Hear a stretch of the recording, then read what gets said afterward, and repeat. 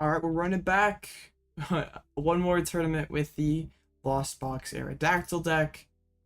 It went pretty well for the most part. That first tournament went 5-2 and lost my way in. And with a little cleaner play, we could have made top 8, with potentially more. But we did not, unfortunately. So just running it back. 59 cards the same. I cut a Lost Vacuum for a Super Rod. I watched a little bit of the Sacramento stream. It was, oh man, that top 8, like, literally game 1 of top 8. Like, I'm excited. I see RC Gyarados. I poured hours into that deck. One of my favorite decks of all time. So I'm very excited to see it on stream. And that person literally had game on the board and didn't take it. Now he's gonna lose game 1. It's just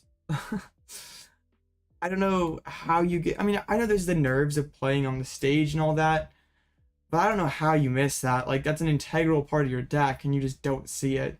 Actually, up against the Regidrago deck this first round. You're playing the true BDIF. Well, I cannot wait to see it. We're against Drago. That should be kind of crazy. Yeah, I was shocked to see that. I was just like, how is this person in top 8? Like, I know we all make mistakes, but it's like, to miss something that blatant was just like, what? Like, chat was just like, went crazy. Like, it was truly one of those moments of all time. I think there's gonna be around 100 people playing tonight, so we have a chance to redeem ourselves from earlier.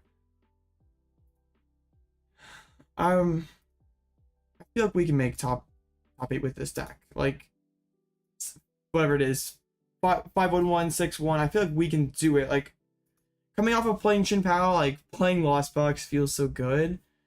I feel like Aerodactyl's pretty spicy right now in this matter. Like, seeing how many Lugias there are in top 8 of Sacramento makes me feel pretty good about this deck moving forward. I am assuming that I could actually. We'll take a look at the meta here afterwards. I'm wondering if post Sacramento, well, like you know how there's like those spikes after regionals of people just like net decking the top performing decks. I wonder if we'll see that like post Sacramento, like seeing, I think there's like 4 Lugias in top 8. I had high hopes for the Urshifus going into top 8. Like, or going into day 2, but like Alex Kreckler started 9-0, but had 1 win, 3 losses, and 2 ties in day 2, so it didn't even make top 16. Like, that'd be like probably the most depressing feeling ever. Basically, I have that 9-0 start. You need to win 3 games the next day, or like 2 and a couple ties, and just to straight up have nothing. Like, that'd be super deflating. Yo, what's up, Zid? What's up, Joss?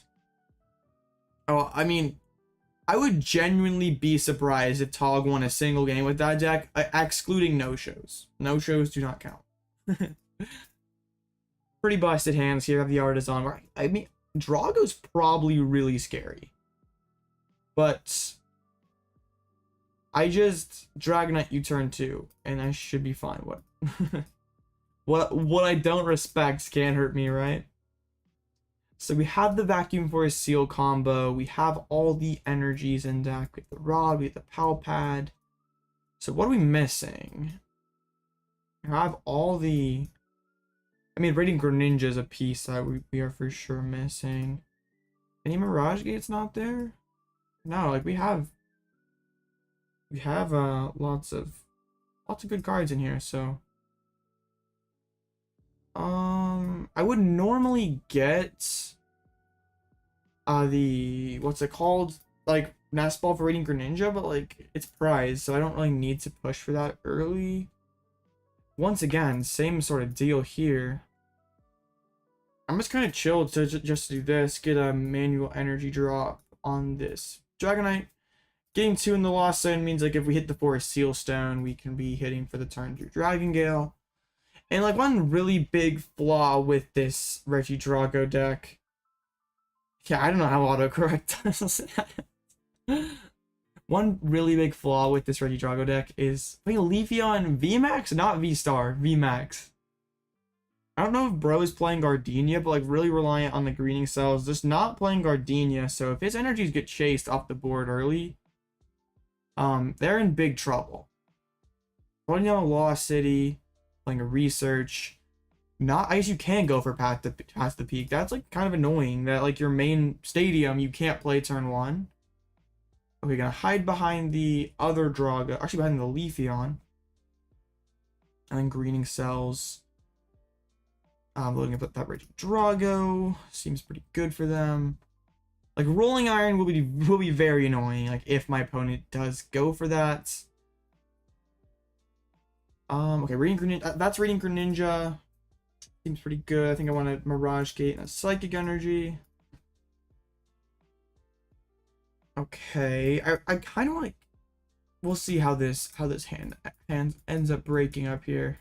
I guess the Beach Court prize. That's like one of the cards I like couldn't think of. So we can seal cards out the Psychic Energy. Like we're really looking for that Forest Seal Stone this turn. Still yet to get there. Huh. This is like fairly annoying. I guess you can force him to go into the other Drago.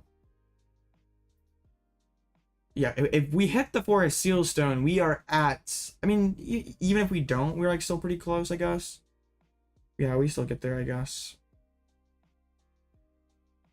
Here's Arbok. That's kind of wild. Okay, yeah, I hold the escape rope for next turn, potentially. There's the vacuum, of course, right when we get up to 10. Or get to 7. We haven't retreated yet, so we'll get the lightning. I guess we'll use the fighting as the pivot. So we'll put the fighting. Lightning. I don't know what like iteration of that pile you are playing, Tog, but I'm fairly certain it's going to be a rough time for you. So this Dragonite's either taking 4 prizes, or I mean, I guess we're like kind of opening up the door for like Dragon Laser to like get some insane value. Like if I use Dragon Gale twice. Okay, this is like actually really weird. So I wonder what attack my opponent will go for. It doesn't have like any, I guess like Covert Flight could be pretty good, but it's currently down 0 dragon attackers. It's gonna have to press Legacy Star. I mean, unless you're going for Tina, and Tina's like super energy inefficient, you're not knocking me out. So I'm gonna get more value. I guess they do play one Choice Belt. Choice Belted Rolling Iron would be pretty gas, but they got like all their switches. Yeah, that's all the switches. Found the Grass Energy. Legacy Star. This is a big one. No dragon attackers. Oh wait, no, just a Duraludon. I can get back to the Choice Belt and one-shot this Dragonite with the Pulverization. Okay. Got Choice Belt and Leafeon VMAX. Okay. So I'm just gonna go for a Spit Innocently. Wait, no, let's get sent to the Lost Zone. Oh shoot. This is gonna be tough, actually.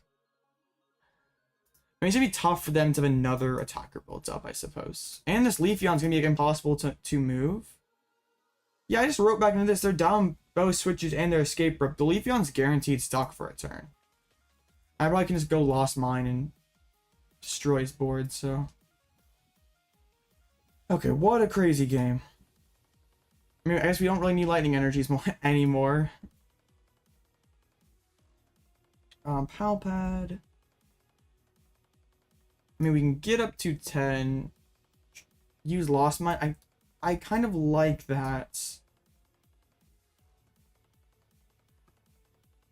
Yeah, I have the Psychic Energy Index, so let's go ahead and go for this.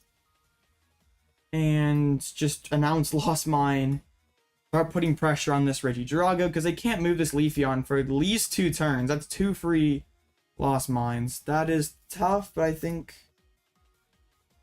I'll take the... Well, Gate doesn't work without Rod, but Rod's not going to be super useful with, like, Lost City existing. I think we'll, I'll go this route just so. Okay. we will retreat. I'd like to bounce this stadium, but my other stadium is prized and my vacuum got lost soon, so let's just check it out. I'll grab the other Sableye. Yeah, the other stadium is not here. So then I just put all 12 on this Regidrago, and my opponent's down all their switches. It's gonna be like a very tough time. I'm getting around this. Like, gonna have to use at least 2 manual attachments. And if you're manually attaching to Leafeon, like, that's its own separate issue, I guess. Does Reggie play Quad Burnett? No, nothing plays Quad Burnett, dog. Nothing should be playing Quad Burnett. It's the energy, but Leafeon can't even one-shot Sableye. Like, that is ridiculous. Iona, fine by me. I'm probably splitting the damage up this next Sableye. I found the Colress, that's pretty good. The Lost City out the Dragonite was a pretty good call, I guess, by my opponents. Okay. Forest Seal Stone's doing us nothing at this point, so I think we're just announcing Lost Mine again. Yeah, I'm just gonna put them all on the Regidrago. And my opponent's gonna have, like, it doesn't have like the Moisture Star from the Goodra. Doesn't have a whole lot of great attacking options. Like, Covert Flight can't knock me. Covert Flight could theoretically lock me out of the game, but I still have Sableye. It's not knocking out my Sableyes. You just Grass Knot and just like hope you carry this game on with Leafeon. That seems really bad. Like, you're not taking 4 prizes with Leafeon, but if you're hard retreating, this Drago's not taking all your prizes either. Yeah, there's a Grass Knot for 60, so but the Lions won. We take those, I guess. Your Lions beat my Chiefs week 1, so I mean, good for them. They've always been awful, so at least it's not one of those same old teams winning. Even though my team, not my team, is one of the usual winners.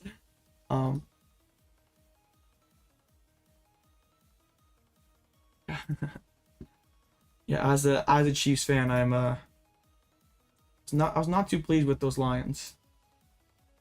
Alright, my opponent's going to start going for the Max Leaf. I guess Max Leaf plus Lost City trying to run me out of attackers. That's definitely a line. Bro, this is scary. This is very scary. I still think I'm fine. Yes, we are fine. Sableye. Okay, we don't need the Aerodactyl would be funny because like already like low on hits. What are you talking about, dog? Okay, don't need boxes orders. They're not benching anyone else. So I'll bench the Sableye just so it's on the board. And we will use Spit Innocently. We're slowly whittling down this Leafeon VMAX. It's going to go down to 130. Yeah, we should be able to close out this game. Fire Energy getting dumped on there. Max Leaf once again. So this goes down to 130. And then I lost mine, basically, but yeah, we always close this game.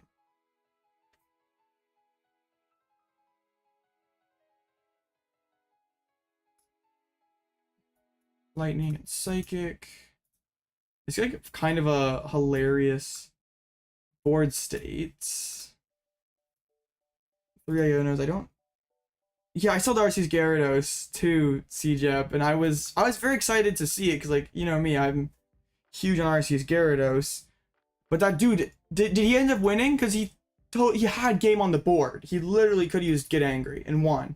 I was like literally, I was like, how is this bro in top 8? That's an integral part of your deck, and you're just like, don't even see it.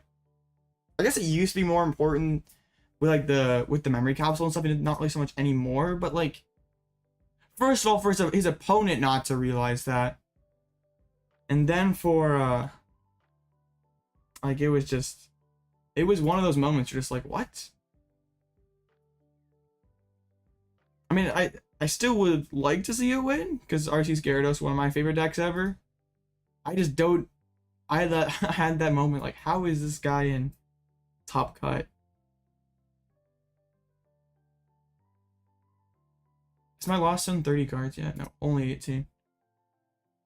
That Lost City getting insane value. We should have just enough to get across the line here. Like, I get to see most of my deck. Roxanne, we'll just go for a Colress. We're not there yet. We are not there yet.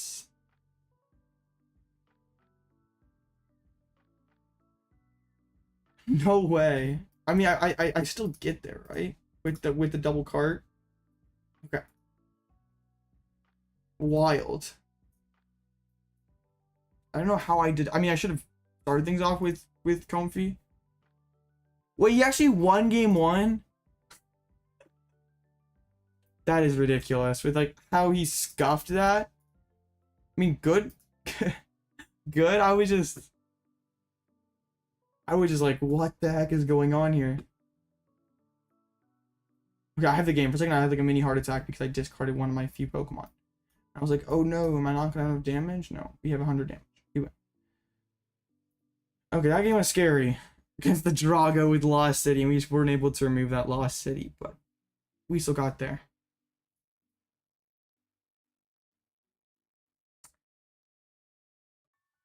That's ridiculous. Like, that's one of the biggest throws I've seen on stream in a very long time. Like, especially at the position that they were in the tournaments. Like, you do not expect someone just to not see that. And like, I know it was the person's first regional, first top 8. Like, that's an incredible accomplishment. Like, they're probably not too experienced. It was just like, what? It was honestly quite the... It just shocked me. I know chat was going crazy.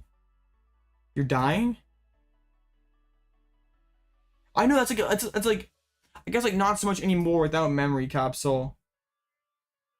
But I still feel like you just don't forget that. Okay, 91 players for this one. Alright, Tog, promise the heat. I don't know, what did it fall under? They're scared? Oh dear. I don't know what category your deck fell in, Tog. Because it's literally every category all in one. Oh, you didn't bring the spice? Lies. You lied, Tog. I was so sure. Triple Arvin, dang. Quad Bravery. Dang. I thought you were bringing that kind of heat. Interesting build for sure. Double Super Rod as well. No Squawkabilly banned. I don't mind the Flying Pika VMAX. I don't think it's amazing. But I know like the 9th place list from Peoria. Right. I don't know how you pick up RC's Gyarados. Play it well enough to get to top 8 and not see that play. Yeah, because like I think it's pretty improbable that even makes top 8 because the person faced 0 Miraidons. And that was like why one of the reasons I stopped playing that deck this format. Not only was your Tina matchup awful, which has become like more acceptable to take as time has gone on. But you basically scooped to Miraidon. I know he's playing Slacking and other stuff, but you're still probably never beating Miraidon. I mean, as someone who's played on stream, I get it. I just don't get that egregious of a misplay. But yeah, I wanted to showcase this absolutely insane run. Facing like 0, like so much Lost Box. And facing 0 Miraidon. Like that is pretty incredible. When Miraidon was like the second most third popular deck in the room. I know Lost Box was by far the most, and Miraidon had a very poor conversion rate, but also like to tie the one Tina you face feels like a pretty good outcome. If these Lost Boxes, like I was thinking when I saw that he faced so many LZBs, that it was like, oh, maybe these were like the Zamazenta Kyogre builds that wouldn't be quite as well suited to Gyarados. But no, they're like Dragonite regular turbo builds. That matchup seems very tough for you. Like, if they can get Dragonite turn 2, there's not a lot you can do. Even Guardy's like not amazing. Like, I think he's the Poppy Radiant Greninja, which might catch some people by surprise in close list. I was just very... when I heard on the stream, they said Arceus Gyarados was in top 8. I was like, no shot. Like... and I don't know how great of a play it is moving forward either. Like, I want to see it do well as someone who loves that deck, but it's just like, well,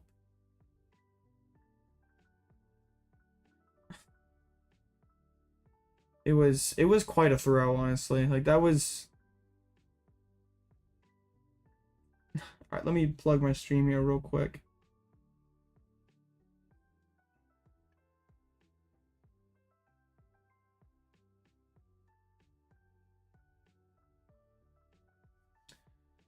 Yeah, that was one of those throws. Like, I don't know how that happens. Well, hey, I mean, good on him still winning that game. I thought, like, when I turned off the stream to get started on my own stream, I was like, I was sure Charlie had that game down. But hey, I guess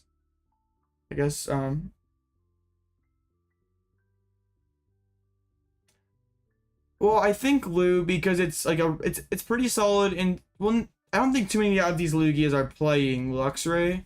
I know I know Alexander was on stream. He's for Renette, and I mean, how tragic is this though? 9-0 day 1 and whiffing top 16. You literally need to win 2 games day 2. Or 3 at least, but just like, I mean, yeah, could have won 2 games and tied a couple times and been chill. Like, that was pretty, I mean, there can't be a worse feeling than this.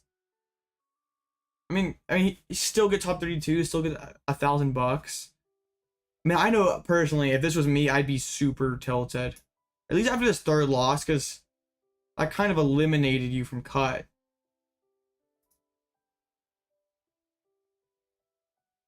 No, I mean, there were 9 rounds yesterday, 6 today, plus top cut. So, top cut is going on right now. Now at the top cut, we thought for sure there's 4 colorless Lugias, a Guardy, an Art Gyarados, and 2 Kyogres. I would say that colorless is in a good spot to win this tournament based on the decks in top 8. Like, I just use all the day 1 plot armor. I mean, it didn't hit amazing matchups in day 2. Like, colorless is a pretty poor matchup. Tying to Guardy is a pretty bad. Like, that's a good matchup. Like, hitting 2 colorless feels pretty bad.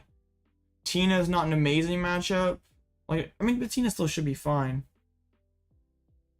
Azul can do... I mean, has Azul beat colorless? I guess Azul's 1-1 on the day against colorless. It's not a great matchup. Why don't Charlie's playing triple Snorlax? And that'd just be... like, if the Lugia player can, like, collapse their Lumineons and spam Snorlaxes against you, you're never out-trading them. Like, it's just not happening. I guess Azul does have, like, has the Sableye into Radiant Greninja play. Yeah, I get that, C-Chep. It's one of those decks that, like, it's so hard to pick up yourself, so it's just like, I don't want to play this deck. But then also, it's really, really good. I am very surprised to see these Arceus bubbling 9th, Arceus in cut.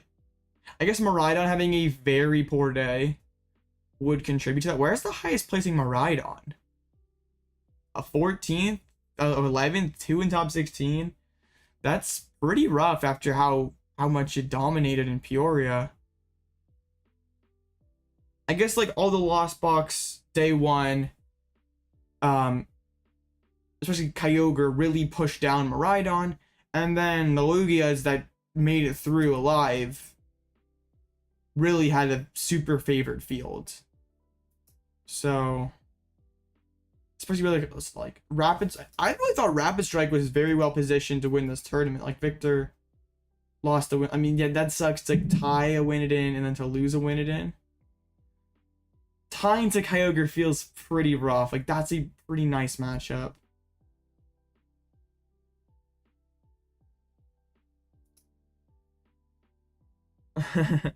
No problem, talk. Yeah, it's... I know Jesse Parker was in chat and someone asked him, like, how do you beat Kyogre with Miraidon? And Jesse said it's like an 80-20 matchup for Kyogre. Like, Kyogre literally needs to take one knockout before the Miraidon player has taken 5, basically. I know the matchup of Corey versus Azul on stream was so lame. Corey took a game 1, but there was an awful DPL game 2. Like, I don't know how many of you saw it, but that DPL was dumb. Like, I was shocked to see that, because basically what happened was Corey took game 1 and they were shuffling up for game 2 and they set up, and then turns out Corey had left a card on the prize cam and had not shuffled that into his deck. So they told him to reset up and give him a DPL, which is basically an auto loss in that matchup. Because the way Miraidon wins is it's denying prizes for 5 turns, making things as awkward as possible for the Lost Box player. But literally all Azul needs to do is announce Aqua Storm and take 4 prizes with it. So I don't understand how that's a prize penalty. Yeah, I know. Like, give him a time extension and reset up. It's like, there's no... You don't do that maliciously. It was... I was... second stream, Fancy. It's Sunday. I streamed twice.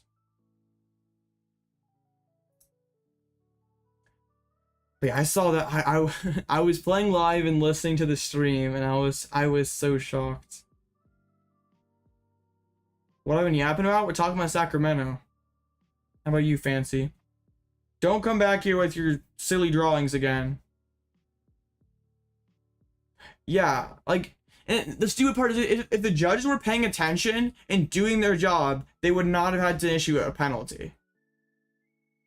Like, why? There's like sometimes I even wonder what the judges are doing at the table. Well, I think Henry didn't get it because like it objectively was not helpful. Like no way you'd ever do it. But yeah, I get that. Like there's basically it was win it in final round. Azul versus Corey. Corey took game 1 in pretty much an auto loss. And no, not Corey. Yeah, it was Corey, different Corey. So then game 2, they shuffled and set up, but Corey left one of his prize cards on the prize cam. So he set up with an illegal deck. They told him to reset up and gave him a DPL. And it just seems like such an easy thing to reverse. Like, they've reversed crazier things on stream, and they don't reverse that and give him a DPL. It was just like, what?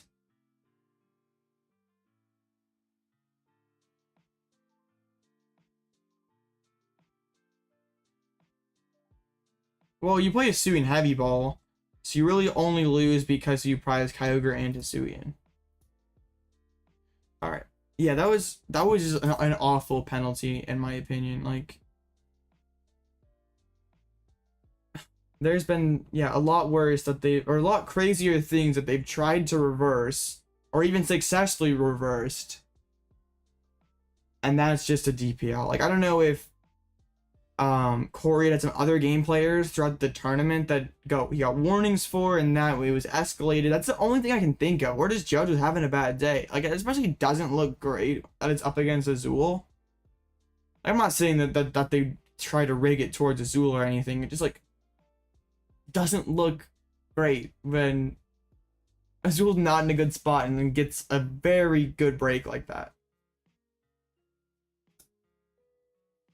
But there's just like sometimes where like the players do something like so blatant, and like the judge is sitting at the table instead of staring off into who knows what, should actually be paying attention to the table.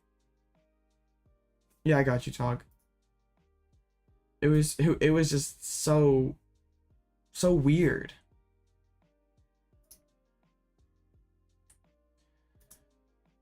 All the lost boxes here. Let's go. 3 Snorlaxes. All right. Well, next round should be up soon. There we are. Yeah, if the judges were doing their job, it should have been easy fix. All right, we're against the Chimpow mirror. It should have just been like, okay, here you go. You get you get yeah, the judge should have noticed that.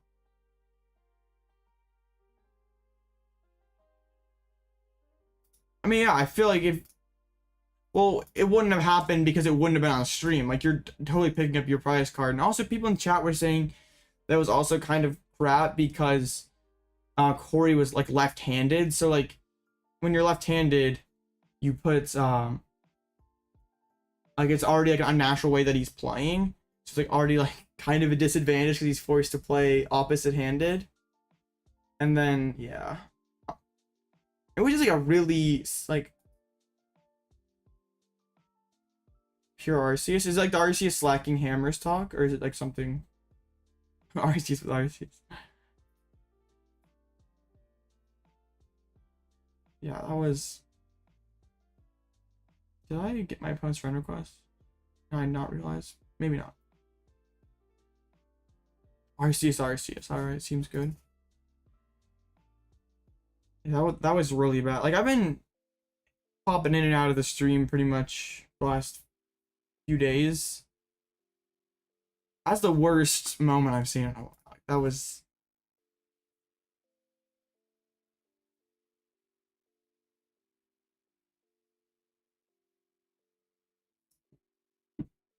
Well, I don't know about that, Fancy Duck. RC scared us 1. Well, good for him. Well, they only can stream 1 round. And sometimes they do have questionable choices on stream games. I'm like sometimes they pick like blatantly horrible matchups. Or it's a lot of, yeah. I don't think they actually like, I don't know if they actually discriminate. Just like intentionally choose someone to like not stream. I mean, that's would be kind of crappy if they do. It just seemed like such a soft penalty. And like it would have been a tough game for his, like it was like 20 minutes left or something. It would have been a tough game for Azul to finish. Like if the Miraidon player just keeps playing Pokemon, like taking knockout, disrupting Azul's hand, he has to make so many actions to win the game that it would have been semi-tough for Azul to win a game in like 23 minutes plus 3. I'm checked in, so I don't know what the holdup is here. I know like people like get upset with the whole stream stuff, but like they can stream 1 match per round. So there's always going to be someone like, also I get being streamed is like super cool because you get to put yourself out there, you have thousands of people watching you. But I don't know if I'd want that like for my win it in or a very important rounds. Like it'd be cool to have everyone in chat there, but like I don't know if I'd like that. I guess it'd be cool. But I honestly just it would be a lot just like I mean any day 2 round is important. Any day like I mean I guess you can put me on when I'm 6-0 or something, so if I lose I'm like not too upset. Alright, there we go. So going up against the Chien-Pao shouldn't be too bad of a matchup. If the Chien-Pao player pops off, it can be a little bit awkward, but still it should be okay.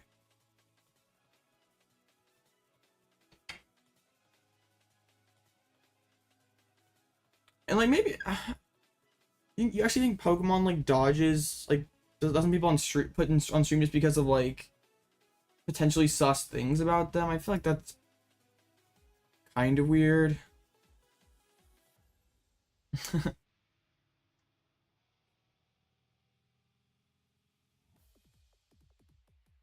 Yeah. Oh, nice game the first round. I would that was you. That was a crazy game. Even this, like their first stream rounds, they picked, what was it? It was like Snorlax block stall up against Lost Box. I don't know. I don't, it literally came in on my computer, so I don't know. It is kind of cool. It's like, yeah. I don't honestly know. But yeah, like picking Snorlax stall up against Lost Box, and like Lost Box has no shot, or Snorlax has no shot in that matchup. Like it's pretty much an auto loss. Especially at 4-0, they're gonna know how to play against you. Like maybe you beat like a noob in the first 2 rounds, but not at 4-0. Okay. It was just, yeah, I know the stream's always been that way. And like people are gonna be like upset about, I just like think it's funny when like chat gets mad when it's like, oh, Lugia Mirror is so boring. And then chat also gets mad when it says like Lost Box. Like, what does chat actually want? Team Northwest. Oof. I swear, if you just looked solely at the Pokemon Twitch chat for the whole duration of the tournament, you would lose lots of IQ. It was like everyone in there like knows everything, and it's like so many bad takes.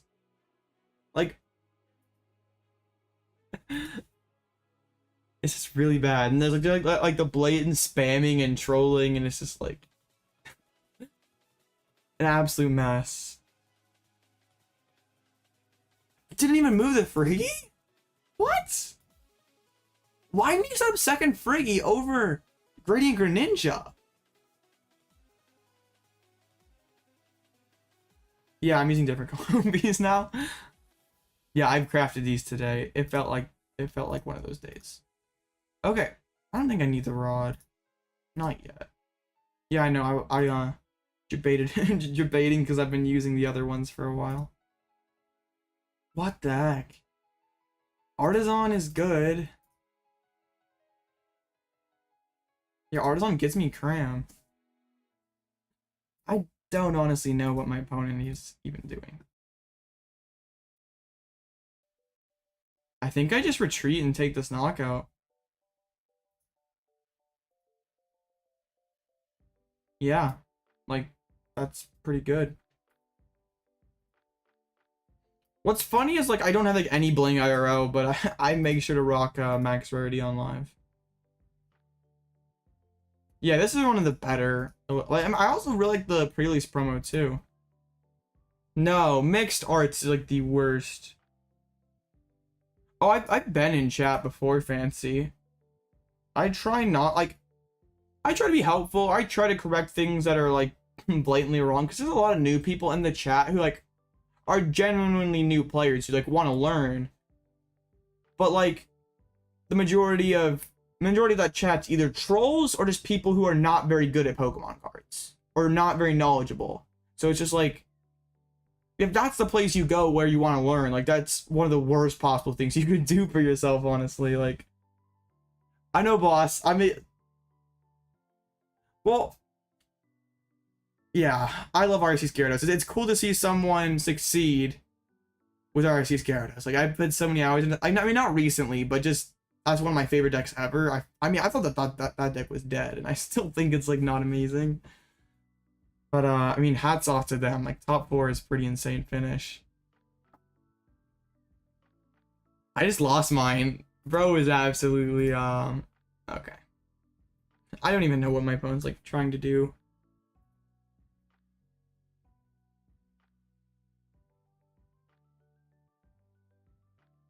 Okay. That's 8. I just need a double flower selecting, basically, right?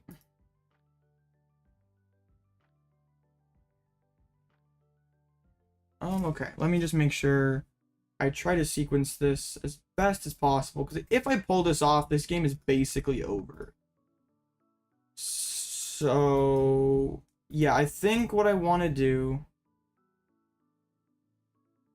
I put one of these on the no.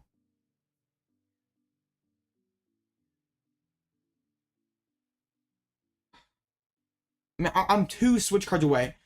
Forest Seal guarantees 1. I can push 4 deep with flower selecting with concealed cards. It definitely can feel a little bit boring. I get that.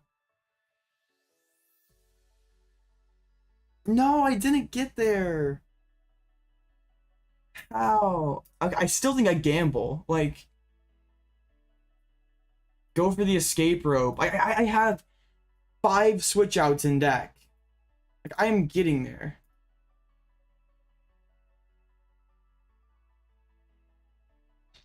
Dang. Like, if this play works, I win this game. That's, like, honestly pretty respectable, CJEP. Alright, cool. Yeah, I did. That's pretty awesome. I still think the deck is not very good.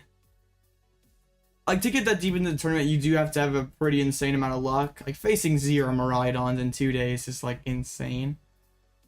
Facing 1 Tina. Like, I'm excited to see the list, to see if there's any heat in there. But I feel like, I think, like, Poppy Ninja was, like, one of, like, the big, like, the big heat that he had in there. And, like, that's... It really is fancy. Yeah, I mean, I'm happy to see it do well. I don't think the deck is all that great, to be real honest. Like, I feel like the deck is probably still, like, pretty underpowered. Yeah, I mean, Gyarados really is only good into, it's like okay into Tina, it's good into Charizard, and that's about it. Like, it's in, like, other Arceus decks. There's just, like, a lot of misinformation and just garbage that goes on in their fancy. There's just people being, like, super toxic for, like, no reason at all. And it's just like, bro. Like, I'm sure it's just, like, 13-year-old kids who had a bad day at school or something and have to just, like, feel like saying bad words in a Twitch chat makes them strong or something. But it's, like, it's really cringe. I guess, like, Poppy Ninja, like, when you're playing something weird, like, Poppy Ninja is going to steal games for you. Against people who don't know what, like, and, like, against Lost Box, if you, like, play a long game 1, steal it with Poppy Ninja, they don't have time for a game 2. Like, you're kind of getting a tie at worst. I feel like,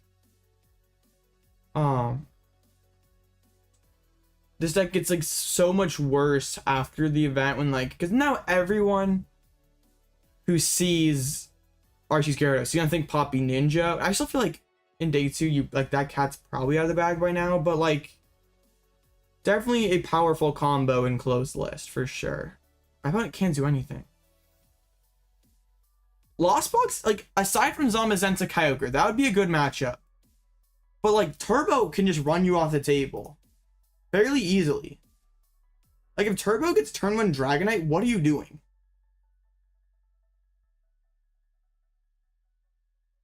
Okay.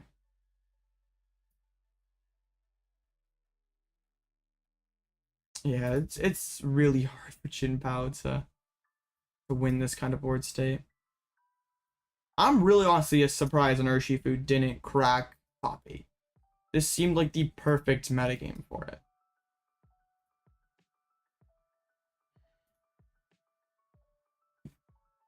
But, like, I mean, they just couldn't dodge, like, the ones that made it deep couldn't dodge the colorless players in the last round, and that's pretty much an auto loss or very, very, very bad matchup. It doesn't really matter.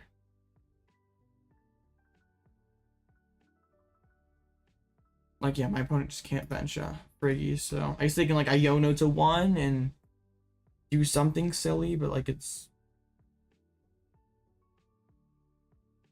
Was he playing Bravery Charm? But also Vacuum exists.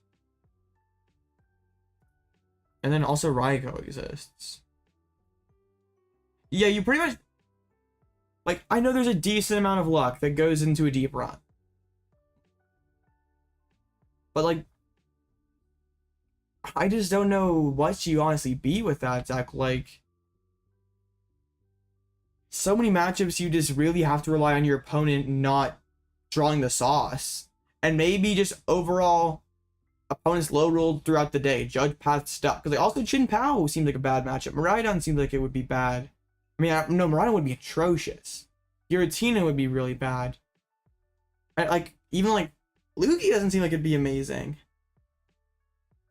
But I guess you win the spins on the matchup roulette and you can get deep. It's just not a twist in the meta that I saw coming. What? Didn't even want to take a knockout. All right, well, okay. All right, well that was a very easy game. I don't know what my opponent was trying to cook up over there, but they did.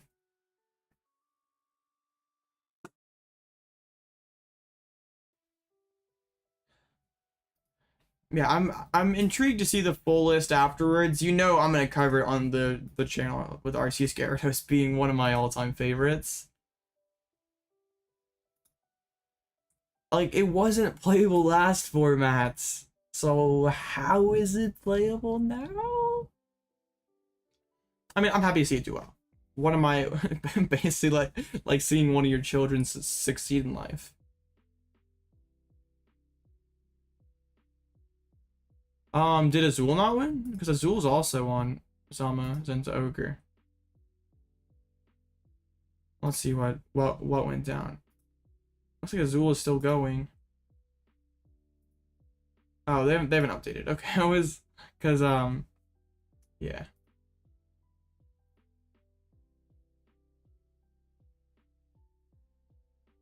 Yeah, you probably could drop Tog. Entei doing well? Oh, this deck has gone around before. This was like the sauce for a minute. This deck is hilarious. It's just like an open list, it's like infinitely worse. I wanted to like after this deck like did like really good in an online tournament, I wanted to take this to like League or something.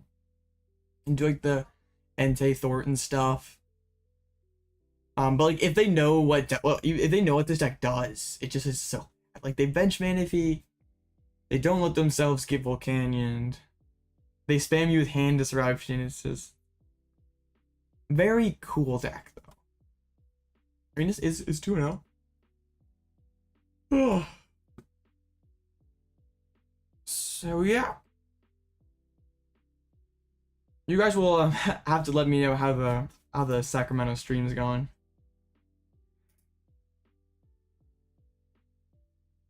I mean, I thought Urshifu would do better. Like after day one, I'm pretty sure Victor was like what? Okay, Victor was 7-1-1. I mean, Alex was 9-0. I thought Urshifu was taking the whole thing down personally. Like, and seeing that the field was 20% LCB. But also, Colorless is very good against Lost Box, and the Colorless players rose to the top and like knocked out the Urshis. Like, yeah, it sucks to face your worst matchup in your Winnenden. Also, kind of like a missed opportunity there with both those ties into favored matchups. That would hurt. That would feel pretty awful. I mean, yeah, lots of Chin Paos around the top 32 spot. Arctina somehow existing here, man. Being 8-2 with Arctina, or 9-2 with Arctina. And just couldn't get it done. Well, wait, that's 7-2, tying 6 times? Oh, 6 ties. Is there anyone with more than 6 ties? Like that is disgusting. Brent also has 6 ties. How do you tie that many times? Another Gudra, bro. Man, I mean, happy to see the Goodra do well. Just 6 ties. I don't even, like, you have to kind of try to do that. And I feel like if you had a naturally slow pace of play, I would stay away from a slower deck. Tying 6 times with Zard is a bit silly. How would you do that? How do you tie 6 times with Zard? Wow. King Lu. Dropping in day 2 after being 6-3-1. That's kind of sus. Don't know if bro got disqualified or something. There was something really weird I saw. This. You'd think that this would be a DQ, right? There's no way you're dropping at 5-1-2 at a regional. So here's the last ogre standing. Like, you're never dropping at 5-1-2 unless something tragic happened. So honestly, the only thing I could think is disqualification, which you never like to see. Kind of crazy how many countries are represented in this tournament. Like, American regionals have like basically gone global. Is that Taiwan? Or no, that's Thailand. That's Thailand, I think. That's crazy. Mexico, Canada. I mean, still lots of US players, but like also the Australians showing up is like hilarious. It was bedtime. Like, if you commit to going to a regional, like, unless something horrible happens, you're like never dropping at 5-1-2. For some reason I don't like. I have no idea why I don't like them.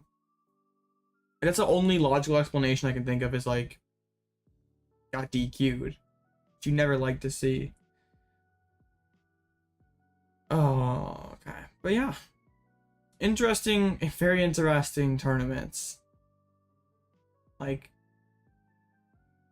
and where, I mean, I know the tournament hasn't concluded yet, but where do we move on from here? Do we like, are we stuck in this dumb cycle where like Miraidon beats Lugia, the Miraidon players get scared away by LCB, Lugia beats LCB, and we just rinse and repeat? Unless Sawyer comes out and wins the whole thing, I don't think we see like another uptick in I don't think Lost Box even stays flat. I don't know like even really why I care too much about this metagame, because like the tournaments that I'm going to, like I do still have 2 cups left in this format, but they're after Toronto and after Lille, so like they'll be I mean, it could be a very different looking metagame by then. I mean, absolutely crazy tournament. I mean, I did kind of, how do I like your Regidrago list? It seems pretty fragile, honestly. Like, if you don't set up perfectly with like the Leafeon Regidrago play, it seems like you would be in a very tough position. And it's pretty much having to use Dragonite turn 2 feels kind of bad. Like, there's like no Raihan in here, so if you get behind on attachments, you're kind of cooked. I don't really get the Leafeon VMAX. I feel like it's surely the V-Star is better if you like want to evolve your Leafeon.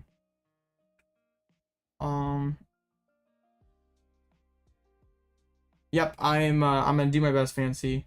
What changes would I make? I've tried like Regidrago with like Gita and stuff. The energy acceleration honestly is just really what holds it back. Like, Gardenia is objectively an awful card. It just like sort of stinks that like you can't path turn 1 because you have to use Leafeon. But like path has good synergy with Drago's attackers. I don't really know how I'd try to fix it, honestly. I'd like to have a Raihan in here just like for starters. I guess if you're pretty much like locked into this Leafeon Drago play. 5 fires feels a little bit heavy. Cling Clang Drago. That seems like a pile though, Sage out.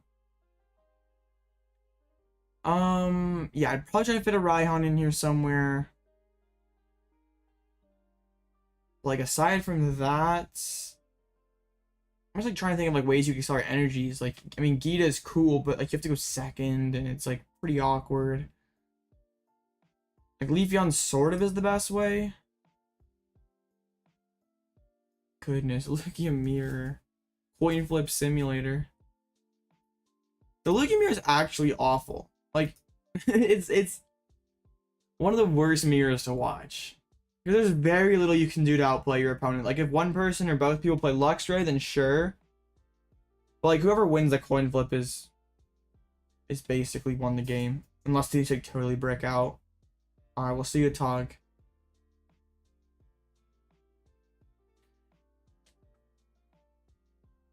I'm pretty sure everyone, yeah, all of them are colorless. There's 4 colorless in top 8. Yeah, single strike is definitely can jump ahead though, because like Tyranitar is awkward for the colorless player to deal with. Yeah, I just dang, because like what's the other matchup? Was it so Azul lost, so was it the, yeah, it was the 6 versus the 2 then. Gross. I know they don't want to show the arc back-to-back rounds, but that'd be such a better matchup. That'd be a lot better. Like, I'd rather watch Arc again and watch it go against Kyogre than the mirror there. Like, that is Pokemon makes some questionable calls with their stream games sometimes. Oh goodness, Bird Boy's playing with the Snorlax deck thing. Actually, has made some changes. I don't remember the Colress being in there before. This matchup would be pretty fine for me, I think. Yeah, I watched the one earlier that was Alexander against Charlie. Wait, but Alexander has Luxray, so I don't know why PokeStats hasn't updated. I gotta get I need to get my PokeStats account fixed. I don't know what's wrong with it. Did I? Yeah, I don't know. But for some reason, even though like I played it NAIC and like that result has my name on it, my account didn't link up with my name, so it doesn't show the finish on my account. So I don't know what I gotta do to get it fixed, but low-key frustrating. Rotom at Tuno, you love to see it. Dang it.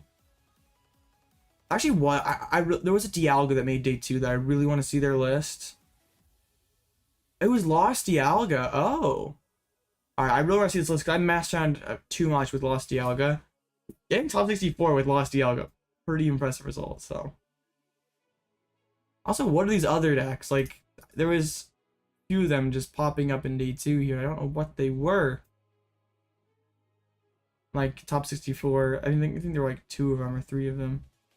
They were doing really well going into day 2, but didn't really do too well after. Tying to the Dialga deck. Dang.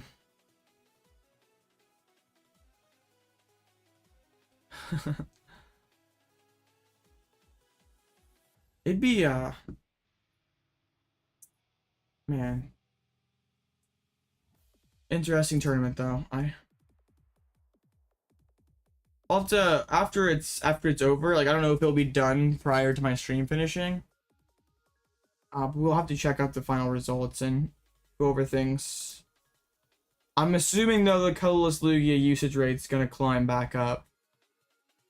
If is going to climb back up with online at least with 4 in top 8. Well, one match to go here. Oh yeah, it's just a stupid. It says he was Snorlax deck banned. Actually, is a Lost Dialga here tonight. I'm gonna have to see that list. O2 drop, unfortunately. Lost to the Spidoffs. Venomoth showing up. That's some heat. For sure, CJ.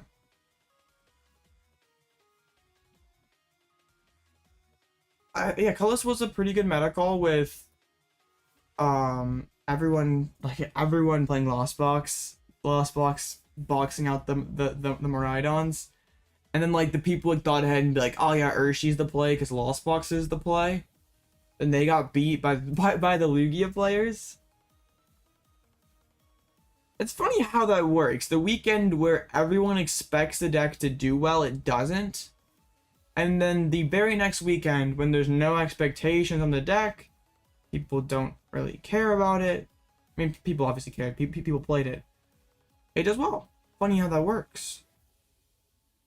Like, that happens time and time again with Pokemon. And, like, I get that it's, like, hype. Just... like, very rarely do you ever see the deck that, like, everyone's hyping up to be the play actually succeed on a large capacity.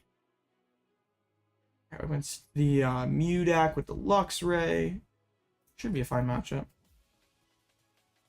Just very rarely you see the deck that everybody hypes up usually doesn't work out because the smartest players in the room end up teching for that thing. Or just play the deck that it loses to. So like yeah, all those Miraidons that came out in Peoria. Of course, that philosophy really only works in small or in more competitive metagames where the decks are relatively evenly matched. Where, like, if we're in a Silver Tempest Lugia format, where Lugia is by far the best deck, like, I mean, everybody knew going into the event Lugia was the best every single time, and it still won, or did well at every single tournament. Or at least recently, there hasn't been a deck where, like, I think since Silver Tempest or Crown Zenith format that you really can say is like this deck is so much better than everything else that there's like really nothing else that has even an equivalent percentage chance of winning. I spend way too much time thinking and metagaming the Pokemon TCG. I'm excited for when I can like metagame again and it actually matters. Like going to a big tournament. Coming soon, hopefully. Alright, well. I don't know if my point this round is just okay, it looks like we have to do the thing where we delete friends up until it works. Because alright, come on, there we go. For whatever reason that always works. I don't know if it's just coincidence or not, but like every time I delete like 3 friends and then it works. So up against, I think this is very close, if not Rowan 60 from Peoria. Honestly, who's really surprised of Mew totally bombing the events when yeah, I everyone, like there was Guardies playing Tomb, like everybody was playing that card. And like DTE basically scooped to that card. Like DTE is like the ultimate deck when nobody expects it, but when people know what like know that that deck's gonna show up at each event, it's like too easy just to put one card in your deck and just instantly be fine into that matchup. Like there still were a few Mews that converted in today too. There was like nobody who got super deep, was even close to top cut contention. I don't think. I don't even know if there's one in top 16. We'll have to look. I have pretty good hands. I want to get okay. Let's VIP pass.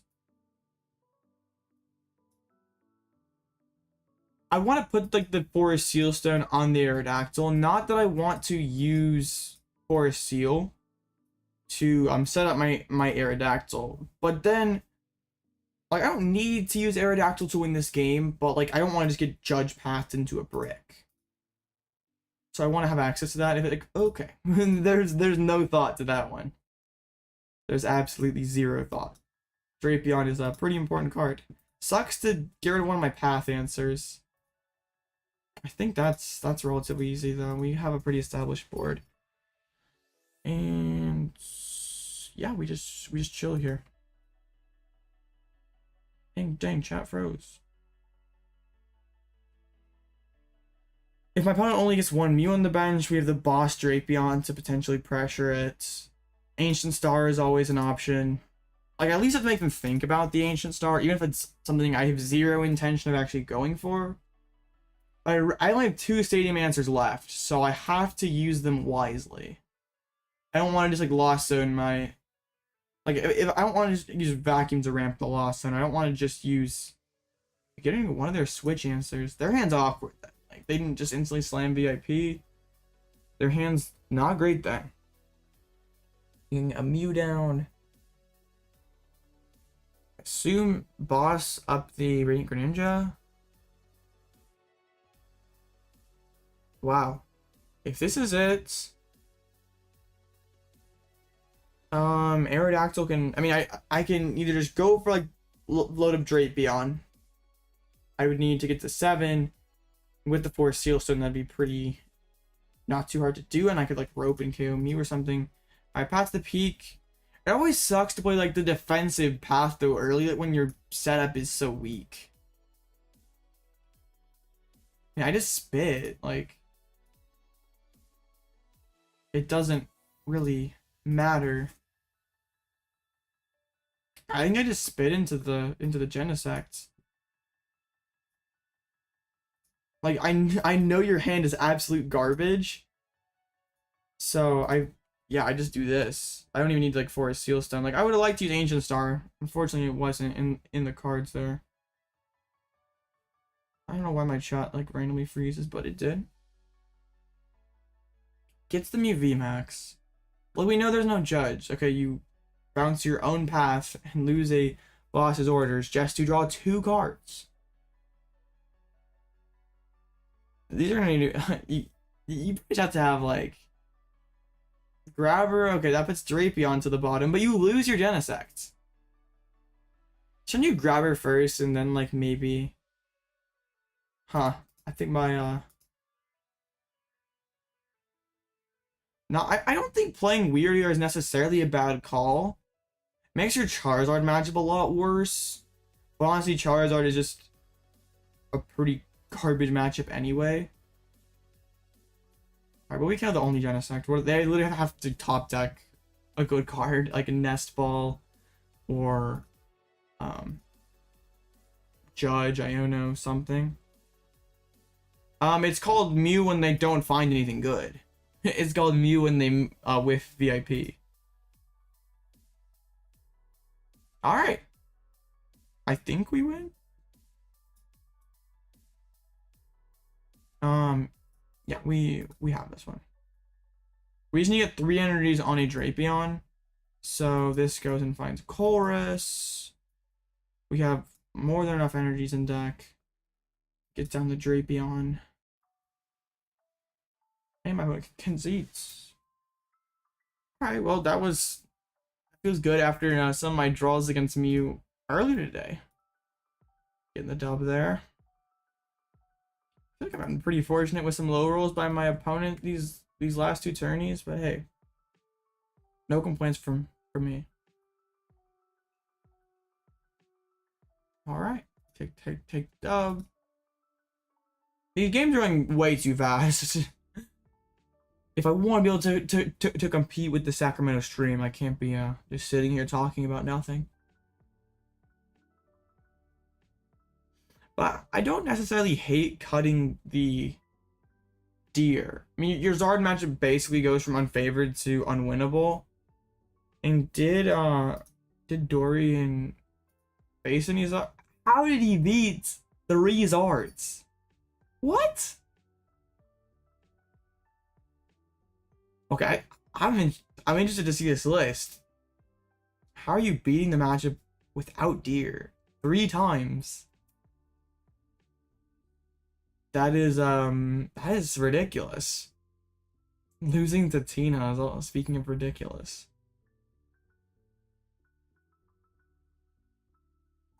Yeah, does like Dorian have any sauce for the Charizard matchup? Like what do you even?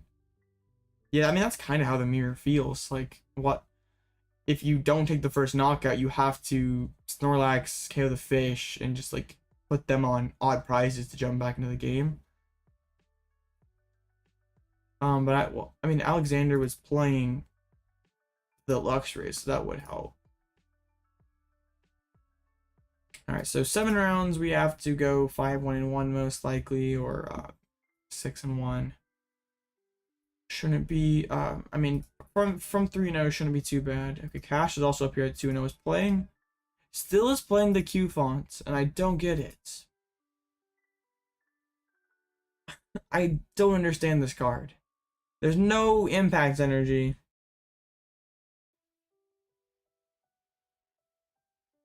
Oh. It's funny watching two Lugia players low roll because like neither like the deck is either functioning at full capacity or doing nothing, and there's like so little in between. Like that's why I stopped playing Lugia.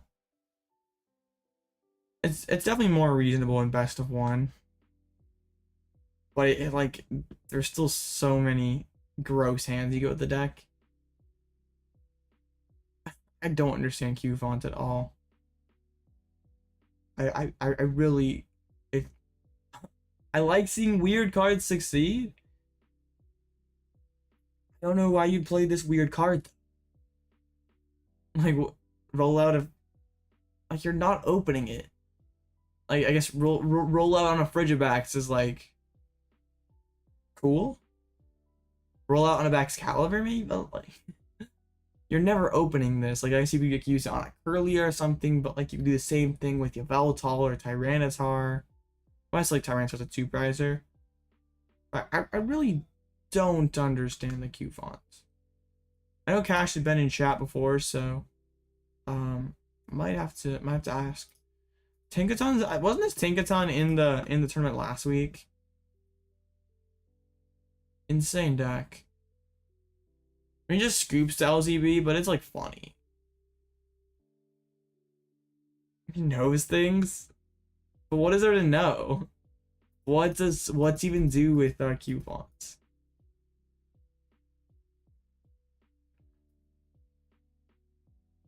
Like, there's no impact energy. You're just using it for the first attack. So you are hitting something for fighting weakness. You can't one-shot a Chin Pao with it. You like it's gonna take. I guess it's just for the memes. I'm very confused. Like the actual instances where the card is good has to be incredibly narrow. I mean, I could be missing something pretty egregious, but I just like you're capped at 90 damage or 180 of weakness. Like I guess it's like a 1 energy response to Chilling Rain Guardy, but like I still seems pretty weak. 100 HP means it's not just dying to Cresselia. Not like I guess like if they have 5 energies with Cresselia, they're I guess hey Q font should hit those Tinkatons or the little Tinkaton stuff for weakness. That'd be funny, like beat Tinkaton because of your Q font. So what do we have at 3-0 so far? We have a Chin Pao. We have another Lost Box player. This one playing. It's like a straight Sableye deck. Pretty okay. No, it's Turbo. I don't know why like my brain glitched and I didn't see the 2 V's at the bottom. I saw Sableye and Ditto and my brain glitched. We have okay, Charizard beat the Spidoffs. That's kind of funny. You'd think this would be one of the deck's better matchups.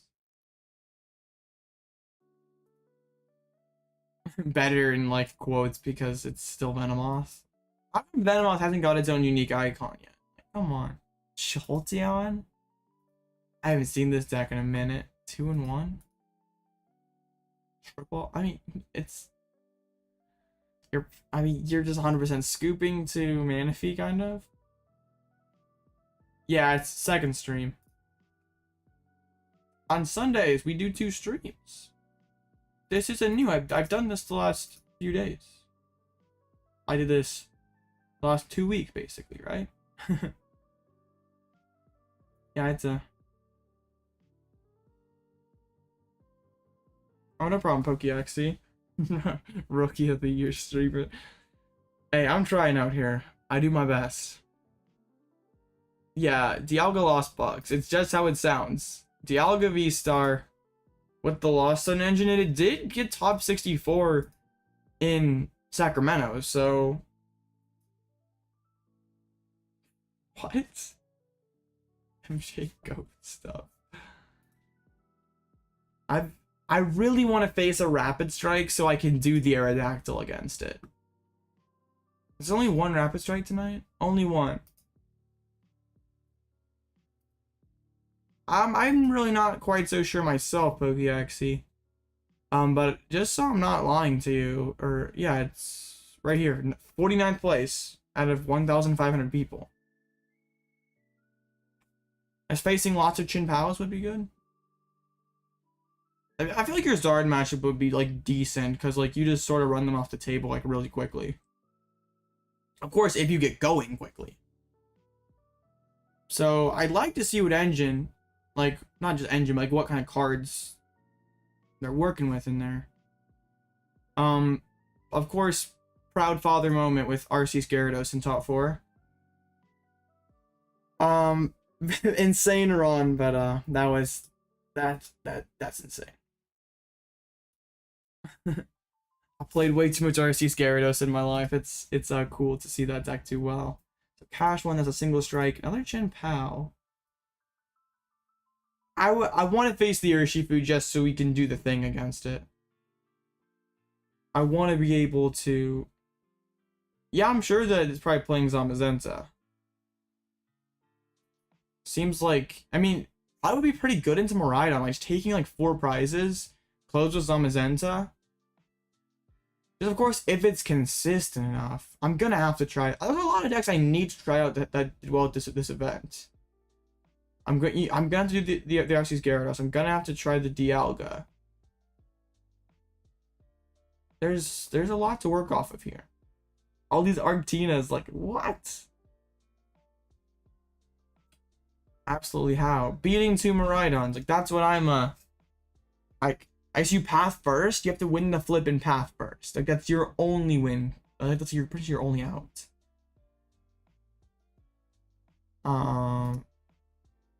Tying Miraidon seems like a pretty good outcome, I guess.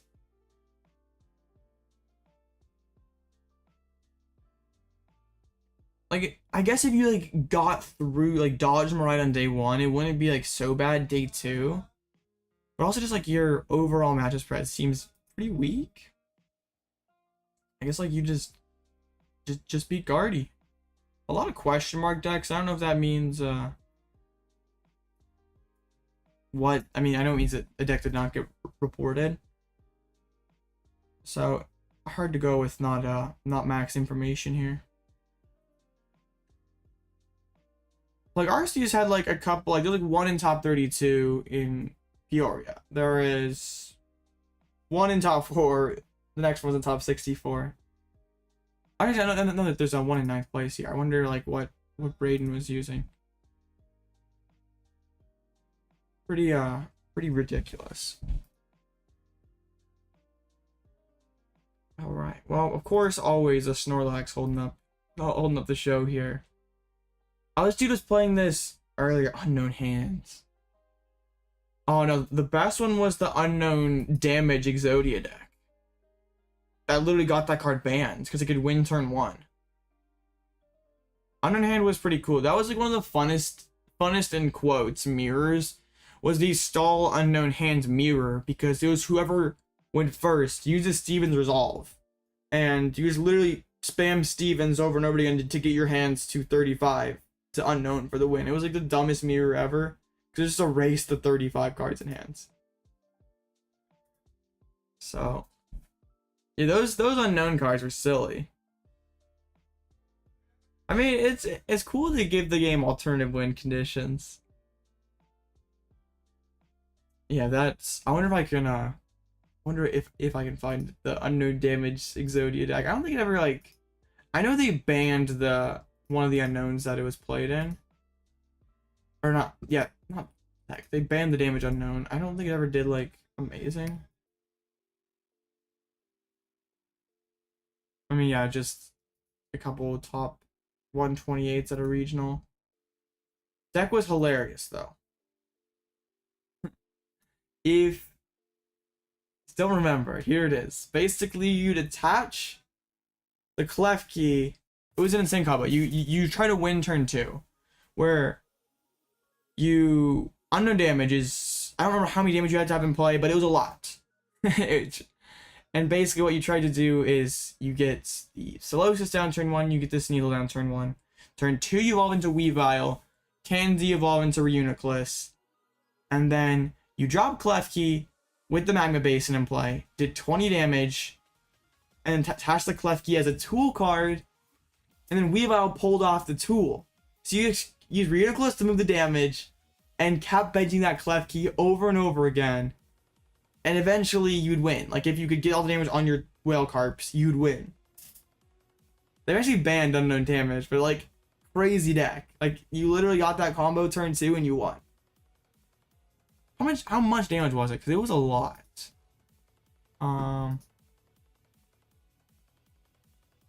66 damage counter. So 660 damage. Doable. But yeah, you pretty much got that combo and you won. Wasn't like Archie stories like BDI after this format? Let's see. Oh, all the crazy Zoroark decks. I guess like hand or ability lock would probably be pretty bad for this, wherever it is. There's like just not blowers in here. Just literally scooping to Garb. That is sort of wild. Wow, I didn't play a single field blow. Crazy. There's lots of Garb here. Dang, did the other list do anything differently? Hold up. No. They were just okay scooping the Garb? I mean, in hindsight, looks dumb, but okay.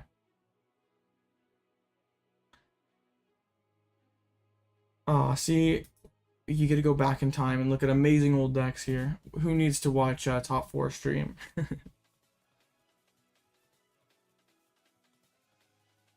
I assuming Top 4, I guess, is probably getting close to being done. Alright, who wants to watch a Luki Mirror? Let's be real. 3K viewers, sheesh. Also, looks like the person who's up 1 game here is probably gonna take it. Alexander. Sheesh.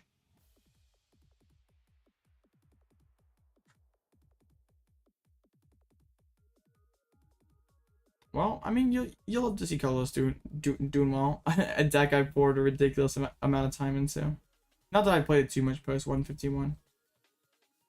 So finals is gonna be colorless against. I mean, either the colorless mirror or no. It's gonna be Arc or Kyogre. It'd be crazy if Kyogre won 3 in a row. Like that would be insane. Kyogre to win back to back to back. 3 different players. Is Sawyer on the Turbo Kyogre, like with the Raikou Dragonite, or is it the Zamazenta Kyogre? Like what Azul's playing, or Raymond Long played last regional. Was Sawyer actually ever streamed? I mean, if I never saw it if it was streamed. It's crazy not to have dropped a game though, or a single set. Like, even beating these colorless Lugias, like, that is one of your tougher matchups for sure. Like, Snorlax Spam is incredibly tough. Though it probably is the Zamazenta build able to do that well up against colorless. Crazy stuff. I really want to face this Rapid Strike next round. Are there any Lugia? I mean, I can face Cash too, and do my Aerodactyl against that. I just want to really use the Aerodactyl because like that's the fun part about this deck. But oh man, these Snorlaxes up against Darkrai. Whoa, that's pretty wild.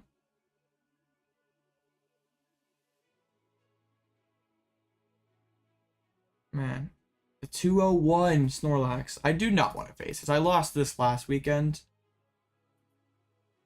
I'm definitely much better into it with Lost Box than what's it called, than Charizard, like I was playing last Sunday. Still not a great matchup. A couple Lost Box down here. Bunch of how. Not like amazing matchups. I honestly, like, my least favorite part about playing Lost Box is the Lost Box mirrors.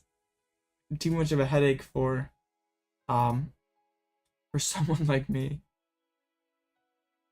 Just Lost Boxes, DQ them all. Slow playing Lost Boxes. Literally every round has a Lost Box. Crazy. Oh, no, Snorlax at the if we get the Lax, I'm gonna be pretty not thrilled. I still probably just like, as long as I don't open, like if I open Cram, if I open Dragonite, you know, I open the Aerodactyl V. Aerodactyl V, I guess, is fine too, because I don't play any hammers in this list. I should be fine. Like, I literally just set up one attacker, and I guess especially Dragonite, because I can shred through the Mimikyu. Dragon Gale one-shot Snorlax. They can't do anything at all. Like, I just play around to Erica. Also, I still should have enough switch outs that Erica does not matter.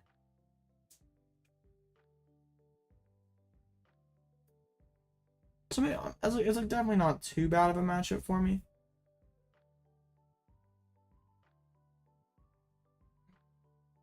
Come on.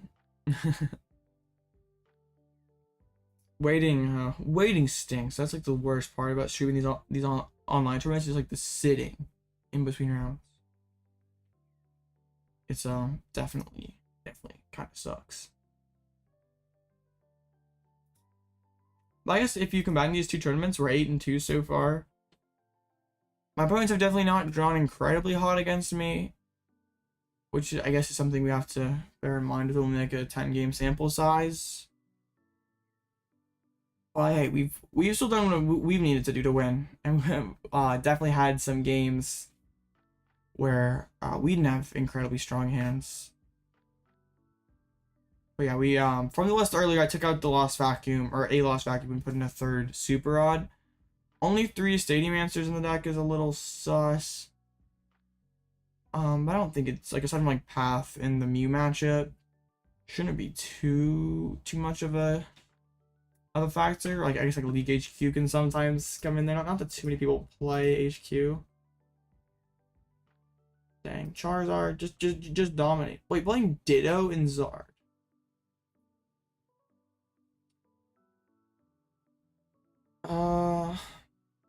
I don't. Ditto is like such a unique card, because like it does enhance your odds of opening Mew, and that's good. But also, it's weird committing a spot to Ditto in your deck when you're not maxed out on consistency in other spots. Like, you're not playing third Nest Ball or something. Like, at some point you have to think, like, isn't second Mew like kind of better, or is Nest Ball better? Also, why do people still play the 60 HP Charmanders? I think Sablezard, like the Sablezard list that Terrence Miller played at Peoria, got top 8 with, he was literally maxed out in every single Ball Search card aside from Ultra Ball. Played it like 10 Switch cards, so Ditto makes a lot more sense in a deck like that. But like, if you're not maxing out on Switch cards and just putting Ditto in instead of like an actually good card, like Ditto's only good some of the time. Like, and this is coming from someone who played Ditto, who literally played Ditto. I think it, in other builds of LZ Rubik, maybe, but like, you kind of like to max out on the counts. I just take this deck for example.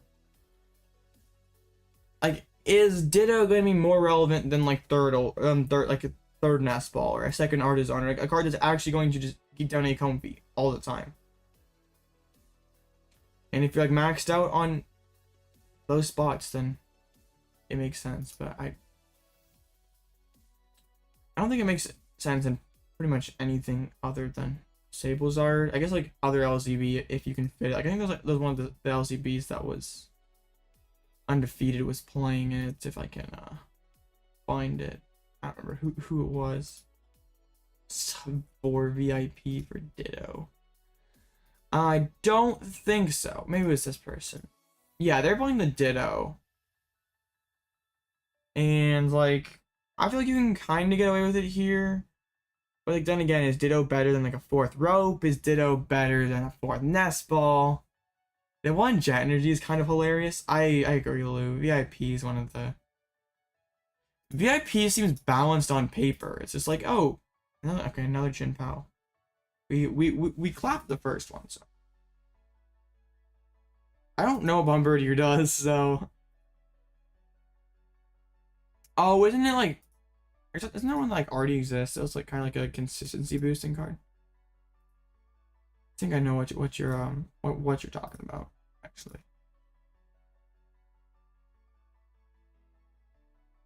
I mean, that's if the format ever gets that slow that Bombardier is being like,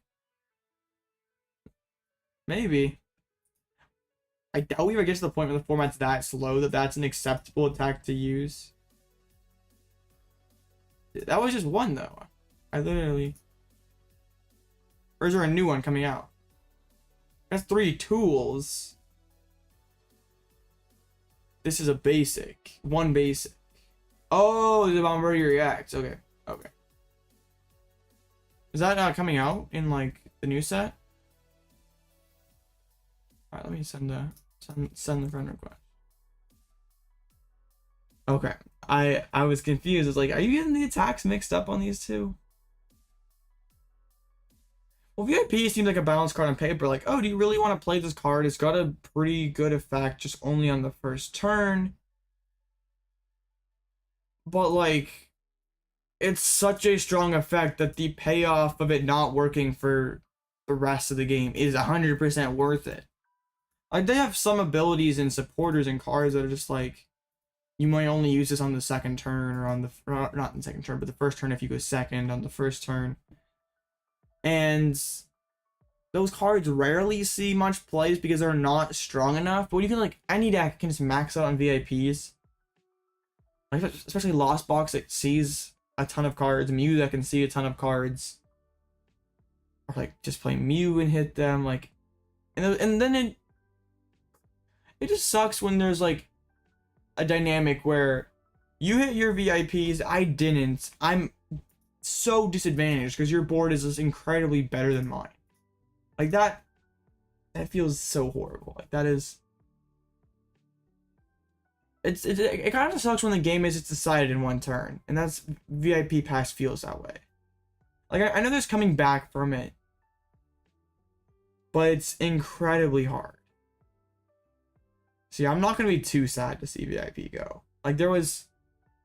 I mean, I literally did bad at a league challenge because I couldn't draw my VIPs. Like 3 rounds did not see a single VIP pass. And then when your opponents do, it's just like, well, I've kind of lost. Especially in a deck like Chin Pao, where if Chin Pao low rolls turn 1 and does not set up very well, Irida is an awful card because it's just finding you need everything, but Irida is just getting you 2 things. And you like really need everything. Alright.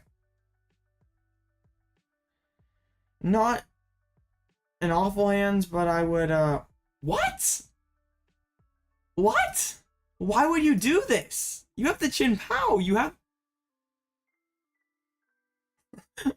Why would you open 2 Retreat Frigibacks when you had Chin Pao in your hand?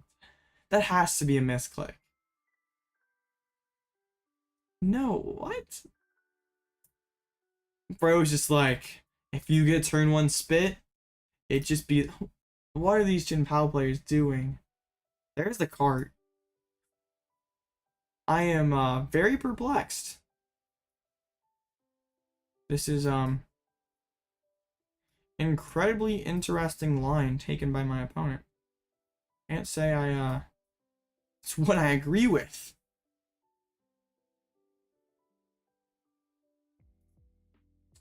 Okay. So now I force Sealstone. Gets the Colress's Experiment. And we're not quite to the Lost, or not, or to the Cramorant yet. Actually, prize is super odd. No, never mind. Nothing too important prize. We can Artazon and get down Cramorants. I do not want rope. Give me a cart and give me an energy. Unfortunate. We have energy. I don't really need VIP Pass, so I guess we'll just take the Nest Ball. Okay, I'm just gonna hard retreat. Try to get to the Switch Cart. Not looking super likely at this point. Oh, we got there. Let's go. 100% worth it to get rid of the gate. I could bench the Manaphy, but I don't really need to. Dang, that is... Yeah, this is like so bad for my opponents. You're like, and why wouldn't you promote the Chin Pal and get your energies out? Is my opponent like trying to do like impossible speed run, get down win the game without using Shivery Chill? Speed run any %? What the heck? I mean, I boss Frigibax if you only have one. Okay, you literally promoted the wrong guy, so you have to Irida for a switch. That is hilarious. Why didn't you just start Chin Pao to begin with? Are you just not paying attention? I don't know what's happening. Okay, if we can get the Chin Pao deck without using Chin Pao, yeah, that is about the truth. Oh, okay. Alright. I'm probably just benching Manaphy Boss KO Bidoof. If I could get to Sableye, that'd be amazing, but I don't think we're getting there. So, let's just KO the Bidoof. Make it so they have no draw engine for next turn. Yeah, they're 3-0. I couldn't get there, Rubik. That would have been insane, though. But still, they're in a pretty bad spot. Like, no draw. So, I mean, they have the Radiant Greninja. They're down 2 prizes. Like, do you really have Candy, Bax, Cross Cologne, Energies in a 6-card hand? But they didn't promote Mew, so they actually promoted Chin Pao this time. They don't have a Pokestop then. Like, this is getting Manaphy then. No, getting Bidoof. Bro's like, I'm determined. I will set up a barrel. What? Okay, really has to get the Cross Cologne this turn.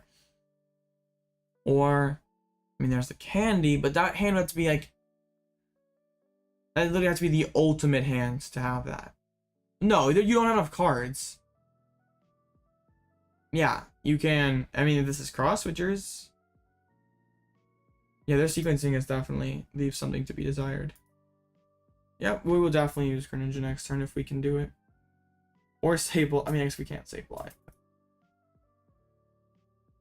Unless they have... I mean, they can't even attack. They already retreated. At the very worst, whether we're... What? Okay. I mean, I guess maybe they could have the Cross Cologne at this point. Just, did not... Why'd they put the energy on the active? They forgot that they already retreated. And if you have the Iono out, you put like 3 on the Frog just to, like, at least make that a possibility. Oh, this sequencing is, like, hurting my head. We already used Fort Seal. So, we'll do this. Okay, I'm down double water, so I kind of need, I guess we need to also draw or get another card into the Lost Zone to be able to break Greninja. Just a Vacuum, not a great Pokestop. Okay, let's just conceal cards. We'll try to get there. Close. I don't know if I want a rope, though. Actually, rope is like kind of good. Like if they go back into the frog, I hit it. I think sets up Lost Mine. And just being able to use Moonlight Shuriken would be sick. I mean I could get to 10, but no room for Sableye. They give me the free.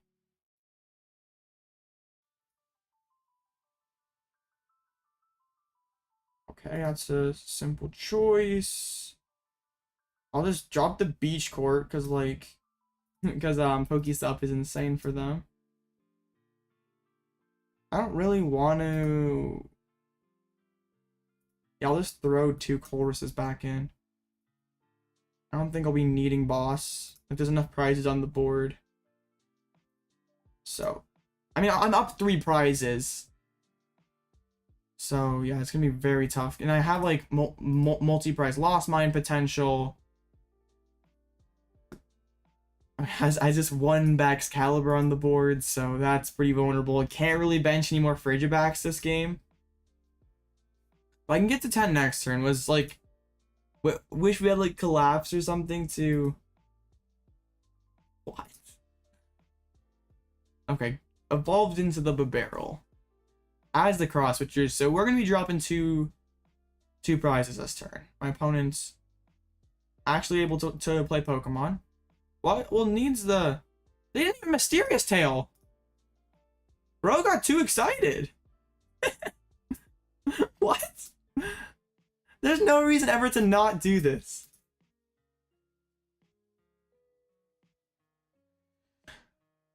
No, I think I had the greatest stop of all time this past league challenge.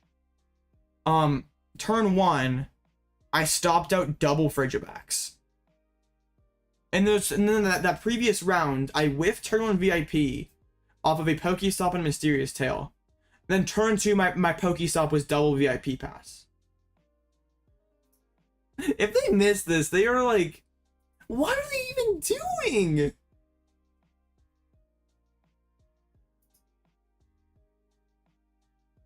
I'm so confused.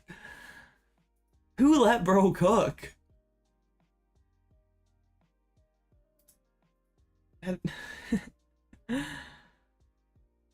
This is some dang. I don't even understand what my opponent is doing. Like, making plays that just don't make any sense at all. Like, you don't have enough cards to use Superior. Why play the Nest Ball? Like, what are you trying to do? I mean, that's not a... Wasted a Cross Cloud. What am I even watching? I guess you're right. I really don't know their next move at all. Suppose that is a fair points you got there. I truly have no clue what they're doing. Alright, well, now you're gonna have to give me something you don't want to. Just please promote the Chin Pow so I can one-shot it. Alright, you're gonna give me Mew. I'll one-shot that. Okay, thank you.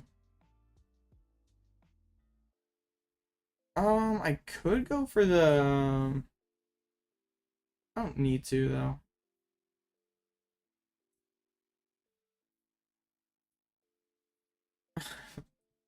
This game. Okay, we just spin. Like we should. I think they already used their Iono anyway. But like we'll just spin anyway.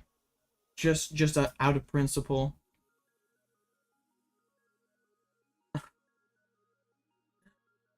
Actually could have like maybe been in this game if they successfully could cross Cologne there. Just Chin Pow is definitely not the easiest deck to sequence, I'll give them that. But like those lines made 0 sense.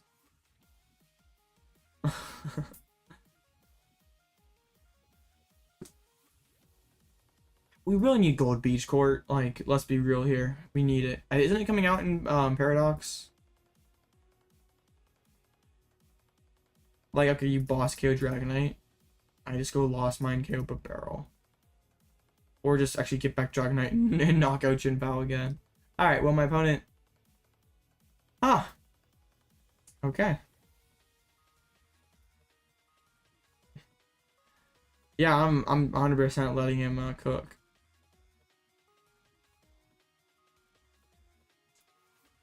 If I...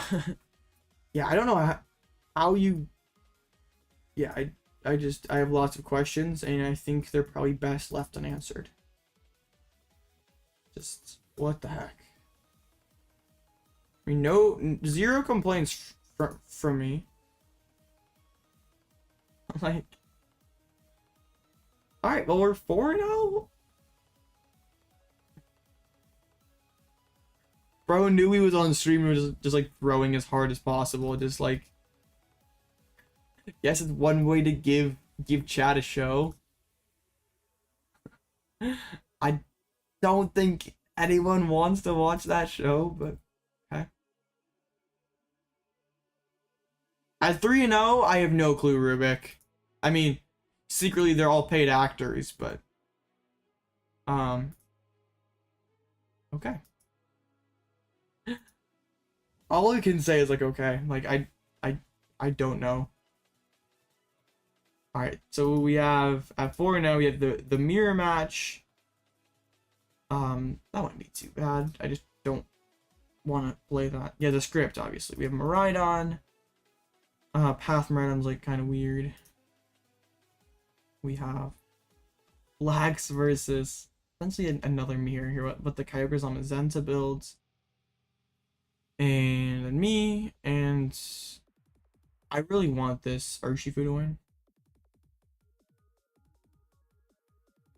Yeah, I get that, Rubik. Like, there's times where you like lose to like you face a really good player in top 8, and it's just like, dang. And then there's other times where it just like feels so free because like the online play quality is like really hit or miss. Like, there are some really good players who play online, but there's also some like there's definitely a lot of people who are not amazing players. And that's fine. Everybody has to start somewhere. And I think online is an insane way to get better. Just there's like being able to like the quality of opponent in online tournaments almost always going to be higher than on ladder. I've definitely improved a lot just by playing online tournaments basically every day. I faced Sajin on ladder once with Miraidon. Well, I was playing Wigglytuff, so it didn't really matter.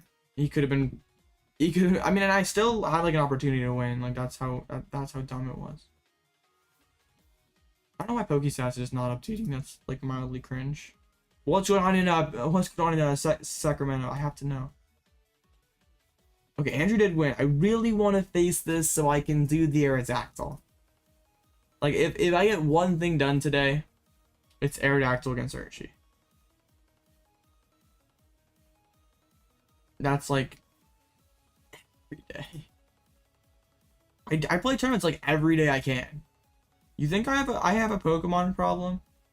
Oh, wait, 1, 2, 3, 4, 5 days in a row? I wonder if I ever played in 7 tournaments in a row. Like a tournament 7 days in a row. Probably early on I did. Or I got close to it. 1, 2, 3. Nope, didn't get there. 1, 2. Ooh, I got close some days. And this is back in 2020, like peak COVID. There'd be days where I'd be playing multiple tournaments in one day. Oh man, multiple days I'd be doing that. I kind of forgot about that. Those were interesting times. That was not very good. I mean, I'm still not amazing, but yeah, there's a dang. I played lots of Pokemon cards. That's for sure. I might have to just go for like 7 days in a row. It's just like there's like some days like Friday is not amazing. Like, I'm not staying up to play Doom. And then also like Tuesday's pretty bad now. Like late night used to be on Tuesday, and now there's like nothing on Tuesday. So yeah. We're gonna have to do that sometime though. go for like the 7 tournaments in 7 days. I guess like I could do the 2 on Sunday. Good times. Oh, good. The Snorlax lost. I don't want to have to deal with that. That'd be tragic, Joss. If I had prized Aerodactyl against Urshifu, that'd be very depressing. But how many 4-0s will it be? There'll be 1, 2, 3, 4, 5. So 1 down pair. That's like scary. Getting down paired is definitely scary. Is there like a 301? I don't think so. I guess Bird Boy could have been. So yeah, it face all sorts of crazy stuff at 301. How's the resistance looking? 1-3 drop, 3-1, 2-2, and 3-1. So not amazing for me. But like okay, I guess. 41%. What did he face? Just like Miraidons and stuff? Well, it could be anything. Like, who knows? Like, what crazy stuff's down here at 3-1? Like Tinkaton. I mean, I'm probably his body Tinkaton, but like, who knows what? I mean, there's Entei, Palkia. There's like all sorts of Palkia with Starmie Abominable. Just how we drew it up for sure. Yeah, there's just like wild piles that like. Getting the buy. Well, yeah, we'll see how it goes. We can't be afraid just yet. Well, 5 matches left. Snorlax holding things up once again. I guess I don't really like the mirror all that much. Like the Zamazenta Kyogre. It's just gonna come down to like really come down to whoever announces Lost Mine first. Yeah, there's like not a whole lot that they can. I mean, that either one of us can do. Like we're both reaching Lost Mine in a pretty equivalent amount of time, playing 1 vacuum. So that'd be interesting. Actually, oh, man, facing 3 mirrors. That's like kind of maybe I don't want to face this guy then. He knows the mirror. Either that or just got lucky. I don't know, straight arc. I'd actually be okay getting down paired into this. Like Aerodactyl. You just built it IRL, nice. It's been performing pretty well these past 2 tourneys. But also like my opponents have been playing and drawing not so good. So, yeah. I like the Raymond Long version more. I do think if we like... I don't know what's better into Lugia, though. Because, like, you get the Raikou to, like, one-shot their Lugia, which is, like, good. Well, also, you can't trade well with Snorlaxes at all. And... kind of an opposite problem for the Raymond Long build. Like, still that build's not trading well with Snorlax. Like, Zamazenta, I mean, the spam Zamazenta is awkward. So, like, I'm trying to think of, like, why you play, like, the turbo style stuff. Still, in, like, Kyogre specifically. I don't think you can just play, like, a regular Zamazenta Kyogre deck. Like, it's probably too... Oops, that's me. I think that if you just, like, pull the Kyogre, like, this is super underpowered. You can't just play turbo. Like...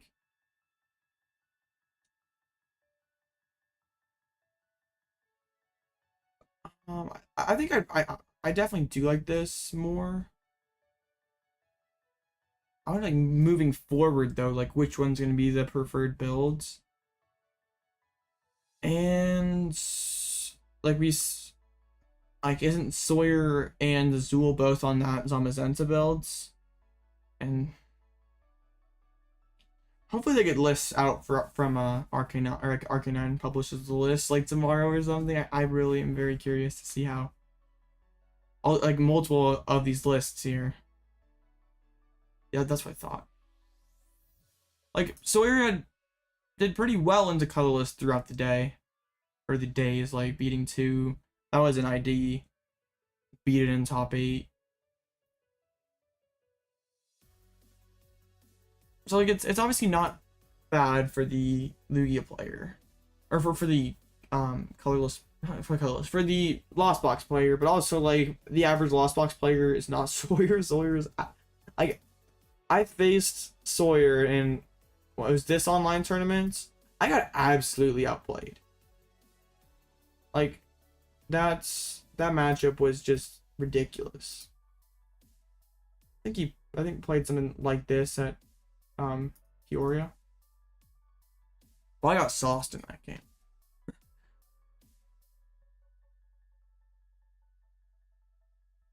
I know that he's been on Turbo like historically, like for the last few tournaments. But I don't know if switched over to the Zamazenta one. And which one's better in Mirror? Because like Zamazenta's not an amazing attacker in Mirror. They're probably like pretty equivalent, honestly. I guess like Pidgey Forest Seal actually is better because like you can get the Forest Seal value and not leave a multi-prize on your board. Oh, Sawyer is Turbo? Hold on, Rubik. You're saying two different things here. You said Turbo and you said Zamazenta. Straight up debated. Is that finals yet? Probably getting pretty close to finals. Are Gyarados in finals? That's awesome. You'll love to see it. I want people to net deck the crap out of it, so they see how awkward it is in this current meta. Amazing run. You'll love to see it. I see Gyarados. I have in my day. How much RC Gyarados? I mean, there's some there. Oh, this is gonna be the page where it gets gross. Yeah, I had an RC Gyarados problem. The whole page of our Gyarados. Oh, it's so beautiful. I'm very proud. You love to see it.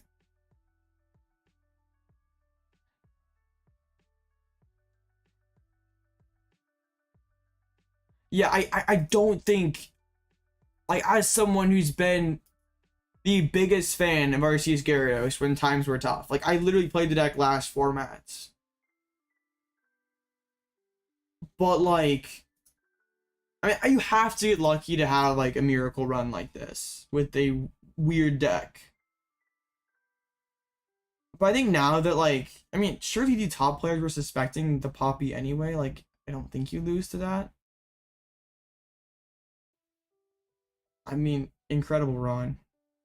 But, like, I think moving forward, the deck is, like, if a ton of people start picking it up for, like, whatever's next, Toronto or Lil, like, Miraidon just...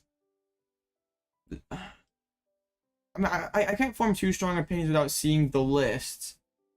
I just, personally, like, it has, like, such a weird matchup spread where nothing seems overly favored, and you take, like, bad losses to a few of the... a few pretty relevant decks. So honestly, yeah, I don't honestly like nice call to see, like, Miraidon was a huge part of day one field. So, like, to dodge Miraidon period, like tying twice, like just sort of dodging it, insane. Like tying to the one Tina you face. I don't know how you beat these Turbos. Like, surely Turbo just, like, if they set up, do their thing, they just, like, clap you. Unless you, like, play yourself into Poppy. Even Guardy seems like it'd be tough. Like, I didn't see any box in this guy's list. So, like, I don't know if there was just, like, some insane judge path moments where, like, just path judge and it's stuck and they won. Because, like, that works. It's just pretty wild to see. Like, it was not on my bingo card. Like, I was playing Arceus Gyarados with, like, Pidgey out early in this format. Oh, I mean, Punch. Okay, Punch is pretty good. No, not yet, not yet, Mark. But I'm sure we'll get it soon, after the tourney's over.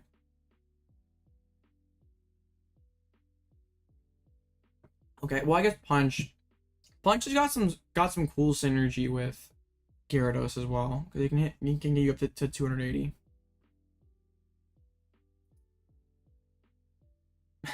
I'm like kind of in disbelief. Like, also seeing that game one on stream where he did not use Get Angry and like the ultimate Get Angry moments. Absolutely ridiculous. I'm gonna play it on the channel because I'm the biggest believer of RC's Gyarados there ever was. Yeah, that's pretty neat, Blaziken. My favorite deck ever, so love to see it doing well. I mean, of all the formats though, to see it do well in this one of all of them, what's I'm up against a Lugia? Guess like beat Charlie. But isn't this Lugia playing Luxray? So that's, yeah, I know. Like dodged Chin-Pao, dodged Miraidon, dodged Tina for the most parts. I mean, facing some other decks, so who knows what those were. Some turbos. Really? That's kind of, you rarely see that. Well, that's cool seeing some new faces and stuff. Oh man. I'm still processing this because when I first heard them say on stream RC's Gyarados and top 8, I'm like, no way that's real. Like, who would do that? Like, we're up against the Lost Box mirror here with the Ditto and stuff.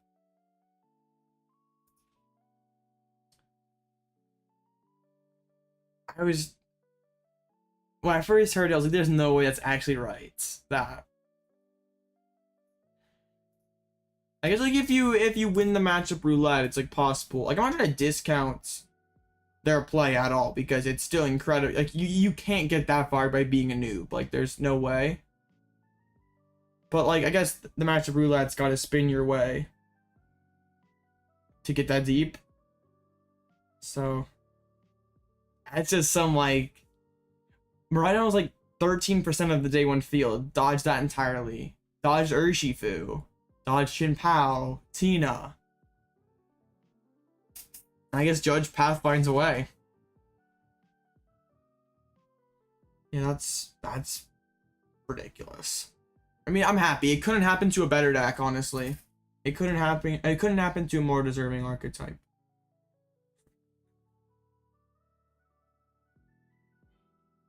Yeah. I mean, I love to see it because I love Gyarados. Like that, I wonder if I still have the old 60 built on here, or if I deleted it or not. It might have got deleted, honestly. I mean, I have a lot of, I like don't delete. There it is. See? I'm not just some sort of fraud. I have the old list. You think I'm some sort of fraud? I played this at a League Challenge last format, actually. It's wonderful. Pidgeot was like not to play in it. Pidgeot was good before people realized what was actually good this format. But I did like 7-2 and like a late night early in the format. Okay, we're up against the Turbo Mirror. Why Gyarados? Because the card's awesome. Yeah, the flip basically kind of decides that one. Well, Gyarados is like pretty cool because it's bulky. Oof, 2-1. I mean, that's just that senior's life. I mean, I struggle to find a reason too, Mark. Like, aside from, the only reason I played it is kind of because I just love the deck and I played the living crap out of it previously. But yeah, I don't like. I mean, Hyper Beam Iono's cool. We get a Molly. I mean, like, could have chose to go second, honestly. Hand's like not great. Alright, they open Cram though. We're getting downfed to the junior. Oh, that's just that senior life. Yeah, we have some stuff. I'm like not amazed because like there is a possibility we get donked if my opponent has the absolute just perfect combo of cards. Do I put down the Sableye just to say I don't lose to turn one? Sure, we'll do it just so I don't lose to turn one frog.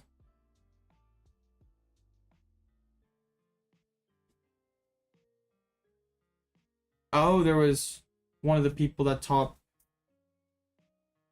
Wow, that's kind of a bad beat to go from top 4 in Peoria to. I mean, you still get points, but like I'm sure. Yeah, I mean, I know he's playing Slacking, but like Slacking really isn't that great in general either. Like, I mean, it's cool in Arc Mirrors, not that that really matters too much anymore. Oh man, that's kind of a. I've been there, Blaziken. I mean, I went to a lot of cups as a junior and senior. I totally. What was awesome though would be those cups as a junior and senior. At least in my area, there was actually a couple of cups where we had top 4 cuts in a seniors league cup. Those are always fun. Why didn't my opponent? Okay, I guess like never mind. You retreat, transform, ditto. That makes sense. Lost owning the seal stone, so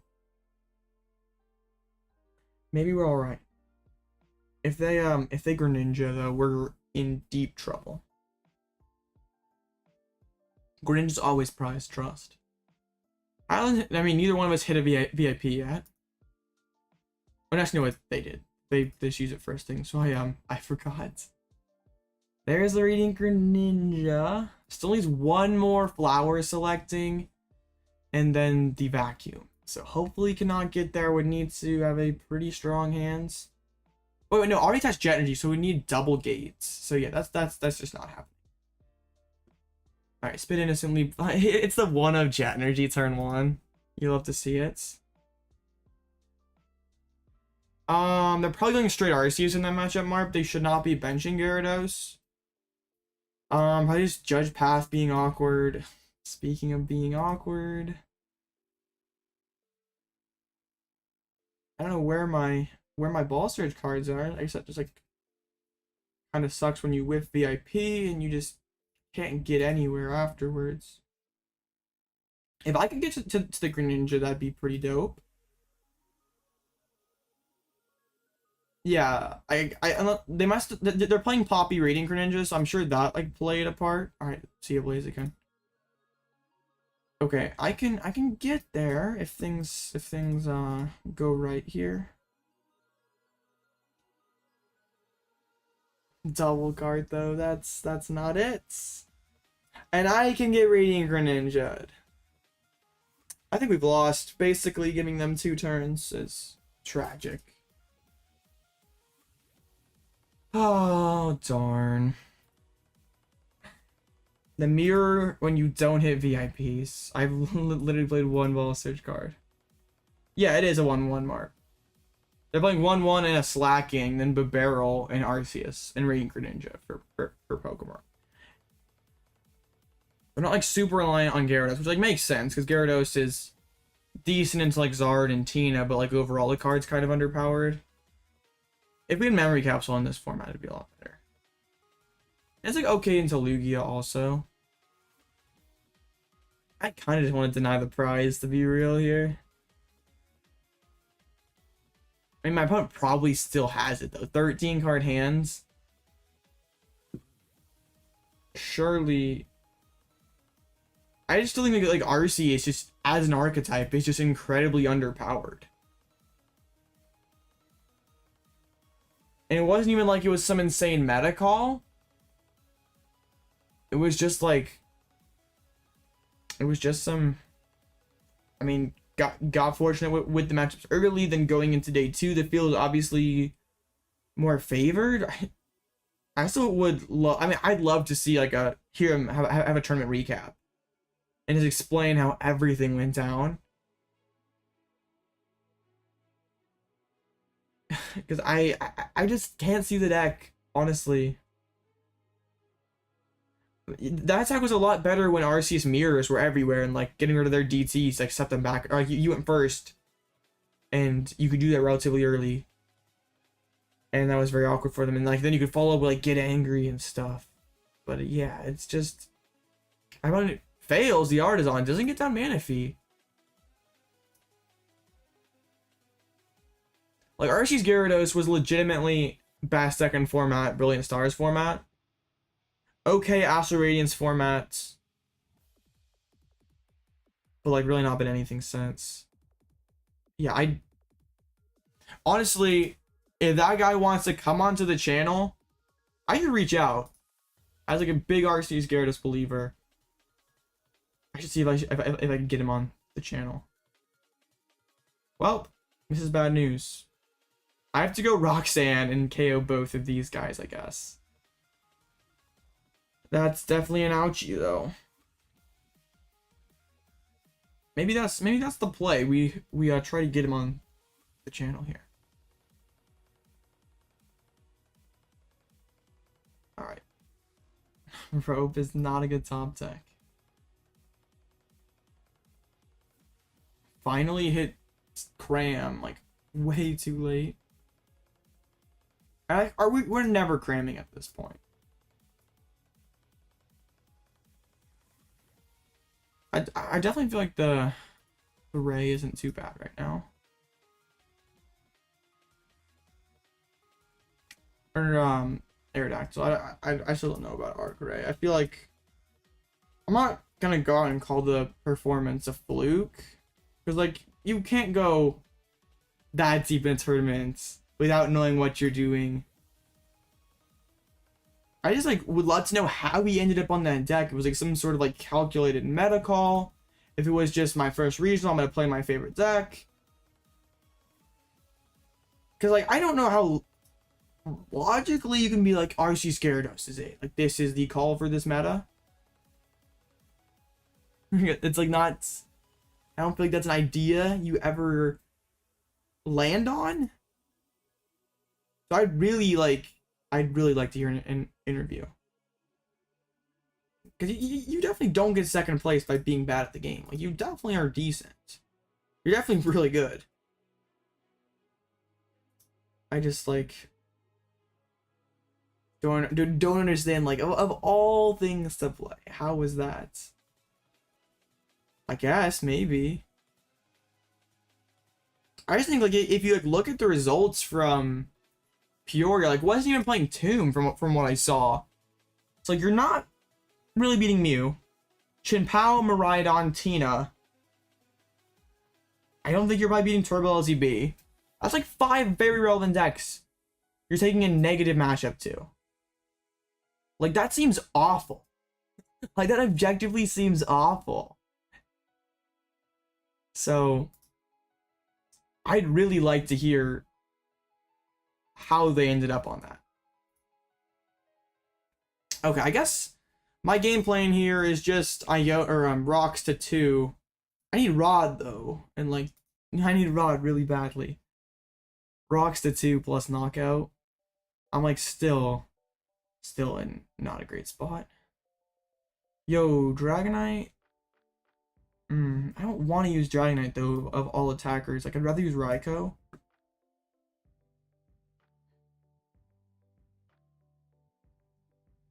Okay. Let's get it.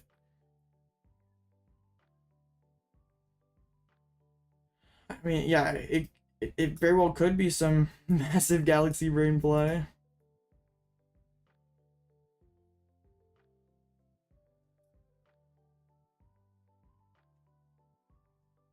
Yeah, just absolutely insane finish. I guess really, I mean, like no matter how Top Cut goes, or not Top Cut, but like Finals goes, still absolutely crazy run with a wacky deck. I think I just like don't. Is Bro playing Echoing Horn? No, I just go like solo Dragonite and like what does he do? Potentially can close with Sableye because their Dragonite's gone. So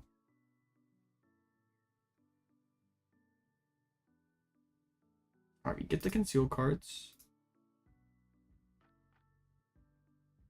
Another Forest Sealstone. Hooray.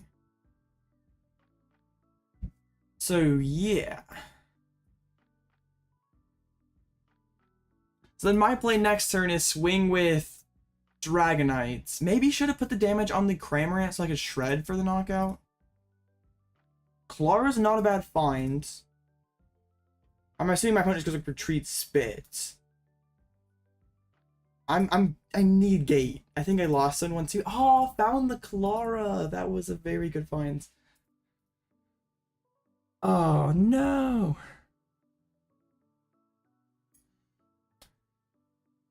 Oh. Maybe should have just held the Forest Sealstone. But I'm really gonna have to. It's our Comfey down.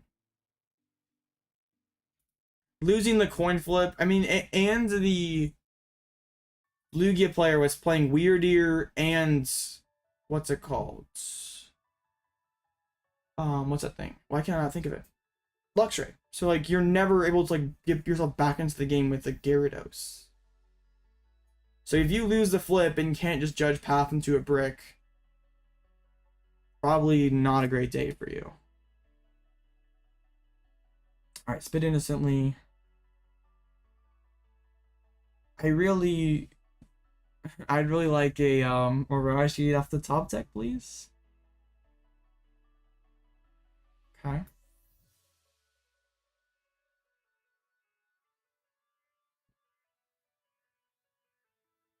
Okay. So I have to bench the Radiant Greninja. And that like feels awful.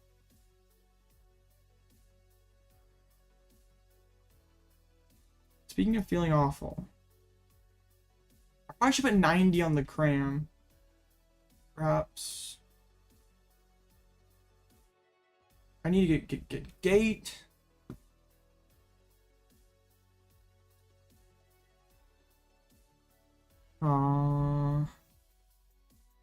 I don't want to put down Manaphy, so like, I don't want Lost Mine to just instantly beat game. Can I please have a Mirage Gate? No. Be that way. Okay. We pass. Yeah, we attach and we pass. My opponent can't win this turn. It would have been nuts, though, to have that. Like, I unfortunately couldn't capitalize on Roxanne, really. Like, I was hoping my opponent wouldn't have much of anything. And we could just keep that lone Dragonite and finish things out. My opponent just puts down the Pidgeots. Going to use the Flight Surf, of course. It's Manaphy on the board. That's good. Do I have a boss left? Oh yeah, I was not used for a Sealstone. I have boss. Okay. I don't know what my opponent like. What is left here? We can't have too much time left either. Oh, we still have 13 minutes. This game is definitely resolving. It was a really nice find to get the Klara. I can't really believe that I'm like still in this game despite whipping attack the first 2 turns, being down 3 prizes. And if I could have had Radiant Greninja last turn, we probably win. No, we definitely win. Like they're gonna have to like they have to like Flight Surf. That'd be their only way of taking a 1-hit knockout. Vanishing Wings. Like my opponent can like checkmate me with Sableye. I guess like I could use some Switch cards to maybe scuff things a little bit, just to spit innocently. I have to like double cart to get this out of range. Boss's orders. Okay. That's not much. There's the gates. I attached the energy, like, kind of an idiot.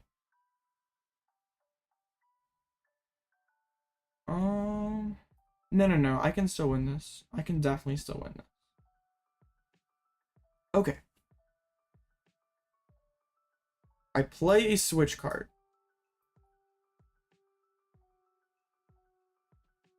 I play an Escape Rope. I definitely can still win this. Actually, I think if everything falls right here, because this is out of range. My opponent cannot KO this Raikou. I use the Mirage Gates. And Sableye then wins me the game. Next turn. And my opponent has no way of taking their final prize card. I cannot bench Sableye because it just gets Lost Mind. So we'll attach this here. Let me check the deck with the Artazon. I can't probably bench anybody. I'm certainly not Manaphy. I mean, I will just rod back in the Psychic Energy to give myself another good top deck. Alright. If we pull this one out, like, we have the Fleet-Footed. I know Manaphy's down, but, like, 2 prize Lost Mine works. That's how we finish this game. So, how many cards has my opponent used up?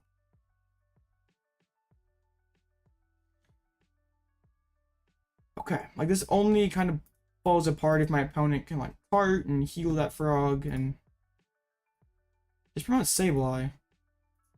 Definitely is not winning the game by using Sableye. Because there's 2 cards down there. 1 in the Lost Zone, so there's only 1 left. Bro, if I pull this one out, game 3 for the Gyarados. Well, wait, 1 when they were. My opponent does not play Kyogre. So my opponent can use Lost Mine, but then all I have to do is find Psychic Energy. I have like 4 good cards. I can see, like, I can thin out the Manaphy. Just Lost Mine. Yo, we are still in this. I think my opponent, if they were able to, should have used Lost Mine last turn and kind of like put me in like a checkmate position here. But like didn't do anything off that for Seal Stone. VIP Pass. So let's just Nest Ball. Then out 1 card. So we have half of my deck is out. So come on, Raikou.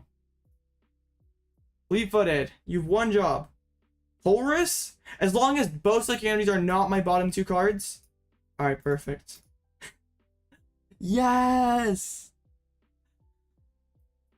Oh, man. That was an insane game. Did not think we would be able to come back from that. Okay. Just don't mess this up. That was awful. I mean, that start, but we still got there.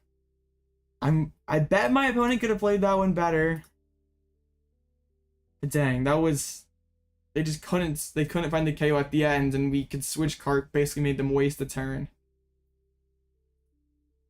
Feels good.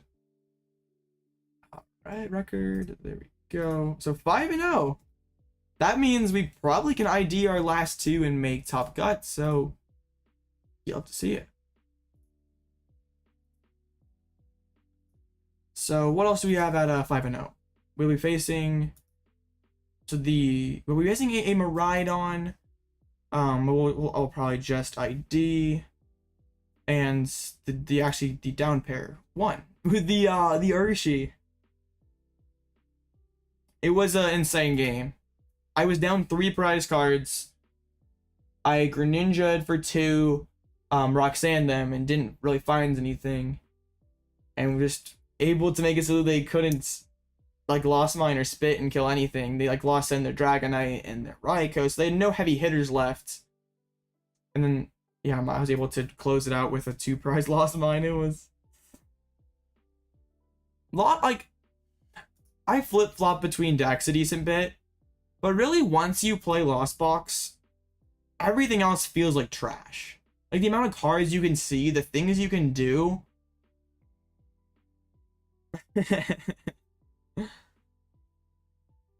Oh yeah, we're trying XYZ. We're trying. Man, I love Lost Box. Like it's the people who like hate LZB, like, oh, LZB is boring. They don't play the game. They don't actually play Pokemon. They just watch the streams and hate. The only thing I can think of, Rubik, is it was prized and they didn't draw up the prizes until I Roxanne them. That's the only thing I can think of. Because they failed an Artazon earlier in the game, so it had to have been prized. And did they play heavy? I mean, they did, but they didn't find it till late. But also, like, when they used the Pidgeot Forest Seal, I don't know what they were hunting for. Like, they just didn't do anything. I think I have that. I made a short, like, a week or two ago that, like, top 8 decks, or top 10 highest win rate decks. Got, like, 4K views. I'm gonna go over on my analytics page. It has 4.4 thousand views. One of my better YouTube shorts. I got 40 cents out of it. Like, and that's one of my best performing videos. Yes, I actually have a double League Cup the first weekend of November. Slow play for the ties. Does feel really bad playing LCB. Yeah, I mean, I hate slow players though in general. Like, that's one of the most toxic. Probably the most toxic. I guess maybe like the Rule Shark. If there's like a Pokemon TCG stereotypes, the slow player or the Rule Shark. Regionals, unfortunately not. I'm not going to Toronto or anything like that. Hopefully, I mean, San Antonio registration opens on Wednesday. I'm gonna try to get in. That'd be clutch. That'd be my first regional since 2019, and we'll see how that goes. So I might not. Well, I feel like if you have a slower natural pace of play, which, I mean, people naturally play at different speeds. Like, I play very fast. That's just how I like to play. I would either do your best to improve your overall decision-making time, or just play a faster deck. Like, if you know you're not going to play at a very fast pace, I would consider something like Lugia, Chinpao, Miraidon, Mew, like a deck that's like not gonna tie. Travel to Lille? I don't even go to my regionals in my own country. I'm not gonna travel to France.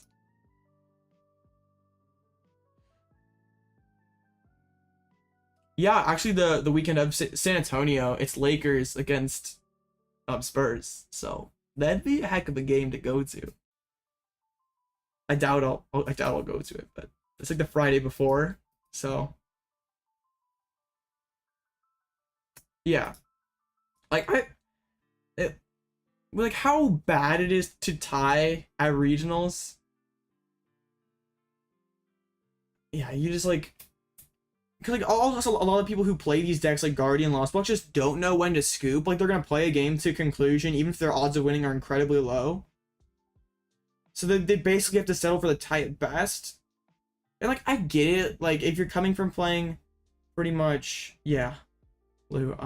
If you're going from playing pretty much only online tournaments, knowing when to scoop is like an irrelevant skill. And it takes a lot of experience to know when to scoop. So it like depends on the deck, depends on your record. There's like a lot that goes into it. Like, also just like knowing like playing with a sense of urgency, because like you'll see on stream where like bro knows that they drop game 1 and are gonna have to play quickly to win the next 2 games. They will play fast. They will increase their pace of play. Some people will drop game 1 with Lost Box and just not do anything faster. I feel like that mentality leads to a lot more ties as well. Like, one way I like to test, I feel like improves my understanding of just like the clock, I guess you could say, is when I'm like testing for like a regional IC or something, and I'm playing IRL with like I'm playing IRL against someone. We will have a 50-minute timer, just so like if we want to scoop, like we can make like an educated guess how much time is left, and at least it's like a much more natural environment than just like that's like good testing is like so nuanced, because like there are people who like test, and when they like basically draw hands, and they'll draw hands until they like if they have a brick, they'll just shuffle back in and draw until they have a playable hand. No, well, I guess it would fix the ties, but like TTGX was not a good era in terms of overall health.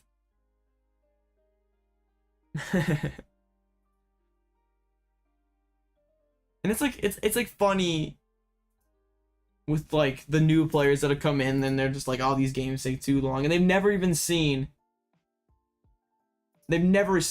a playable stall deck in their entire Pokemon career. Oh, I agree, Lou, and you learn a lot more. Like, you can learn a lot more about yourself as a player and about that deck by playing out those not necessarily losing, but just rough situations. Because like when you go to a tournament, you're not just always drawing good hands. You're gonna have to learn how to play out of those. And also, like, when you're testing a deck, you have to account for the overall consistency of it. You can't just have those optional mulligans in a actual tourney. Alright, 30 out of 30. I'm assuming 6 wants to ID. I'm definitely going for it. Right, it's probably still okay of a matchup. And like, honestly, ladder isn't really testing, to be real honest. Like, ladder is a good way to figure out if your deck functions, but if you're trying to get like quality games, ladder's not it. I guess like it's kind of easy for some people to say when they have like someone always like someone that they can test with, and it is a lot easier when you have a group. But I'd play on an online tournament any day over playing ladder.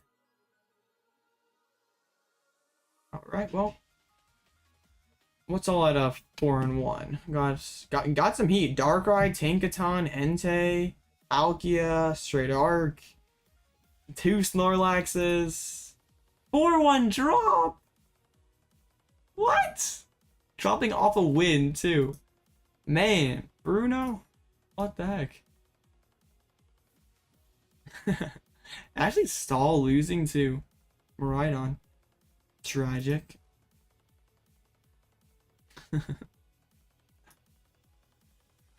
These tournaments are funny. Like, this is never a metagame you'd see in real life. Seeing Entei at Darkrai, Tink at top tables. It's just funny though. This Entei deck is really neat though. Can do a lot of cool things. Alright, there we go. Next round. So we'll see if we can get the ID here. And I'm 502 should be guaranteed. Like 1, 2, 3, 4, 5, 6, 7 people at 5-1. So yeah, we are 100% fine. Alright, cool. Got the ID. So now I have time to get something to eat. Hooray! Life is good. I guess if I stream for long enough, Sacramento will be done by the time I'm still going. So everyone from Sacramento will come out to my stream. All right. Gyarados hit the board. Oh, do we switch over to like the nah, YouTube's weird with copyright. Like Twitch, you can do that. I don't know if you can do that on YouTube though. Alright, cool. We have the tie. I mean, I'd love to watch that game, but I can't.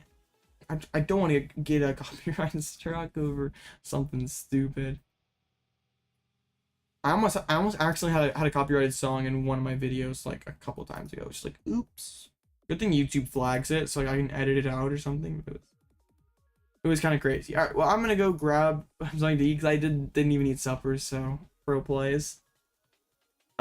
But we got this. Top cut incoming, so be right back.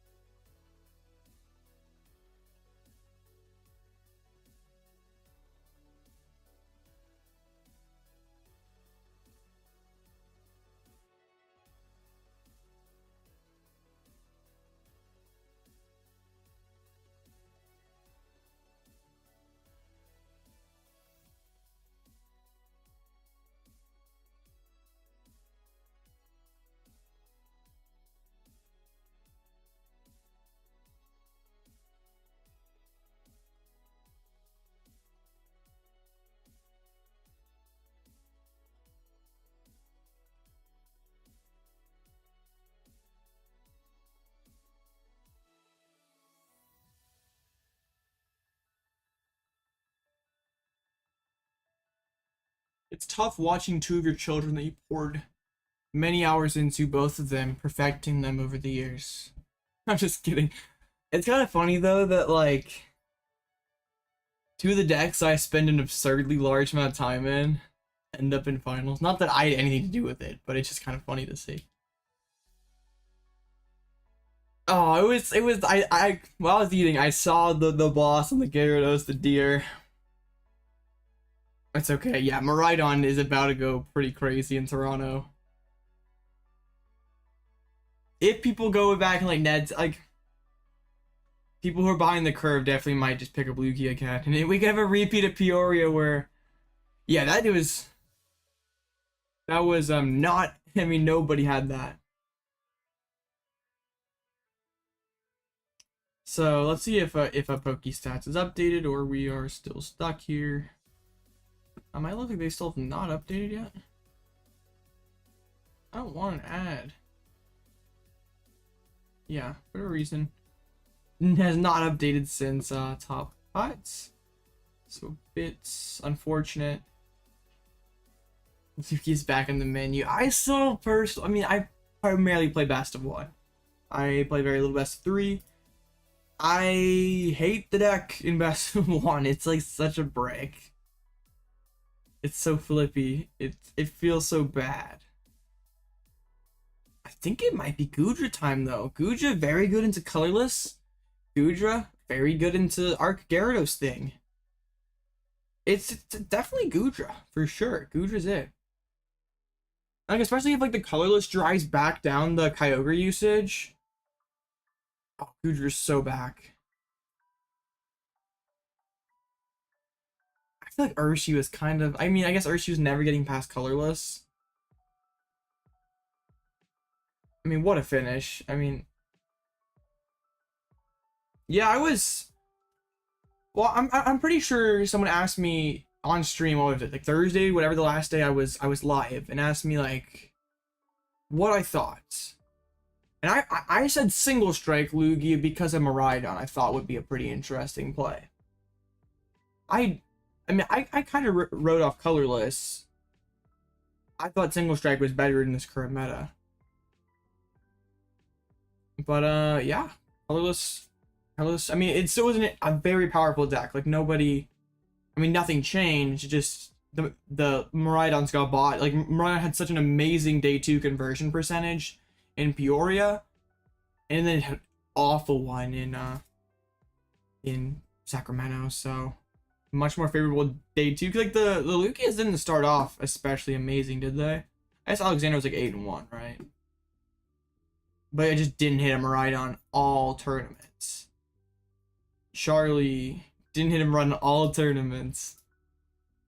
Neither did Zorian. Like that is, I mean, it takes some luck for sure in any run. Because how many other colorless Lugias were there that barely made it off the ground because they got bodied by a Miraidon early? If we filter by Lugia Archeops, and let's just, I'm very curious.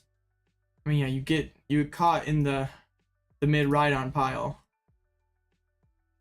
and things get rough.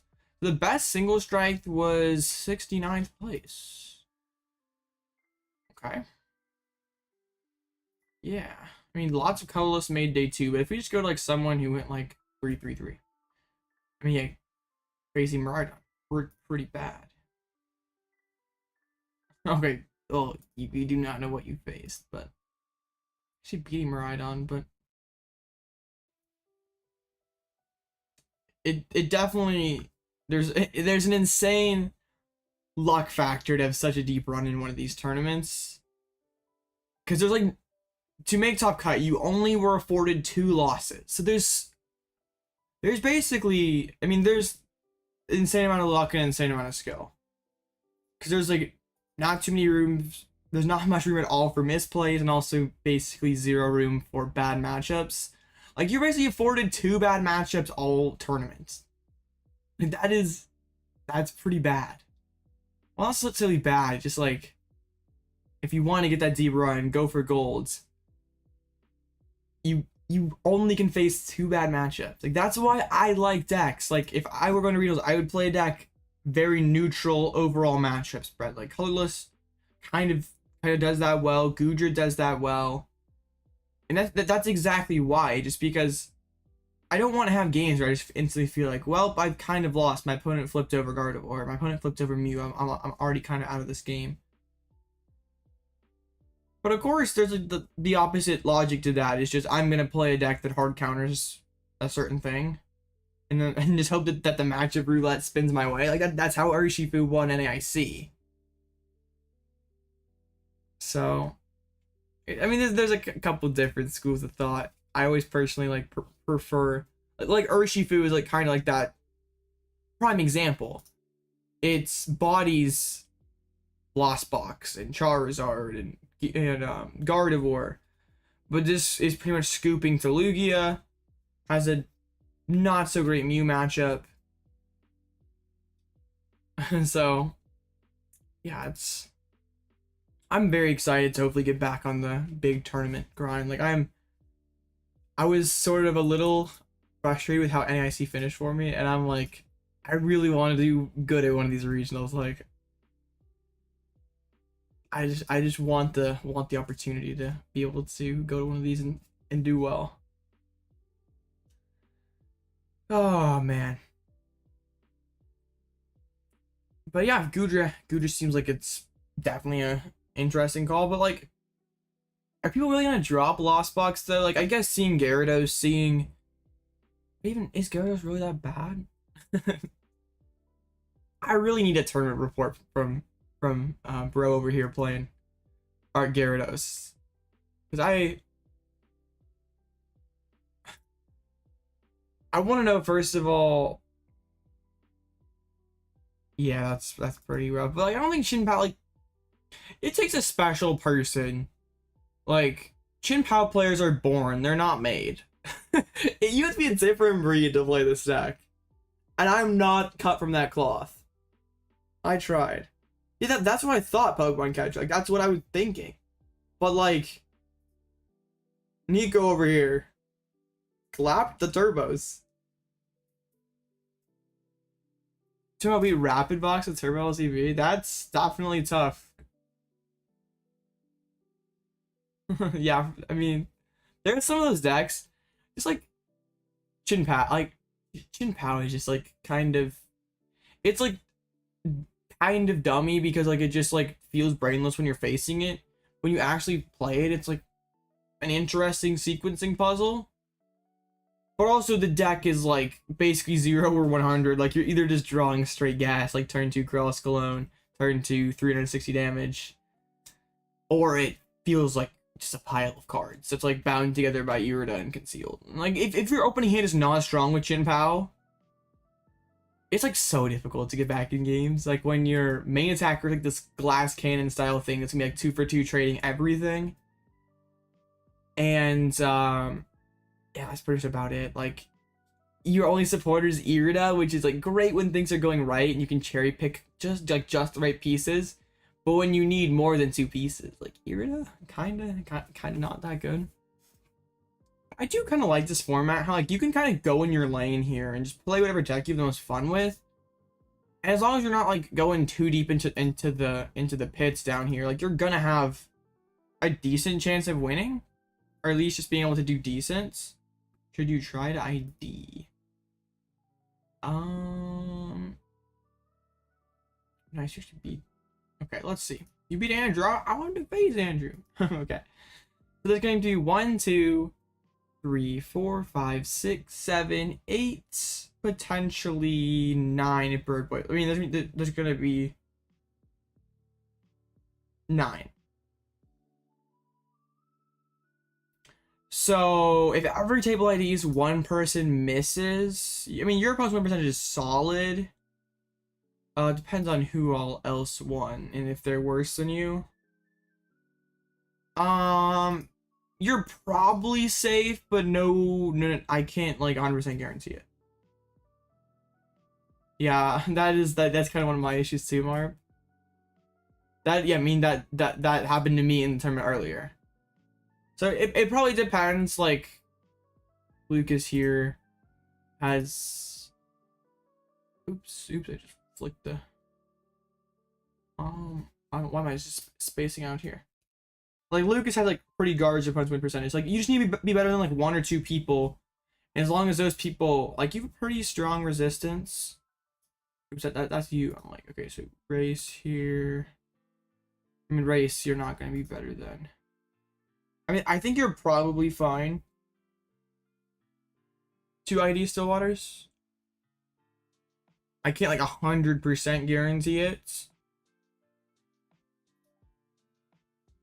But like you should be okay. There was someone else who had a worse opponent's win percentage lose. So yeah, as long as the person that you face is like, I mean, that was the issue with me earlier. Like I was 5-1. I had the best opponent's win percentage, and my round 7 opponent did not want to tie.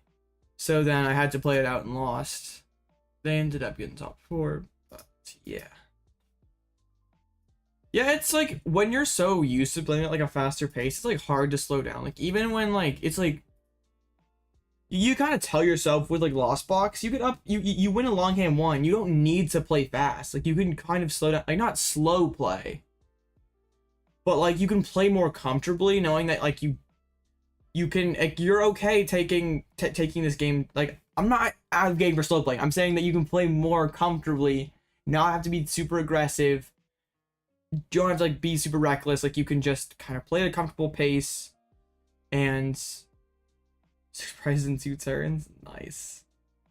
That like people are playing Sky Sealstone in Lost Box just for that matchup.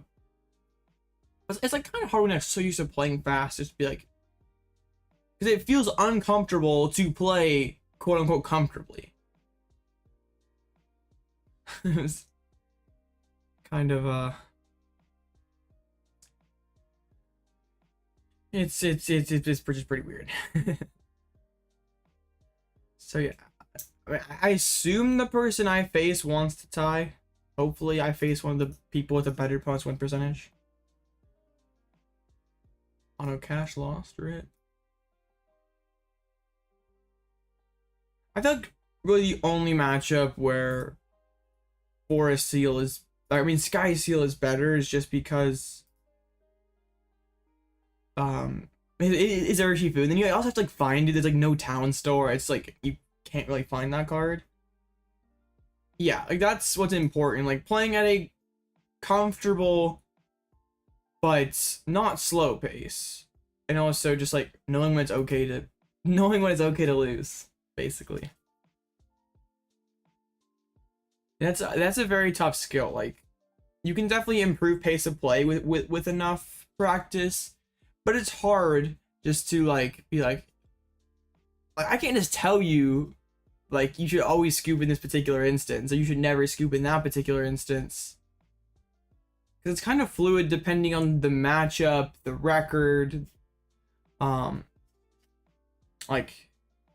if you take game 1 against an unfavored matchup, you're okay playing a long game 2 and tying. Like you don't necessarily need to just like have a quick scoop in an unfavored matchup. Yeah, but like that's what's kind of interesting about the stream game of Azul versus Corey here. Like when Corey instantly got that like 2 prize, like that just BS 2 prize penalty. Like there's an argument just scooping on the spot because he has no shot of winning that game, basically. Pretty much. It's kind of like those sequencing questions with Chin Pao. But like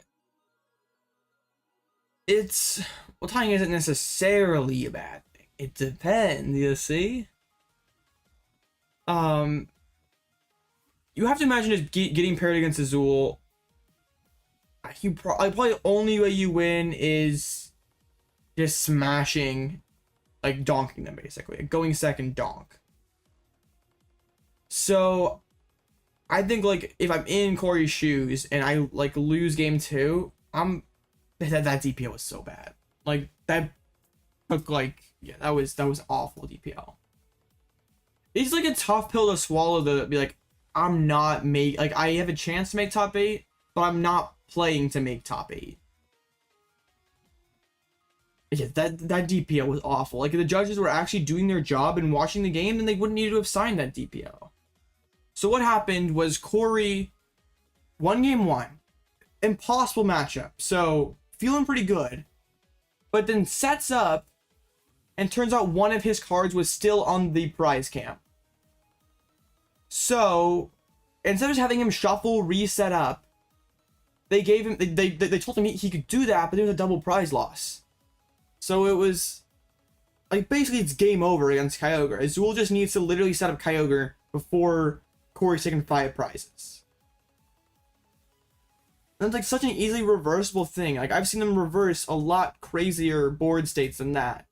Like, it's just so fixable. Like, you give him a time extension, you let him shuffle. It's not like Corey, like, does that, like, some sort of, like, get out of jail free, like, oh, I drew a bad hand? Oh, I actually had a card in the prize game. Like, no, you don't ever do that on purpose. It was, yeah, it was total garbage. It basically, like, forced Corey to play for the tie. Because, like, unless he had donks Azul. Like, Azul's cool with the tie. Like, Azul makes cut with the tie, and he did. So, yeah, it was very, I mean, yeah, that was an awful ruling by the judge.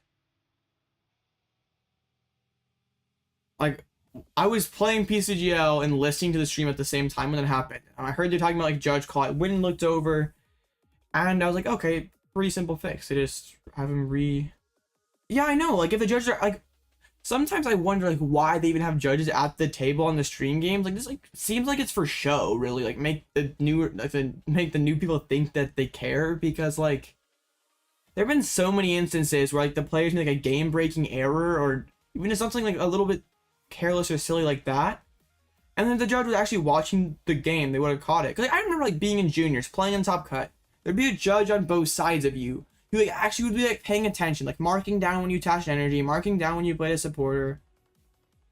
It just, like, seems so, like, pointless just to have the judge sitting there for not paying attention. Like, it just like makes it look good for the show, basically. It's just, it's garbage. I know, there's like been, like, handful of incidents on stream where if judge was paying attention, and, like, yeah, if that game was off stream, that doesn't happen. It's just, like, garbage on the stream, basically. Like, people who say they want to play on stream, there's no way I'd want to play on stream in my winter day. Just get out of here. Like, one thing I really would like to play on stream, that's, like, something I want to do. What am I playing? I'm playing Aerodactyl Turbo LZB. Like Aerodactyl, but it's like Lost Fox, but I beats Lugia and Urshifu. Yeah, I want to play on stream eventually. That's, like, one of my goals for this season, is, like, play on stream. Yeah, like, if it's just, like, such an easy fix. And, like, I don't know how you don't do that ever off stream, because, like, it's not like the prize game's, like, a little bit ways away, so, like, you aren't gonna, like if you look down on your map while you're shuffling, you can just pick up your prize card. It's just, there's, like, so much wrong with it. Like, that was just a very, very, like, the only thing I can think of is, like, Corey had a couple other minor gameplay errors throughout the tournament that got him warnings, and then they escalated. That's the only thing I can think of, and maybe we'll know after the event. Like, now that the event's over, maybe we learn, but that's just, like, that's actual garbage. Like, I'd be very mad if that were me. Like, that just seems so. So, like, it just, the punishment doesn't seem to fit the crime. Alright, we got one match left. The T-Tar against Charizard. I'm hoping I face a 4-1 that wants to tie, or 5-1 that wants to tie. Do I see potential in Goldengo? I mean, it's probably alright without knowing like the full set list. But like it draws cards, it does more damage for each energy. It's like probably not a bad deck. You kind of like have to think, does it go into the bucket of cool deck but loses the Lost Box? Like it's an evolving deck. Like I don't know what do I think will be meta for LAIC? That's tough, Jose, because there's still lots, like we know, like we have Raging Surf and we have a couple of the like Japanese decks and stuff, but we don't know the cards for like Future Flash and whatever the other Japanese set is. Yeah, we can do that, Still Waters. So we like there could be game-breaking cards in those two Japanese sets that are going to be in our English set. So it's like hard to like formulate too strong of an opinion. Like, I mean, Hands is going to be a good card. The Jirachi could make an impact. The De-Evolution tool could make an impact. You're going to LAIC? Dang. Are you from Latin America, or is that just like a just like a big trip down there? Because like I want to go back to LAIC. Like that was such a cool place to go to. It's like really expensive. Oh, are you from Costa Rica? Okay, that's pretty sick. So that's probably not too expensive for you then, right? Well, that's pretty sick. ICs are a great way to get a CP. Like literally just finish with a winning record and you get a decent chunk of CP. I said it last stream and I'll say it again. My hot take with Iron Hands is it ends up in one deck. It ends up in Path Miraidon. That's like not bad. That's like sort of equivalent to a regional, like not like depending on which regional you're going to here in America. Everything's more expensive for me because I don't live near a major airport, so everything's more expensive for me. But that's not bad for an IC where you can definitely get a lot for going. Yeah, I think Hands will only end up in one deck. That's my bold prediction.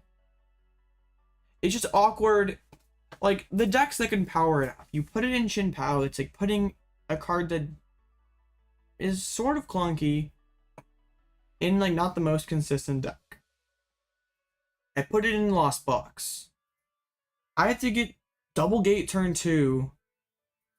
Like the bench space doesn't really work too well because I'm gonna need something with like a Forest Seal Star that's like really reliably get turn 2 Hands. But I can't put the FSS on Hands. I have to put it on like another 2-prizer. So that's awkward. I feel you, Jose. I just went 0-4 at a challenge yesterday. I 100% feel you. I literally had like the worst local experience of my life. Like that might have been my worst tournament ever. Locals are tough. I just hate having to metagame for metas that don't make sense. Like that's the thing I don't like at all about locals. Yeah, that's it.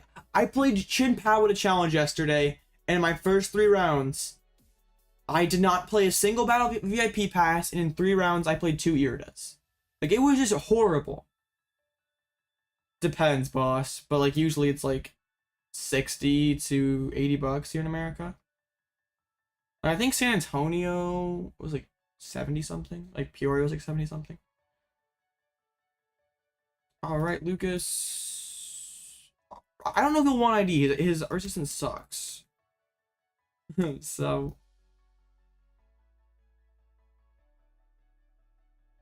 Dang, that's pretty cheap. That's like double the registration fee for like America. I mean, that kind of bothers me, like coming from an era where things were so much cheaper. Because I've been going to regionals since like 2015. Alright, cool. My opponent wants to ID. Sick. Tying to Miraidon back-to-back rounds. But also, of course, when you like at least this year, they like finally like registration fee last year was like ridiculous, and they finally like boosted the cash. Arc Vulpix pile, I would definitely take that. Alright, cool. So, we are 502. So, could be a clean cut. Bird Boy has to win the down pair here. I guess I thought it was not like a super risky ID by my opponent. Like, kind of, like, should be pretty middle of the pack. What are you talking about? Arc Vulpix pile.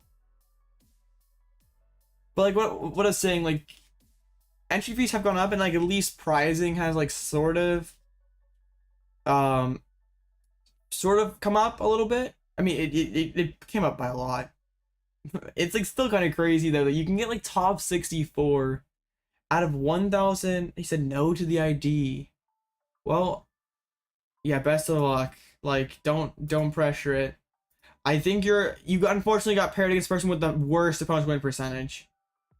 You're going to arc slacking just to get turn 1. Just get the turn 1 Dragonite. You win. You got this. I mean, like, hammers can be kind of scuffed. So I should be like probably 3rd, 4th seed, something like that. Actually, there's no way only one table ties. Like, okay, good. I'm guaranteed in. I don't need to worry about playing it out. I mean, like, I can, yeah, just go first, get Dragonite. Like, I can play it out, and I probably wouldn't miss, but like, it doesn't really matter too much. I don't think even if I do play it out and lose, there's like ever a world that I miss. But also, like, feels kind of bad to like knock someone out of cut, just like being that guy. Tying to both the Miraidons feels good. All right. So like, I'm probably gonna be like, I'm probably gonna be like 3rd, 4th, 5th season, something like that. I'm not gonna be like, it's like if these two tables play it out. I guess there's definitely a way if 5 and 2 sneaks in here. Because if both these tables play it out, that will be 2 6 and 1s. So that gives us our total of, yeah. Over these last few tournaments, I am 10 2 and 2 with this deck. So it's definitely good. My opponent's play is definitely left something to be desired in a couple instances. And my opponents have not drawn amazingly, but like still, it's not like it's totally free to go 502. Without knowing what your locals play, I don't know. Because like local metas, like, they can vary pretty heavily. If you wanted to play Lost Box, but you wanted to respect Urshifu or Lugia, then you'd want to play the Aerodactyl package. But like, if you don't care about Urshifu or Lugia, then just take this out. Okay. And then you just might as well just play regular Turbo Lost Box. Lost Box heavy. Well, it's probably not the best build for Lost Box mirrors. I mean, nothing really like hard counters Lost Box. I guess it's like colorless Lugia could be a pretty good call. Or just either build of Lugia could be a decent call. Miraidon, yeah. Like, if we go over here and like look at Lost Box, it doesn't take too bad matchups to anything. I guess like Rapid Strike is like not like, yeah, Rapid Strike is like your worst matchup. Oh, I guess maybe not. Colorless and Single Strike both are pretty bad too. Splatoon versus Lugia. Yeah, that makes it kind of weird to metagame. Like, you can't just go and play Rapid Strike and like hard counter the Lost Box if there's like Lugia in the room too. Playing Lugia mirror sucks. Maybe you should go play like DTE Mew. I don't know how many people play like Drapion and Tomb. Cause like some places are like super irrational where they're teching for Mew even though there's no Mew that ever shows up. But I don't hate DTE into that perspective fields. As long as you're not like an absurd amount of Tomb or Drapion or something. Even Charizard. Yeah, Kyogre is a an odd one. It's pretty tough to play.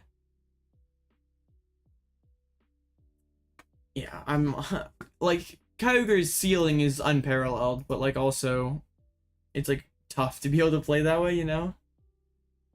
Oh, 07. Absolutely beautiful. Carrying Regidrago. And this metagame is kind of weird. I kind of got into like that like local rut yesterday just because there's like so much weird jank in my local area. It's just like I want to be logical and like be smart basically, but it's like hard to think rationally and play logically and metagame logically when your locals necessarily don't, their decks don't make sense, and sometimes their play doesn't make sense. It makes it a big headache. That's how I like a bigger field, like a regional and stuff, because like you don't necessarily have to metagame for like the lower skilled players because if you win a couple rounds, you're not going to face them, right?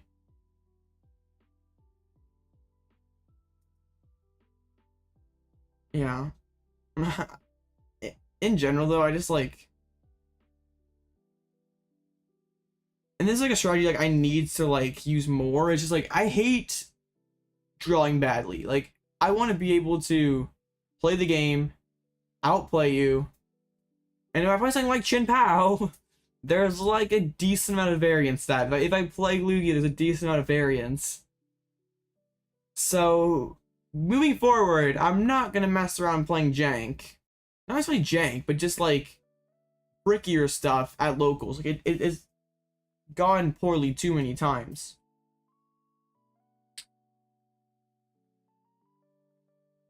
You guys breaking very hard, eh? We love to see it, so Waters. I think you're about like considering the other two that the other table playing it out, like probably good ID. But nice.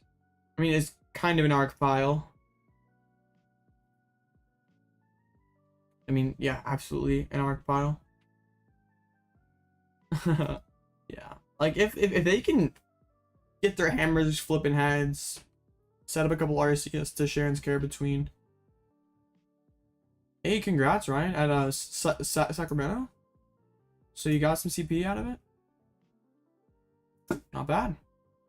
How many seniors were there, just out of curiosity? Because like Peoria was around 100 something, but like I mean Sacramento's gonna have less than Peoria. But hey, not a bad showing. Although those turned out to be like not a bad call for the events. It's just, I mean, it took down Masters. I don't know like what the senior metagame was looking like. Actually, this table did tie. Oh, that's like weird. Like they like waited. That's colorless with a Luxray. I'd be okay facing that, honestly. Oh no, the Darkrai point through. The Darkrai and the Entei played against each other. That's I mean they didn't play because it was a no-show.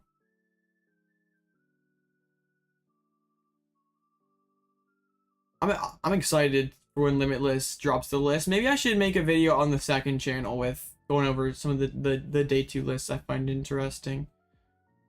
I'm trying to figure out what I want to do with the second channel, honestly, because like I can post very little effort, like just copy paste games from these streams onto the second channel, and that's like easy content. But like I don't think anyone like likes to watch that stuff. Like you're like watching the streams. It's like some people already watch the streams anyway. There's no effort, like very little. Yeah, I want the second channel to like exist and do well. It's like kind of hard to have like 2 channels when like I'm not like massive over here anyway. The VOD reviews, I could do that maybe. Like I mean, yeah, it definitely would make more sense, but like I started streaming on YouTube just because we already had the community and I didn't want to like try to have to build a new Twitch community and all that. But yeah, like I was just posting stream clips, like kind of like how James Cox does it on his second channel. But even that, it makes more sense for him because he's playing on Twitch instead of YouTube, where like, the YouTube audience might not be like watching the same stuff. Where like, yeah, it's kind of the same audience over here. So I'm gonna like try on the second channel, maybe like one video a week, maybe like a short occasionally, just like try to maybe like have like metagame predictions for the upcoming regional or whatever events, maybe like tournament reports over there, like a lot of the less exciting stuff that's like, I'm gonna like keep the main channel with like the more edited stuff, like the guides, the deck profiles, the tier lists, etc. But the second channel might be like something like the more like hardcore content, you know, like stuff that's like boring that like someone on the outside wouldn't necessarily like care too much about. But like if you're like a much more hardcore competitive player, it'd be a lot more useful to you, because like who cares about a Peoria metagame prediction slash picks or whatever if you're not going. But like where I used to have that kind of stuff on the main channel, just like never did well. And like and also it's like kind of a weird like mental thing to like invest time into a channel where you're like I can upload the video on the main channel. Or neck holds, no. It's like it's weird because like I can invest like 2 hours making a video, or 2 hours plus on a video for the second channel. It gets like 70 views and I don't get anything from it. And I could post it on the main channel. It might do bad because it's like not an amazing quality video, but I at least get something for it.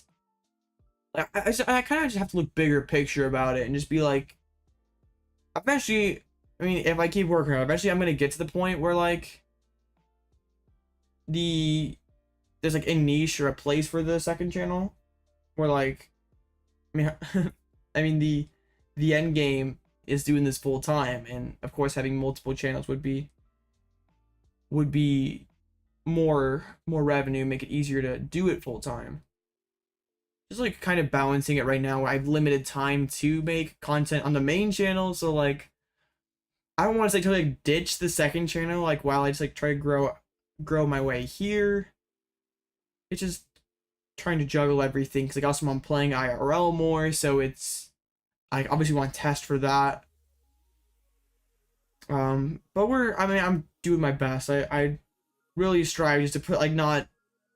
I feel like I've been more proud of my content. Like I've been putting up better content because like for a while I was like on like a very strict like I had to upload every day, and then when I started testing for NAIC, it was like hard to make. I couldn't maintain the daily uploads, so I just like cut it back a little bit, and like I haven't really. Yeah, well, one thing I would like, my like master plan for like what I want to eventually obtain is I want to have like one channel, like this main Alloutblitzle channel that's just like what it is today. I want to have like the second channel, kind of like what like LDF has. It's just like top 10s, tier lists, tournament reports, like kind of like some jank niche stuff, and then I don't know like how like vlogs would kind of like vibe with, because like, vlogs don't necessarily do amazing, like, or like kind of different niches, you know, like just like the competitive TCG.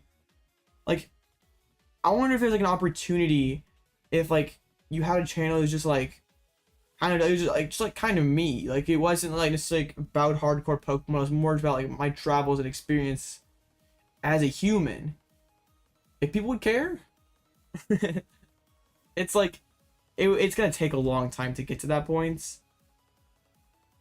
but that's like kind of the end goal here, like hopefully sustain myself doing this. Like it's still a long ways off. It's gonna take a lot of work, but I'm gonna keep trying. I'm pretty darn happy with what I've accomplished in such relatively small amount of time. Alright, still have Stillwater's going there. You think you lost? Oh no! I thought they were Breaking Bad. Oh no. Arc finds a way, I guess. Did Hammers go crazy? They were. Oh no. This deck does have quite a few avenues to like sneak back in the game, whether it be like Hammers sticking a couple times, Judge Path, Iono Path. Oh, thank you, King. I don't know if I look good necessarily, but record-wise, we're doing good. I don't know about my appearance, but oof, that's tragic. I intentionally tied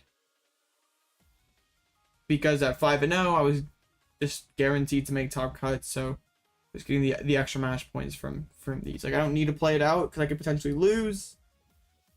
So we just get the ID and we chill. Yeah, we're just running it back with the Aerodactyl. Insane deck. Don't mind that I have not used Aerodactyl this tournament. I'm just thinking big picture. Moving forward after Sacramento. Colress just got the dub. So, playing like regular Turbo into a field of Colress is not great. No, Darlo. No. I'll show you. We don't slow play. We just like literally say 1-2 ID. Lucas says yes. Call a judge. They make the match a tie. No, like I don't know if you like know from playing cards in like real life, but if like cut is 6-2-1 and you're 6-2, you can just all over a judge and be like, as long as both players agree, you can just be like, we would wish to. Well, we don't need to do this IRL. There's like literally you just circle the tie and bring it up to the matchup table. You don't need to do this in real life.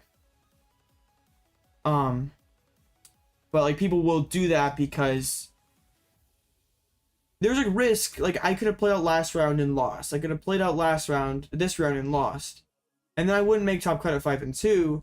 Where I get the one match point from both of these rounds, I'm guaranteed to make it in. So there's no point in putting it up to chance. Like even if it is a super favorite matchup, like there's still a chance that I lose. You might bubble. I guess like, yeah, there will be one. Yeah, you need Bird Boy to lose, and then 1-5-2 could make it in. So we're cheering for the Tina to pull it out against the Snorlax. Actually, kind of a spicy Tina list here.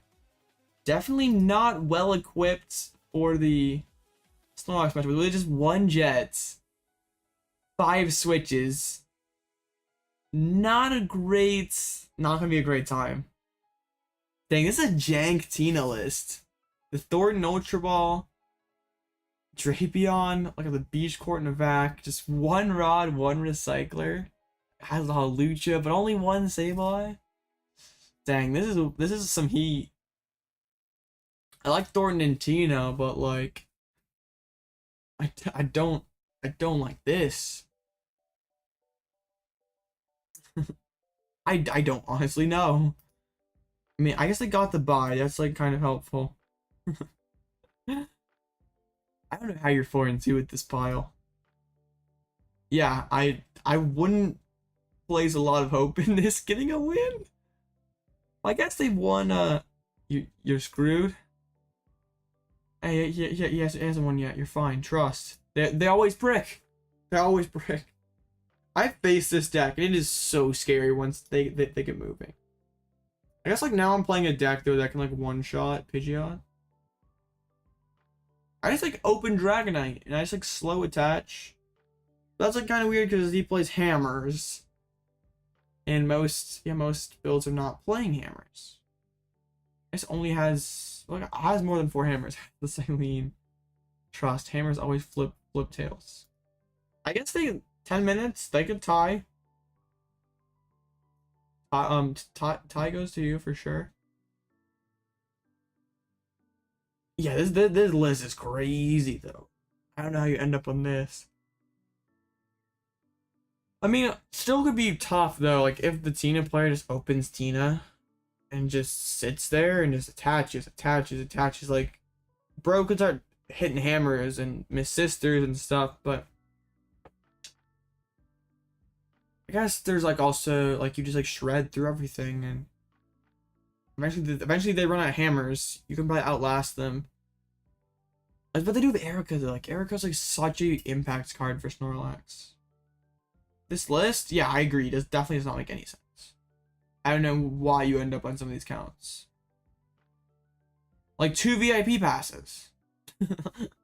What? There's a lot that just does not make, like Echoing Horn. What? You play 2 boss. This makes 0 sense. No.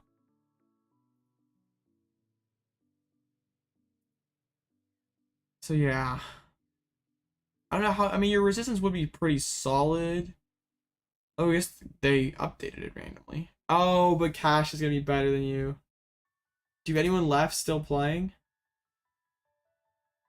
No, dang. Cash is like 0.6% better. Oh man. Yeah. Unless like someone Cash face loses, which is like impossible. Hey, congrats, King. Congrats, that's pretty big.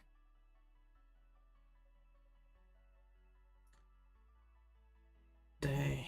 Cash is gonna make top cut with the Q-Font single strike. Why Q-Fonts? I have 0 idea. Hilarious though.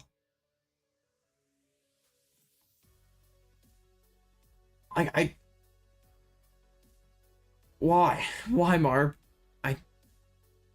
But you can't one-shot Chin Pao. There's no impact energy in here. You hit 180 damage with it. Because single strike is only fighting in dark. So you can use rollouts. You can hit for 180 damage. It doesn't work. It's not what you think it's for. And then like, yeah, I don't get it. Proof is on your Twitter. Well, congrats, Tandem. Congrats. I said Urshifu was the play. I wasn't technically wrong, because 9-0 going into the first day, just unfortunately got bodied by the Lugias near the top. You're so sad. Yeah. I mean, that exact thing happened to me this morning, Stillwaters. This first tournament, I was 5-1. I offered the ID, opponent said no, and I ended up losing. It's tough for sure. Can you please win, Tina Pyle? Like I don't want to ever face this Snorlax deck. Or just tie, knock them both out. I mean this bro's not making it regardless. I mean, yeah. I mean 50% is not bad, but it's not gonna top these people up here. I can't believe that like this dude just dropped it 4-1, just was like tired of playing lags. It's like, I'm out of here. Like literally could have won one more game and could have made cut. I know, I saw that. That is crazy. I gotta see that list. That's one I really want to play on the channel. Yep, we're doing good, Kwa. We're just, I should have played this deck yesterday. I really should have. That tournament yesterday was awful.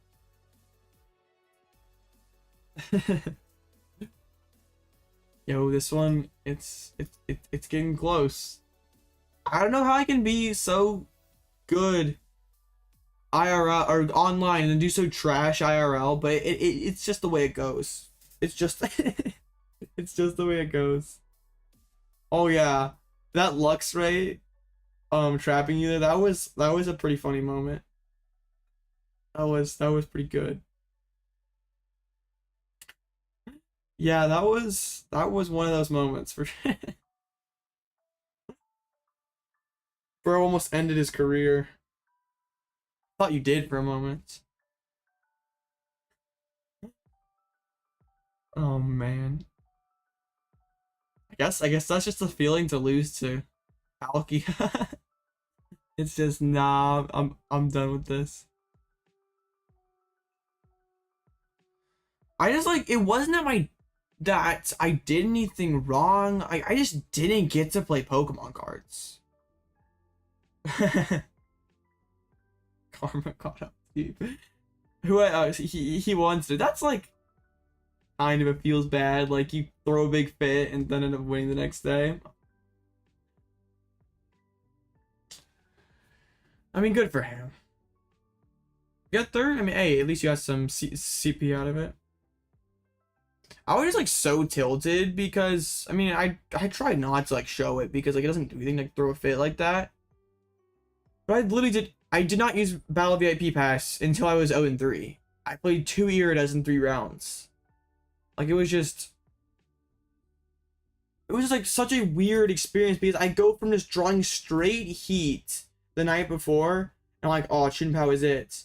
Just drawing garbage. Like I didn't even have like playable hands. Is it actually a Tinglu though, Tandem? Because like last time there was a false report Tinglu.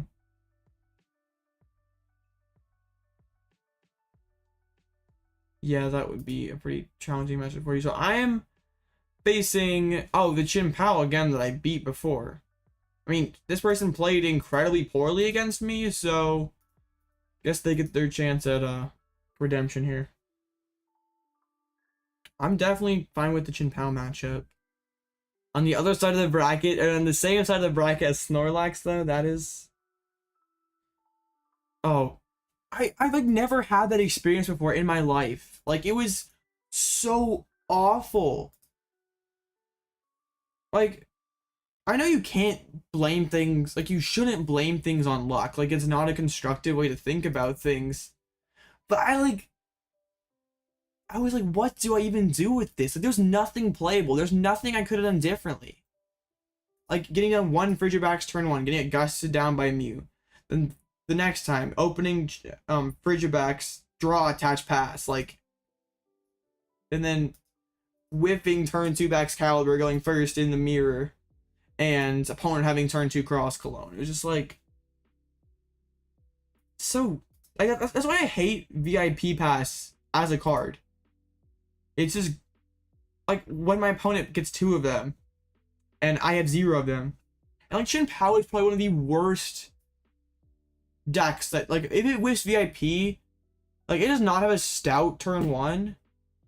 It's basically done. Like, Irida's not getting it back into the game. It's getting like 1 Pokemon. Like you need way more than. Yeah. Like, it is not constructive to blame luck. Like, just play better, just deck build better. But sometimes there's, like, no escaping it. Like, should I have played Chinpao for a best of 1 cup? Probably not. I thought it was a pretty good meta call, and it was not a bad meta call. But, like, I mean, nothing's a good meta call when you draw the hands that I had. Like, there's nothing that I could have done. Like, it was just, like I've been playing Pokemon for 8 years, and that was the worst experience I've ever had. Like, I can't honestly think of a worse experience.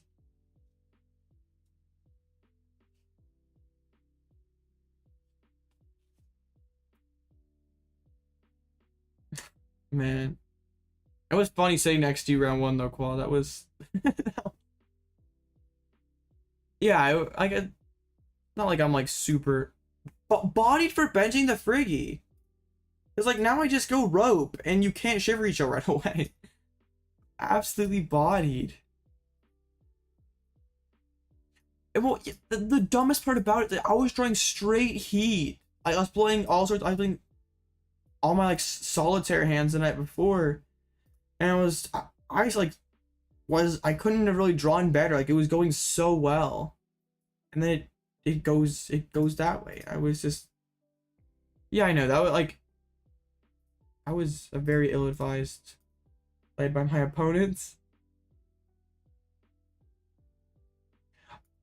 I don't get it.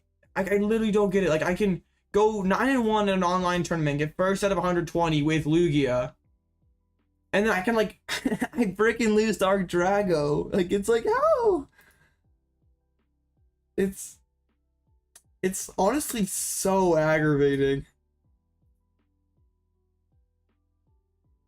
Yeah, that was like this person has made some very peculiar plays against me. Give me Pokestop. Feels good. My hand's like pretty weak. Oh yeah, when Chin Pao has the sauce, it's like pretty unstoppable. But like honestly, Lugia bricks might feel better than Chin Pao bricks. Like Arc Regidrago V-Star. That's how bad times were. Like I just like sure just like whiffed Lugia turn 1. It was just like so depressing. I open Mew, I attach, I pass. It's just like, well. Hey, milling the Iono. I laugh if my can't move the freaky, can't even shiver chill. No, man. Alright. Busted Pokestop.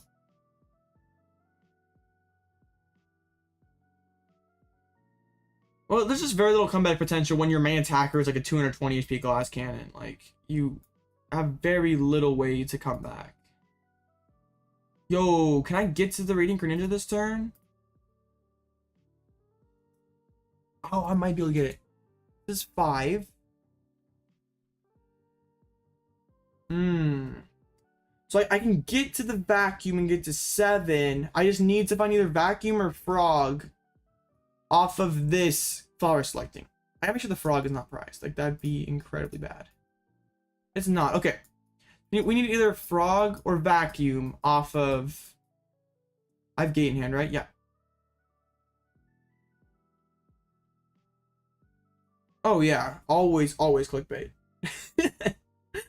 It's how you win on this platform. Okay, come on. And we want vacuum or an S-Ball, Ultra Ball. No! Bad deck! Okay. Dang it! We were so close! I'm literally 1 card away. Tragic. I prized my other Psychic Energy, so I can't really lost on this guy. I think I just get Vacuum and then Awkward turn, just get this off the board. And then we lost mine next turn. Dang, that was such a near miss. But then I have to hit Vacuum off of that frog. I'm just fine with this. I don't even want to take their Pokestop away. Like, I don't really care.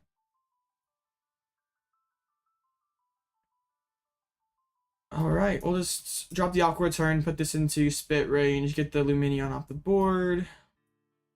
I go back into Manaphy, right? No. Dang it. I could have punished that so bad. But this is still okay. Like, my opponent needs to have the sauce to get Cross Clone this time. Feels bad not to punish that misplay. But it's okay. Like, I'm getting Lost Mine next turn. Like, 8 turn 2 is pretty strong.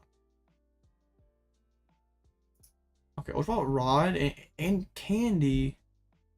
Okay.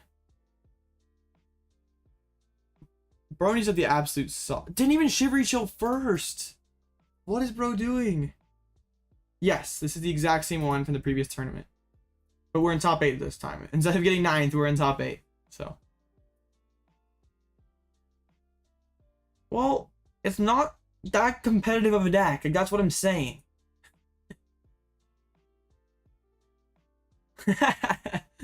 I get that feeling, Darlo. Just want to play some Pokemon. I get that. Like, it just feels bad when you just like subscribing to. Dang, I lost all my following trashing Drago. I know that this person played very poorly against me as well. Like, they're sequencing in ways that don't make any sense. Yeah, it feels awful. It's a pretty gross feeling. Okay, I'm just using Lost Mine this turn. Seems good. I don't want to just hit the Pokestop, honestly. Like, I'm more than happy with just using Switch Cart and KOing that Frigiback, setting up this Baxcalibur for the knockout. We can get another Sableye on the board. I guess Artazon makes it harder for them to get the Cross Cologne next turn. So let's just get down the Cramorant, I guess. Save all night. Oh man. I mean, I appreciate that, but you certainly do not have to. Okay, let's scope it 70 on the Friggy. And then 40 here. And then 10 here, so I can go 4 prize Shuriken potentially. But now bro has to get down another Friggy when they're already down 2 candies. Yeah. I don't know if this person's just played poorly against me. It's just like you don't like... Wait, Reggie's? There was a Reggie's at the League Challenge yesterday. That hurts. Who does that? That would be an awful feeling. Doesn't have the Cross Cologne. I just KO Baxcalibur.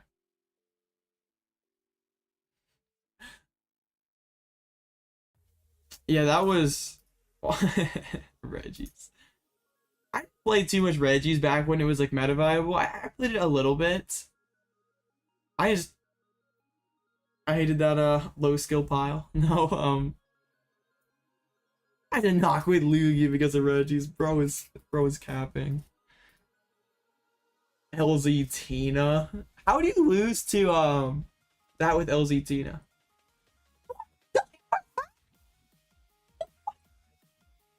What's happening? I don't even know what this person is just trying to do. I just KO the back tower and this game's over. I have no clue what this person's even doing. Like, why do you retreat if you're missing knockout? Like, digging.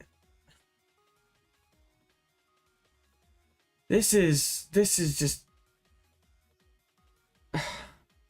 This is like... I mean, I'm sorry. I mean, I don't have anything to be sorry about. It's just...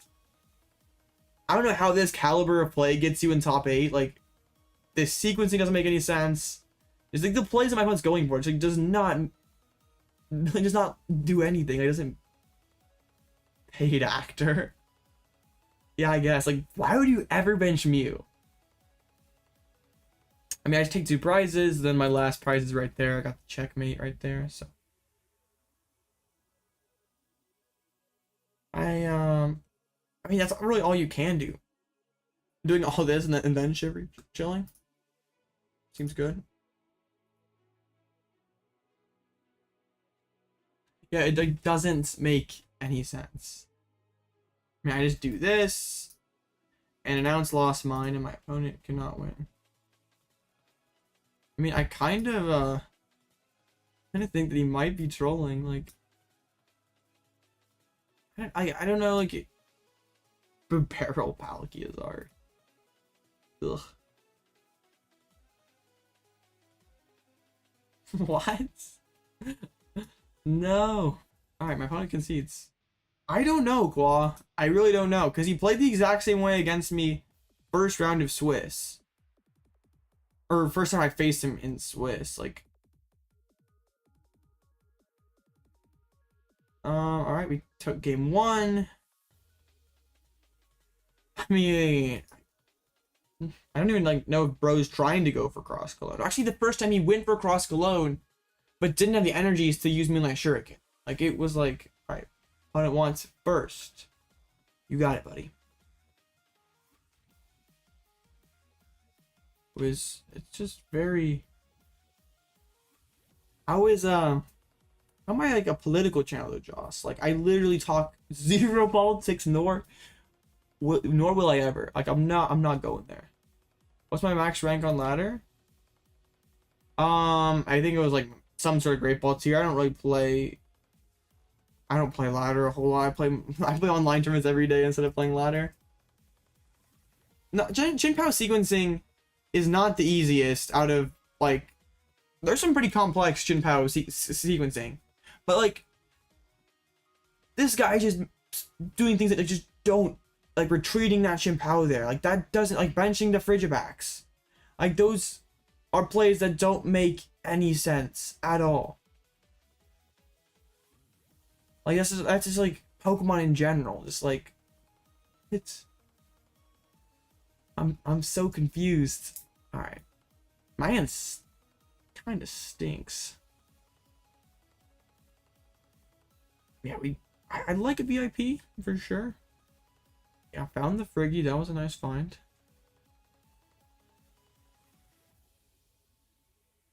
I'm gonna need this flower sledging to just absolutely carry. I just took the frog in the first turn. Alright, and passes. Okay. Not helpful. Oh no. Uh-oh. Perhaps. You might not be wrong, Jeff. Alright, we need this fleet-footed to put in the work. That is not the work. Uh-oh. Well, no, I mean maybe this is how he won some rounds. One of those hands. I can't lose this turn, but like I'm really in no position to win either. Hey, gives me a Pokestop, we take it. Yeah, that's a dub for sure. Play Switch. Nice. Okay. Yeah.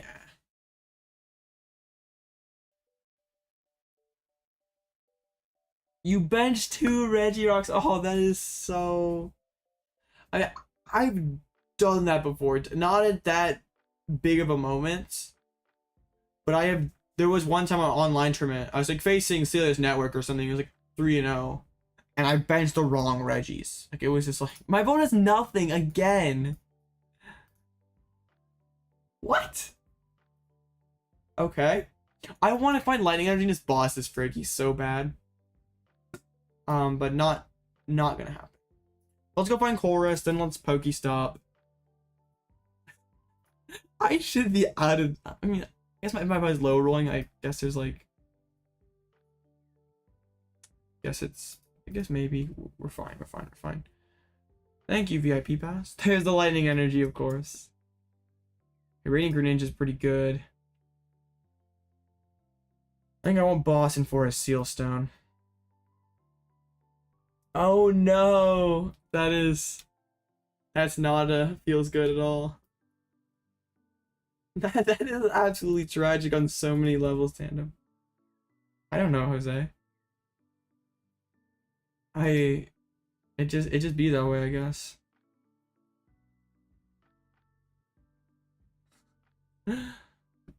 All right, let's try again. Well, that's good. Like, that's like all you like.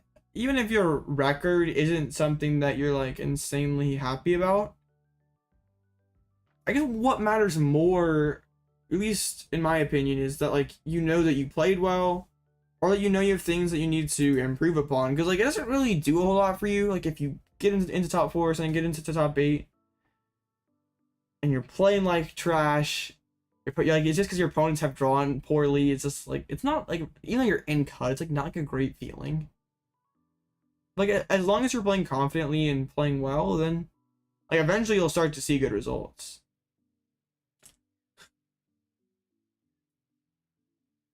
I found the Baxcalibur, but I could be going boss and knocking it out next turn. we'll see what my opponent's up to. Has an S-ball. He got another Friggy. I don't like how my bench has sort of worked out too so far. Doing all this before the conceal cards is pretty questionable. I would definitely conceal cards before playing Irida. I would definitely Pokestop before playing Irida. Okay, my opponent's gonna Gust KO Raikou. I probably should have put the Forest Seal on the Lumineon, just to, like, split the value into multiple places. Okay, this is gonna be a little bit difficult because Shivery Chill finds a knock. Why didn't you Shivery Chill before the stop? Why did you not use Shivery Chill? This is like hurting my brain. Oh my goodness, Jonas, that was bad. Bro, why did you do this before? You have 1 energy in there. Make it 2-part. Bro, that get angry moment was like so cringe. Like, I don't know how you make it that deep in the tournament and like not see that.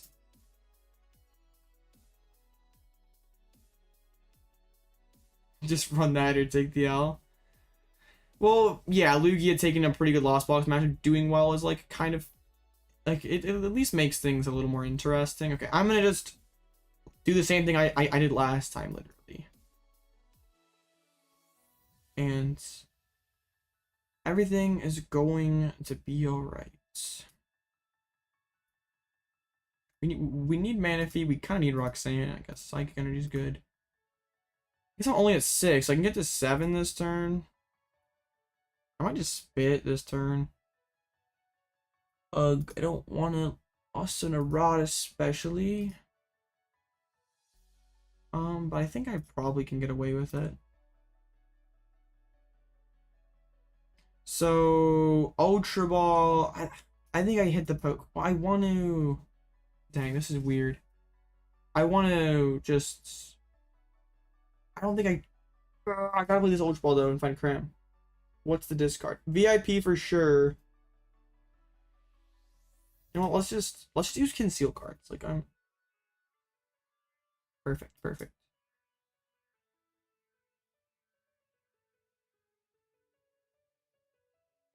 Okay, actually, I hit the water energy. Okay, I actually think I do this. I definitely do this. Let's just punch the Pokestop. Lugia wreaks havoc. Okay, let's throw back in.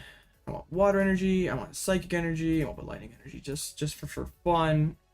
What I think when like 20% of day 1 is Lost Zone box, like you don't expect it. You don't expect Mirage to do well, right? Like its worst matchup is a large percentage of the room. And then Lugia happened. Like the people who were bold enough to play Lugia like back into a field that was like it was not to play for Peoria. Like obviously hindsight, it was not a very good call for Peoria. But it was a very good call for this event because like Lost Box being the most played deck, Miraidon not like as long as you dodge the Miraidons early, you ended up performing pretty well. I know. I think I don't remember if Jesse said he's gonna be in Toronto. That'd be funny though to see the Miraidons run it back. I could just drop another Moonlight Shuriken next turn and just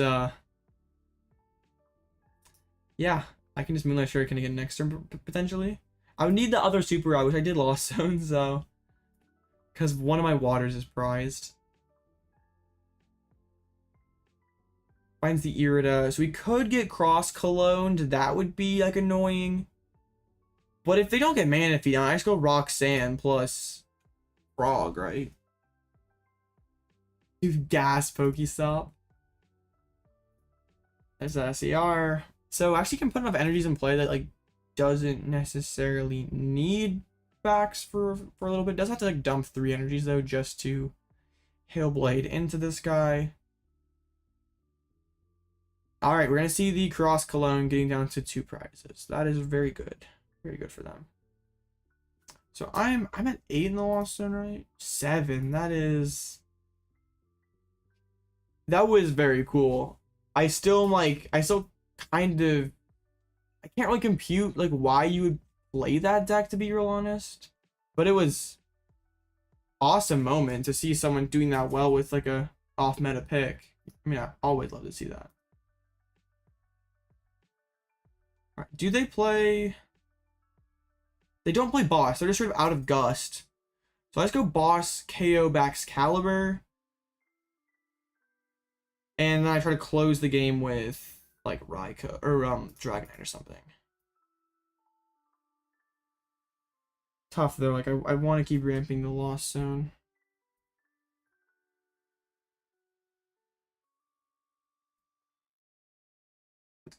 Oh, we should use Artazon. No, I'm just kidding.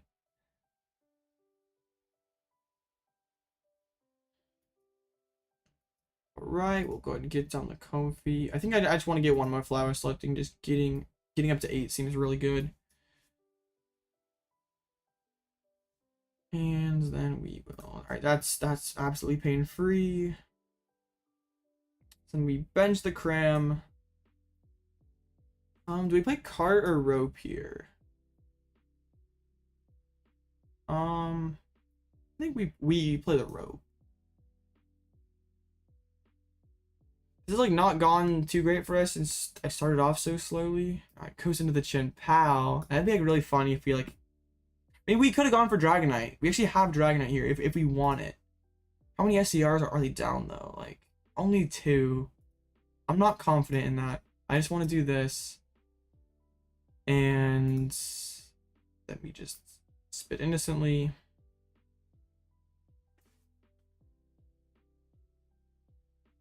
Well, I just think it's overall matchup spread. Like, okay, Poppy could maybe steal you a game. Like, I mean, the Poppy Radiant Greninja play. But you're not beating Miraidon ever. You're not beating Tina. Has the candy straight up. That is pretty good. I was hoping that they'd whiff for a turn. Okay, now I have to go Dragonite, and then I have to. Yeah, I just have to Dragonite and Roxanne probably. But like, I might just Klara actually. My bro would need to. I mean, probably just gonna commit those 2 energies. Gonna be a close finish for. I mean, all the Chen Pows are gone. No super odds though, just yet. I guard the energy off the Greninja. That's kind of a big deal. It was not for Burnett Lugia though, Flavio. It was not your preferred build.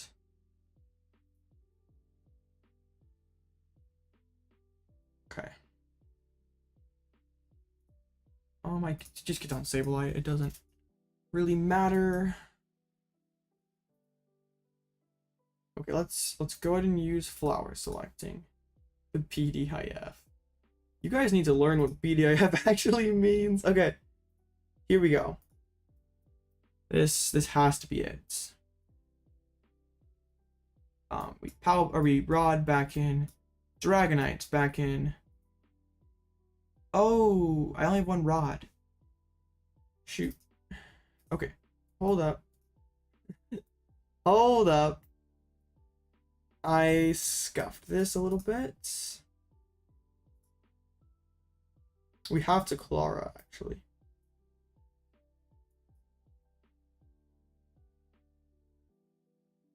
Okay. So we do this, and then I drop Manaphy and just say if you have the Chen Pao play, you win. Yeah, that's kind of where we're at, I guess. I'm gonna throw Boss's Orders back into the deck because like Boss KOing the Baxcalibur could be really good. We'll do that. I'll take the Artazon away. Why not? Just 1 less card that they could potentially thin. They have no gust. They have to get through this Dragonite to win the game. I would have loved to be able to combine this with Roxanne. I just didn't have the pieces to do it because I lost in the rod. Water was prized. Okay.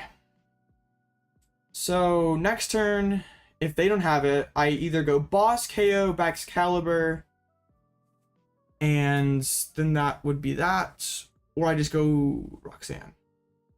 So there's the Mew hitting the board. We have to find Super Odd and an SER. Well, actually it has to have the, okay, dang. If they have Ball Surge, they can win. They need to have Ball Surge and then SER. They still have 2 Ultra Balls and a couple Iridas left. So as long as they can pivot this Greninja into the Chen-Pao, they got this one. But 1 Irida. There's an Ultra Ball. That means there's not too many cards remaining to use an SER. Because one of those has to be Attach Retreats. And then that other card would have to be a SER to win the game. That's just a pass. If I get to boss, I win. So, can I thin out the deck anymore? No. Okay, I just use this Mirage Gates, and hopefully boss is not the very bottom card. I can boss and KO this Chen-Pao and win.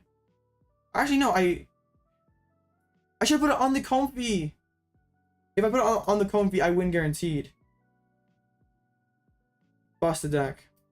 Should not have benched the Chen-Pao if you don't have. I mean, I guess it's boss backs.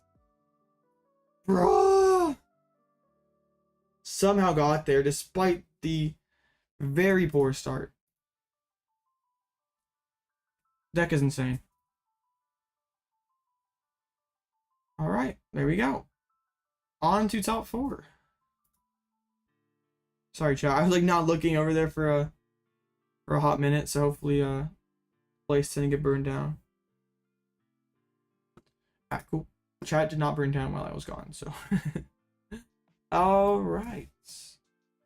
One of those crazy bot One of those crazy bot accounts didn't come in and spam stuff, so we're good.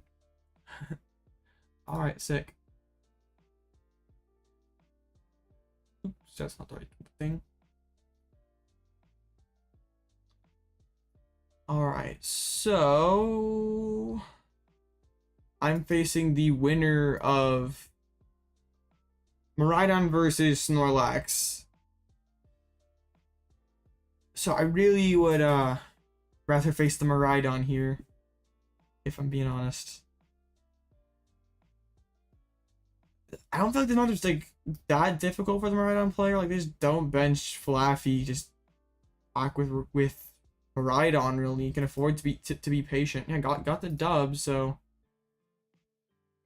it's hard for Snorlax to beat good players. It's really hard. Everything was a 2-0. Everything was just easy clap for. I don't. Well, I think you need Aroma's tandem. I feel like cutting Aroma's is a little irresponsible. But I'm with you on no Mesicosas. I don't like Mesicosas.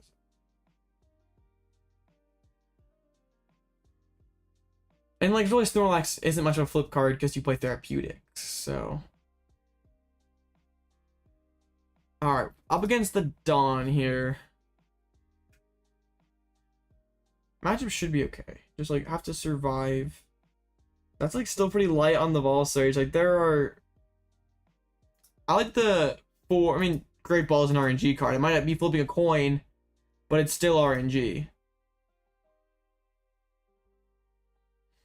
Joss. Being sus. Alright. Here we go.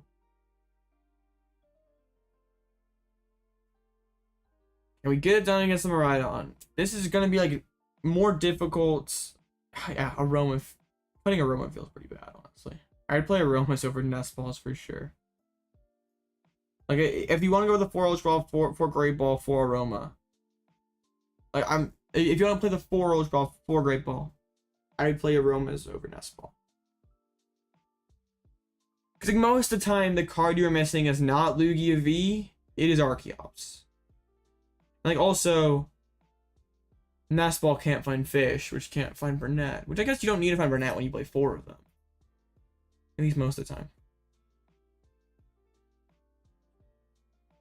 Okay. So, I actually lost to this person in cut a few weeks back.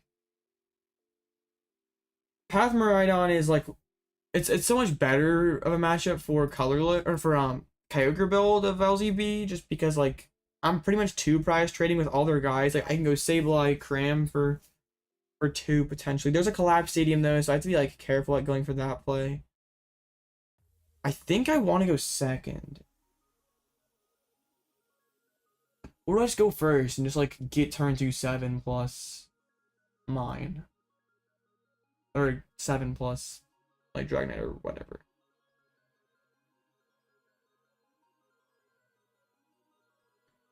Okay. Let's just see. Like my opponent probably will pick to go second. Good against Lugia and good against Urshifu. I'm gonna go second. I don't want to get donked, and I also would like to be able to take the first 2 prizes. Aerodactyl is good against Lugia and good against Urshifu because we use Ancient Star, and then they cannot use their Inteleons, so then they can't do all their crazy double gun or yoga loop plays. They don't play boss, so they can never KO that Aerodactyl and never get their double gunners. So they really, they're like stuck using like Alakazam to move counters over to our Manaphy, and we can play around that with Switch Cart like relatively easily. My hand's pretty gas here. Even my opponent passed first. I have the Beach Court. I can get down the... No, it's just V's. So it also can like shut up Genesect too. It can... So, yeah, it's like... And then also it's fighting. So it's cool against Arceus and cool against Miraidon. So yeah, it's... VIP. Don't mention it, Darlo. Last time you mentioned it. I mean, those last 2 games, I didn't necessarily have pristine draws, and we still got in there. Why didn't you tandem unit first? Sequencing, it's hard. Why didn't you tandem unit, buddy?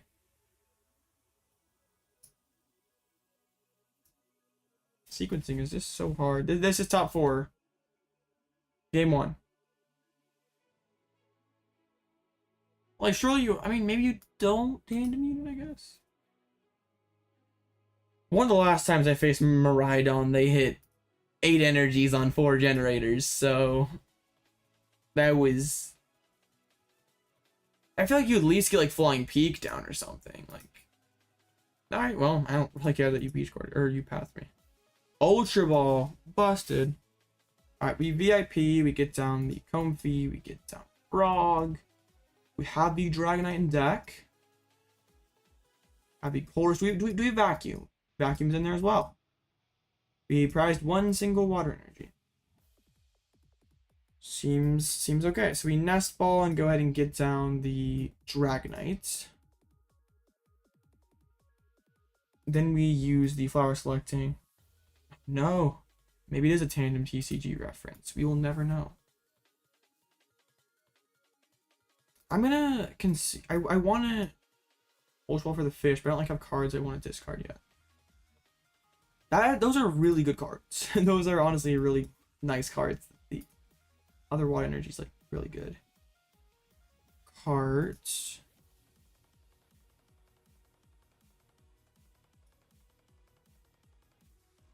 Oh, this is like low-key pretty painful. I have to have the other bench spot for flower selecting. Like, Forest Seal can get me Vacuum. So I just have to get on another Comfey. And then the TCG with the Miraidon. There's Comfey. But... It's tough. I'm gonna go for it. We need... Well, then we need Switching Card or Vacuum off of this. It's 100% worth it. Like, if we get this, that's so clutch. Dang. Not clutch.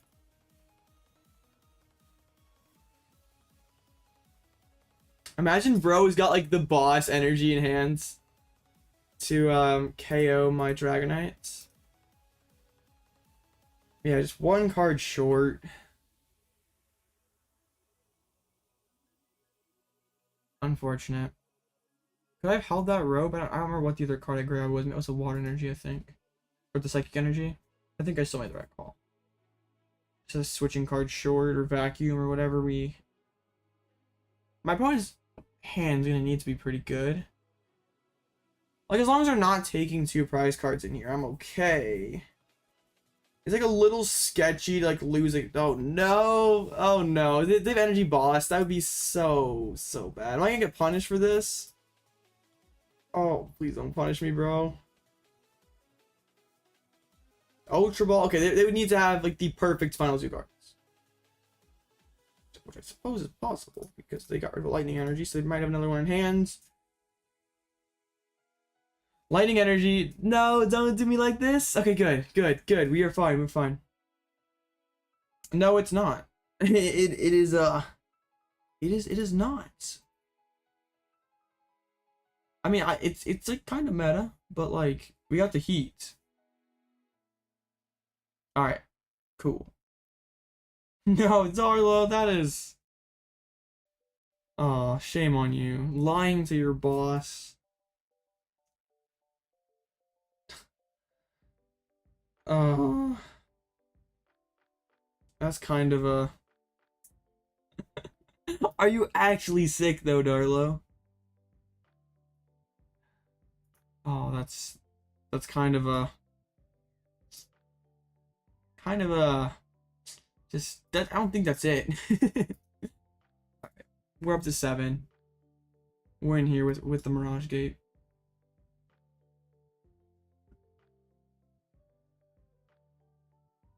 Yeah, we have Aerodactyl in here too. I want to beat Urshifu. I see you in here with Urshifu. I want to beat Urshifu and I want to beat Lugia. So we're playing it this way.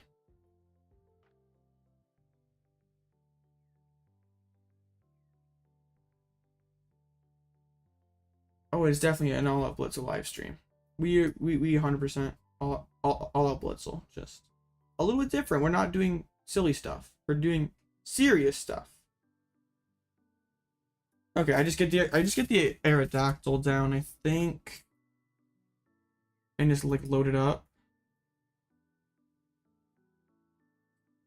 All right, well, if you really are sick, then okay, Darlo, just like kind of a little bit weak sauce to drop the I'm sick excuse just to go play Pokemon cards.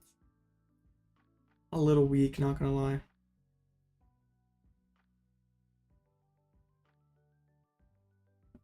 Alright, let's just load up the Aerodactyl, and then we just swing for big damage. Oh, it is 100% the sauce. Like, yes, good into Miraidon, good into Urshi, good into Lugia. Yes. I told you. Because the next turn I go Aerodactyl Roxanne. If I can hit it. Like, even if... I just need to have like the last gate just to get there. We kind of...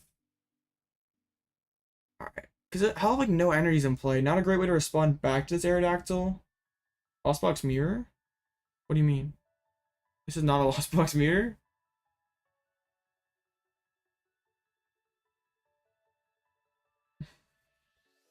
Alright, puts the charm on. That's no big deal. We're just gonna use Lost Dive. How is this matchup? It's fine. Whoever takes the first 2 prizes probably wins. Yeah, you got a double cart. Okay. How is this into Lost Box? Well, it's like the mirror, so whoever announces Lost Mine first should win.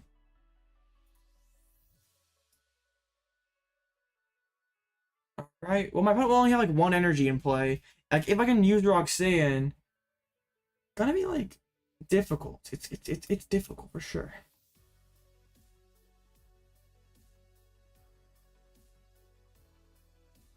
I did it once going first, and it was very good. I think if you go second, you probably don't do it. I want to at least just like push towards the Roxanne. I feel like if I'm using Roxanne, I'm probably winning here. Okay. If not, I'm just getting down Dragonite. I don't want to lost on the gate though. Like that would be so. There's Roxanne. Okay. I'm feeling pretty good about this now. Guys, draw into my other gate so I don't have the stress of this. You quit. Oh no. Quitters never win. I think I hold this though for the Dragon. Just please don't take my gate away. No! Oh no! No!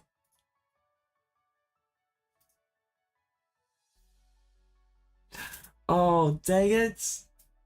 Okay, my opponent's still in here then. Would have to have the sauce, but still can get there.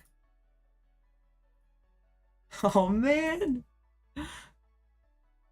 I mean, I can go like boss, or I can like KO Flaffy. Needs to have like what, 4 energies, so needs to hit at least 1 generator off of 4 cards. Has 6 energies down. Don't double generator me, bro. No. Oh, come on. Don't do me like this.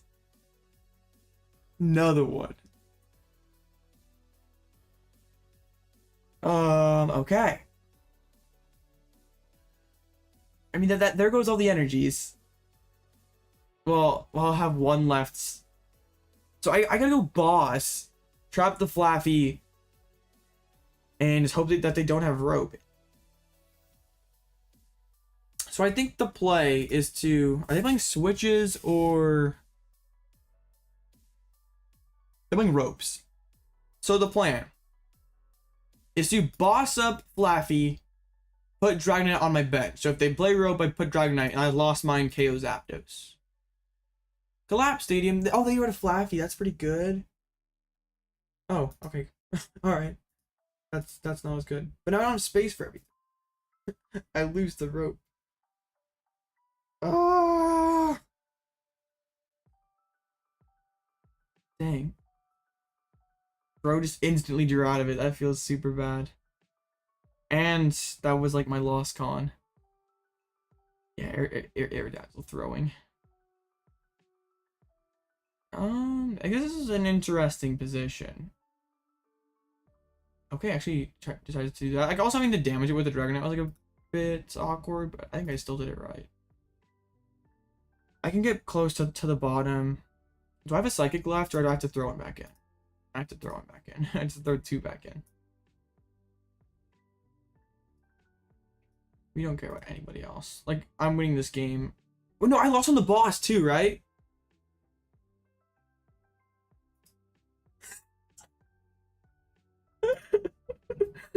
Oh, I love Pokemon cards. Dactyl throwing. Yeah, is right.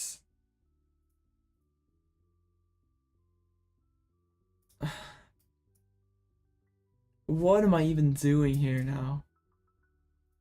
Like, I Klara. I just have to hope that they don't have energy. Like, they just don't have it.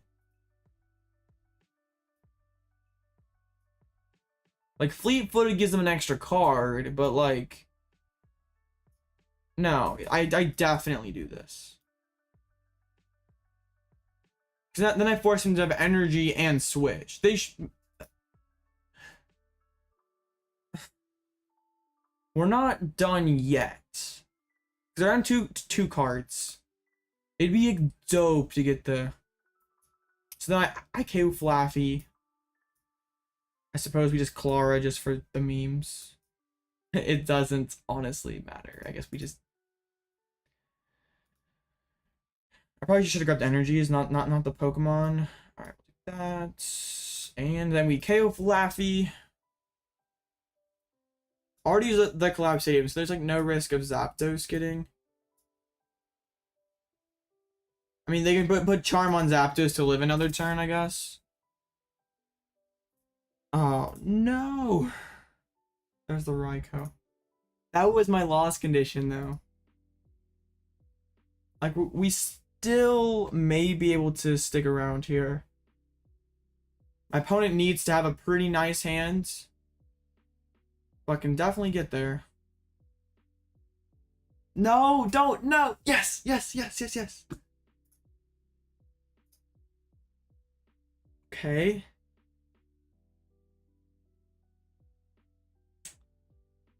Energy. Judge. Oh no. Oh no. Just needs a rope. One of the two ropes.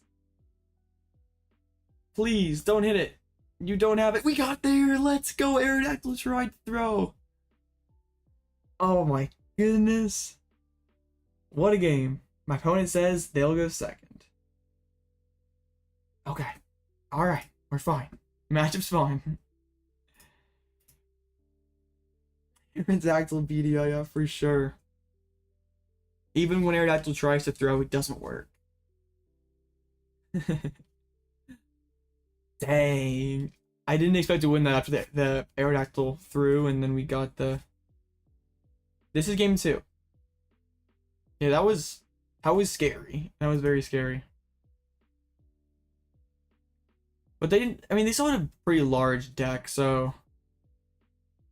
like, the odds of hitting one of their 2 ropes wasn't that high. I mean, 4 cards out of, like, 22 or whatever it was. Not great odds, but... I get to go first. My opponent wants to take that first prize and put me in an awkward spot. I opened Raikou, not really who I want to be opening. Oh, no problem, Tilt. I'll have safe travels home, and congrats on the top 64. Pretty solid showing. Top 64 out of like 1,500 people is very impressive. Okay, let's. I think I want. No, I'm always getting Comfey off this. Whether this, like, I want higher odds of getting something better. Manaphy is not here. Have the Dragonites. The Aerodactyl. We have 1 gate prize. Okay, that's something to keep track of. We can't really lose on a gate now.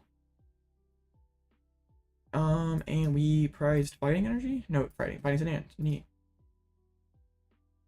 Okay, we Raikou. We will rope. Okay, like at least we get behind this the single prize or the first turn. We get the Force Seal Stone, and that's pretty big. I think I will retreat with the fighting energy.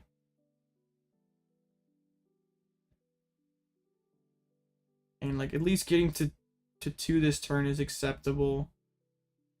I think I want Roxanne.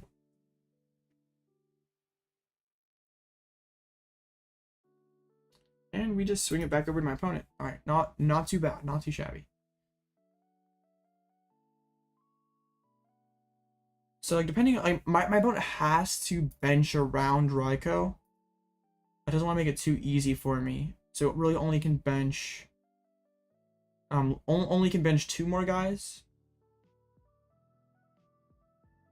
I'm definitely getting to 7 next turn. Like I just find vacuum off of Force Seal if I have to. Use 1 flower selecting, have that Mirage Gate. My opponent is not doing a lot attached to the active. Okay, that Iona was annoying. Our hands cracked. Right.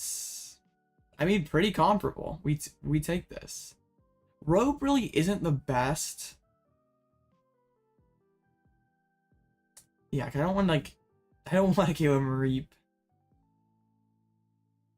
Okay, like only can really bench 1 guy. And my opponent's like not even like an amazing spot to get that turn 1 attack unless they have like the Squawk ability or something. 'Cause, like, I don't want to I don't know if they want to get Zapdos down. If my opponent collapses off Zapdos, it's like so much harder for me to win. I'm down all my gates. Oh, my opponent just benches right into Raikou. Okay. We take that. Yeah, totally benching into Raikou. Going for the Squawk, maybe? Alright. Fail search the nest ball. Okay, we're chilling, I think. Yeah, no attack, so I want to use my Raikou here. My opponent definitely should have held off that Raikou. Finding the back is big. Okay, let's just grab the Sableye. Alright, we prized 1 water energy. We gotta keep that in mind. Okay, I don't think I need like Artazon anyone down. Maybe I can just get down another Comfey just so I don't draw it. I'm not using Spit this turn. So this puts me up to 4. Not an amazing draw. But I don't need to draw amazing necessarily. The dream is I'd not having to even use for is Sealstone. I think we got there. Like we... So I'm at 5, right? Okay, right. So... Did I lost the Sableye? I did. I want to still have access to Sableye. So we drop the Beach Court. We go back into Raikou. We fleet-footed.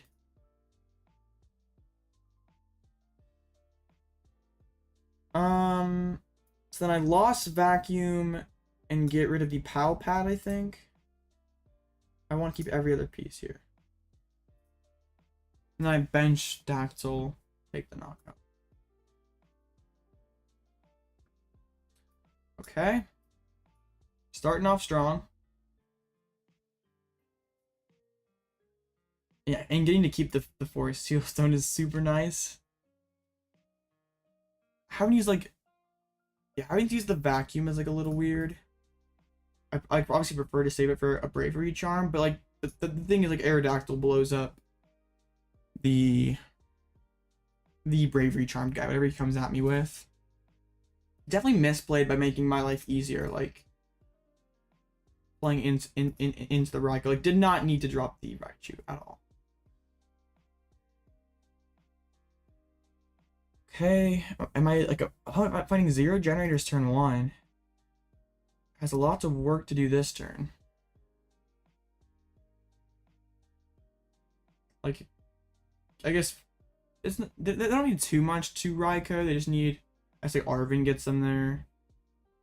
They just need to switch an attachment or a generator hit and an attachment. There's a research. Debating on whether they're attaching or not. I think you attach that always. I guess you don't know which mon to attach it to. Because like if you get the generator hit, yeah, I think that actually makes sense. So my opponent will cart. And if there's no Bravery Charm, I probably just like maybe I KO with the Aerodactyl. So Lightning Rondo. Now I might just go for the Rock Crush, to be honest, and just like try to set up checkmate this turn. Let's go for that. There's the gate off the top. That's really good. Okay, we can put back in the energies. We can get the Aerodactyl loaded up for the knockout. Okay, this is good. This is definitely a pretty solid deck. Wait, I just find gate. And this is like kind of checkmate.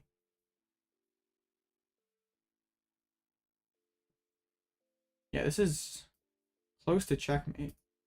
I literally am just a boss away from winning. Like, I could have waited to pop the Forest Sealstone, like hold it for a boss, but like I thin this out here. I guarantee you have 2 attackers built up. Dig even deeper. Roxanne. Just, I mean, this is fish, though. I don't need the rod really. That gets me fish. Like that is.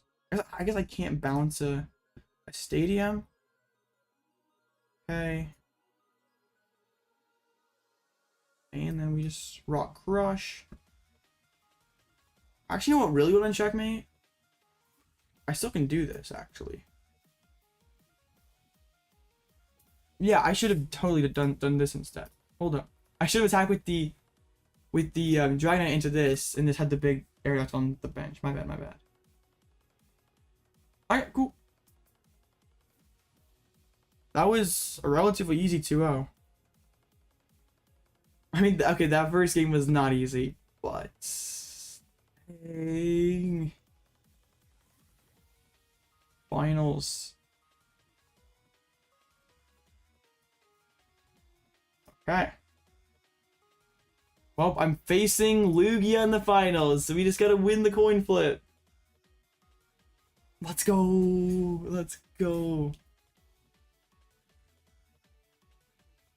Okay, yeah, we're facing Lugia, so win the flip, use Aerodactyl, and we're chilling. Lots of roads on the first round, dang. Woo.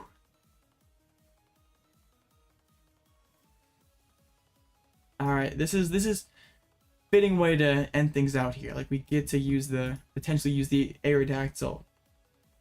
Oh, good observation, Josh. One Bernat, so 3 dubs, right? Okay, actually playing the Dunsparce, that makes things kind of awkward.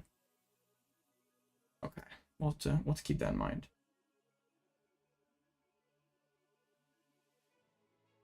Dang, this deck is really fun. And actually the Aerodactyl makes checkmating Miraidon a lot easier. Like, because like before they can play around Raikou, so it can't take knockouts, but like Aerodactyl they can't really play around the same way. Whew. One more. I mean, either way, I'm very pleased with this finish. Like, never can be upset. Like, how much prizing is that? That is 20 codes going to you guys. Alright, there we go. Let's get it. Oh, I'm so excited. I haven't been in finals in like a week. Like 2 weeks. We're chilling. Let's go. Oops. No, I keep hitting the wrong tab. I'm like too excited.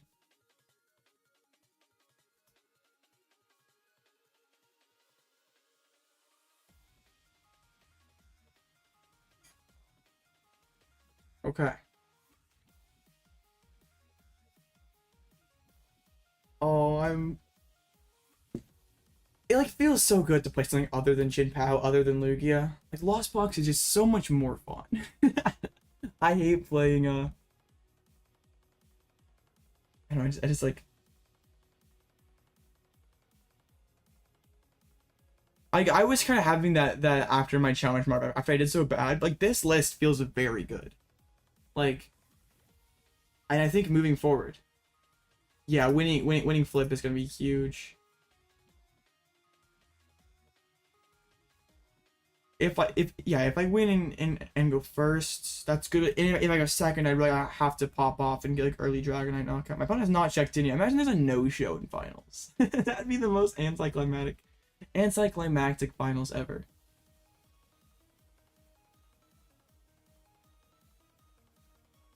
Oh, please don't no-show. That'd be actually depressing. No, Darlo, you did this to me last tournament. You already mentioned the VIP thing and we survived. But mentioning the coin flip thing... Imagine opponent just like fell asleep. Opponent was just like, I gotta go to work tomorrow. I'm taking a nap. Hold on, there was an error. What kind of error? What?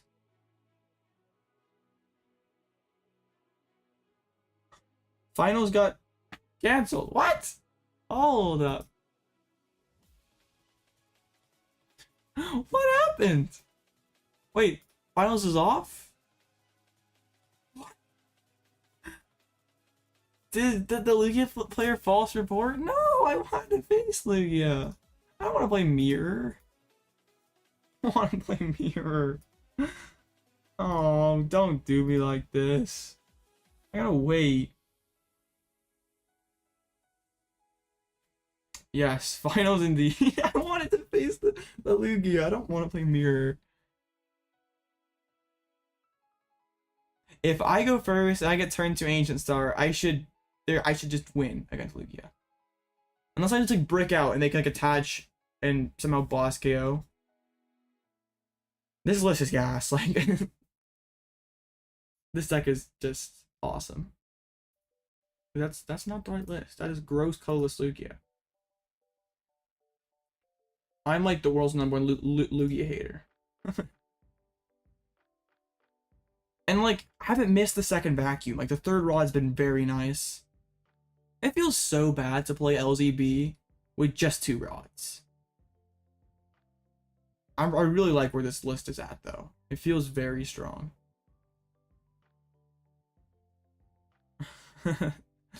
Turbo is definitely one of the easier ways to play LZB.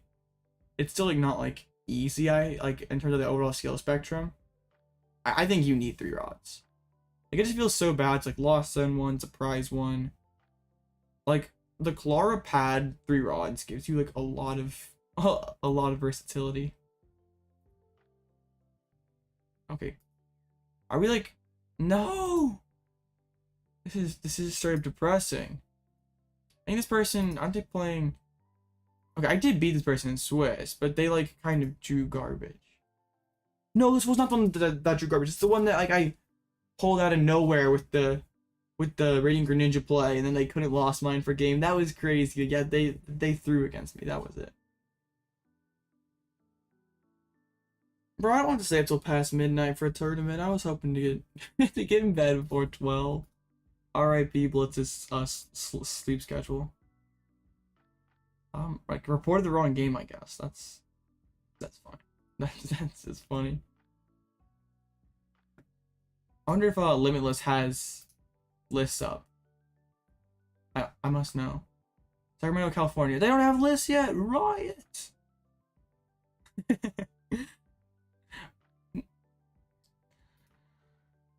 Oh, I'm tired. I don't want to do this. I don't want to do this much longer. Just like, please win, Lugia, so I can have a brainless Aerodactyl matchup. Yeah, but they reset. Must have boss reported, because they're still in game 3 here. The judge like came in chat and said if we have an error, and I was like, oh, okay. So what do we talk about for the next potentially very long period of time?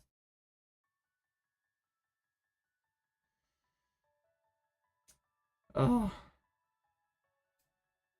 I wasn't prepared for this.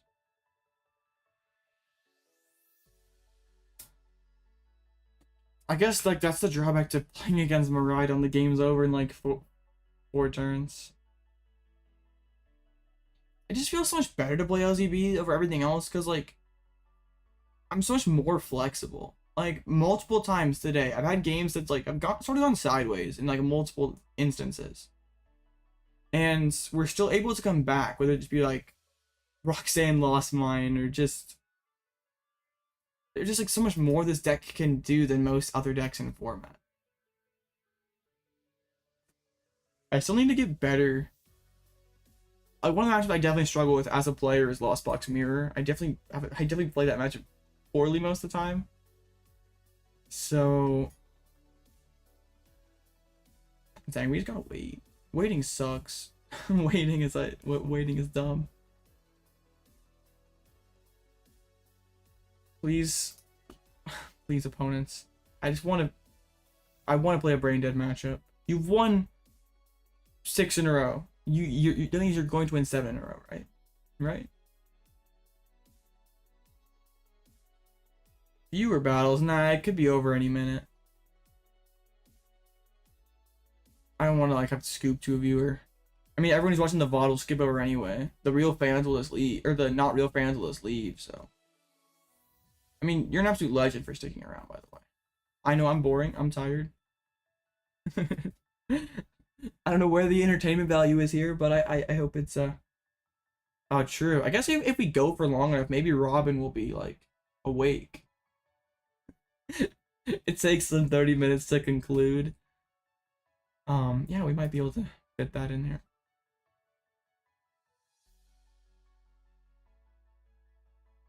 Okay. At least, I mean, even if we lose in finals, we'll have something new to post on the community tab. That's always good.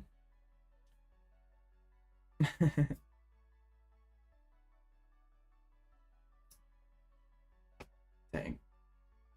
I was hoping for like the instant pair there. I really LZB Mirrors is like they don't have Roxanne, which plays to my favor. I can play a lot less careful. And they definitely have to respect my Roxanne and potentially like try to go for more awkward Lost Mines and stuff. I think like the one Jet Energy and like the Ditto and stuff is like kind of cringe.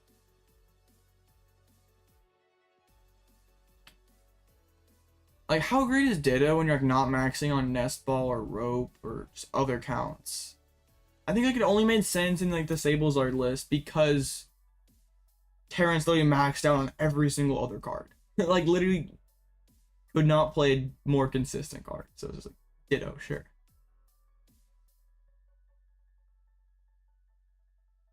Like it's Ditto's kind of memey everywhere else.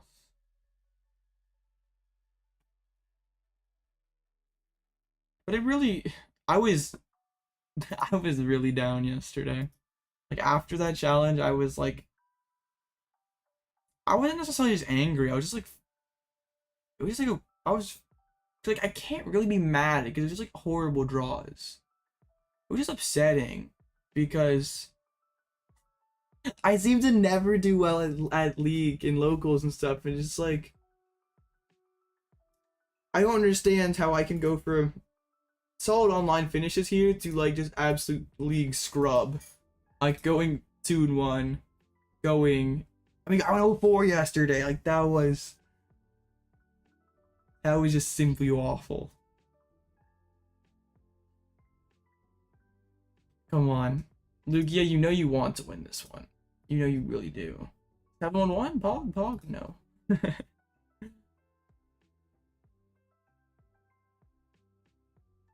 Yeah, it was just like it's like one of those moments that really test you, like how much do you really love Pokemon? How much do you really want to do this? Because like honestly, if I didn't have the channel, like I didn't love this game as much as I did, that'd be one of those moments where it'd be really easiest to walk away until the next format because it's like times are tough. Let's get out of here. But just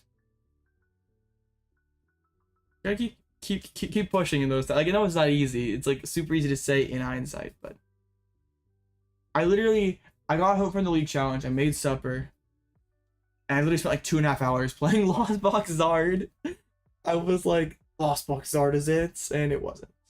But then this morning I thought of this, so it was all good. I was so sure Lost Box Zard was the play. I was like, oh, this beats everything, and then it's like, nah, this beats nothing. This looks bad. I wonder what happened to their game. Just like.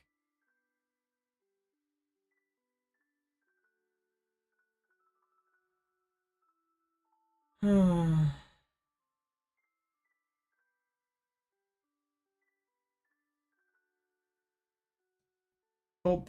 guess we're just kind of just chilling. We're waiting. Waiting sucks. What do we do, chat? Have any exciting ideas in mind? Oh, okay. I got a Discord notification. Apparently, the person who won game 3 or lost game 2 reported game 3 as a loss, so they didn't actually lose. Okay, so they still have a whole game yet to play. So I guess they had literally just finished game 2 right when I got done. Well, I guess like well, how they be different about Paradox? It's just like whether the actual decks change, like in terms of like the faces here, like these things change. Like maybe not. Maybe there's like not any brand new things. But I think there should be with Paradox. And at least there'll be new trainer cards and new support Pokemon that actually will hopefully shake things up. Hopefully in a good way. It's not like Hands being super oppressive. It's just like Hands exists. It's not overly oppressive. That's what I'm optimistically hoping for. Is just that like, I mean, my opinion is hands ends up in one deck. Is that is that just hopium? Probably. But we got one game here. We got one game. Come on. We can get there. I mean, I'm excited because like hopefully at San Antonio Regionals playing Paradox format. So that should be fun. Oh no. Arc is like so weak right now. I mean, I'm saying it just got second. I just feel like I'm gonna have to like try to get in contact with this guy, like try to get him interviewed on the channel. Would you guys like that? Like if I could have like a tournament report with like, I mean, I'm not really like friends with a whole lot of like quote unquote top players, so like it doesn't necessarily work like someone who's more well connected. But I feel like it'd be an interesting watch. Also like the experience of like preparing for like the first regionals with like a more of a wacky deck, like how you end up on that. I'll check that out. Maybe we'll look into that.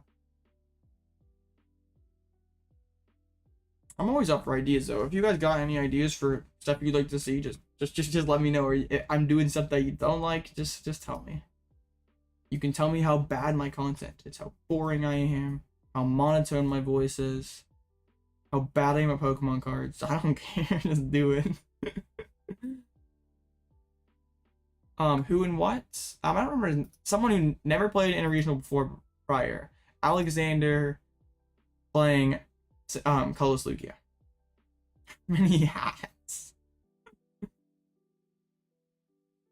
Yeah, I is not a player I'm familiar with. I think it was his first regional, so pretty. The finals was a matchup against two first timers. Art Gyarados up against Colress Lugia, so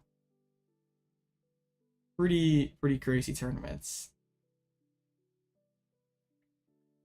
If Miraidon can sneak into top 8, like hit like a colorless in there, like oh man, the bracket could have broke pretty well for Miraidon. Like there was like 1, 2, 3, 4, 5, 6 reasonable matchups if like Corey's in there instead of Azul. Like he is, yeah, he's like, that would have been pretty sick.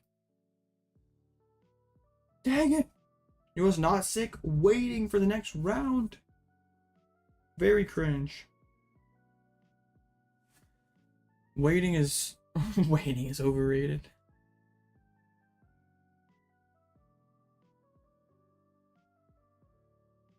Yeah, Guardy played, or not Guardy. Azul played Lost Box Kyogre.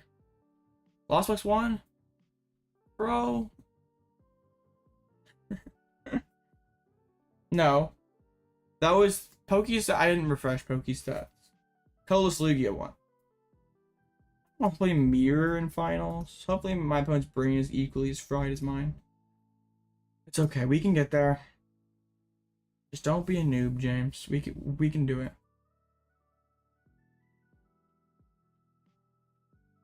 Just don't be a noob. It's still messed up. Yeah, Colress Lugia won. Yeah, true. Not being a Canadian Kyogre player kind of bodies you. We beat this once in a scuffed game. I'm down to do it again. All right. I don't know if it's a good thing that I'm like, oh, I added my opponent in. What's their in-game name? Am I like offline now or something?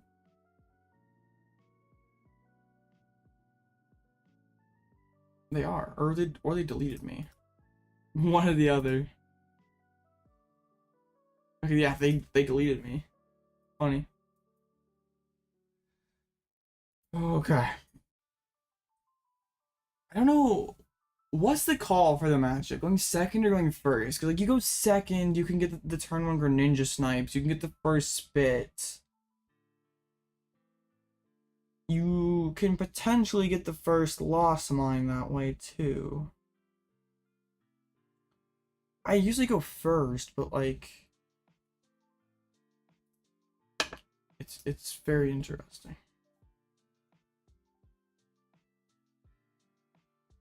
No, you logged out. What are you doing? Just what I wanted to spend my my evening playing the Lost Box Mirror at 11 o'clock. Sounds... Yes, I did. It was that crazy game where my opponents... I had just Radiant Greninja, Raikou, Dragonite on the board, and they couldn't KO anything with Lost Mine. That was the game where I started like 3 prizes down and still somehow won. Alright. Well, I guess if I wanted to get better in the Lost Box Mirror, this would be one way to do it. Oh yes, Qua, we're running it back. I'd redeem myself for yesterday, you know? Yesterday was just so bad.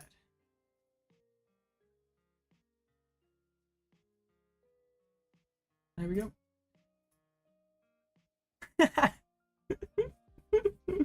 I'll be there. I'll be there, ready to brick.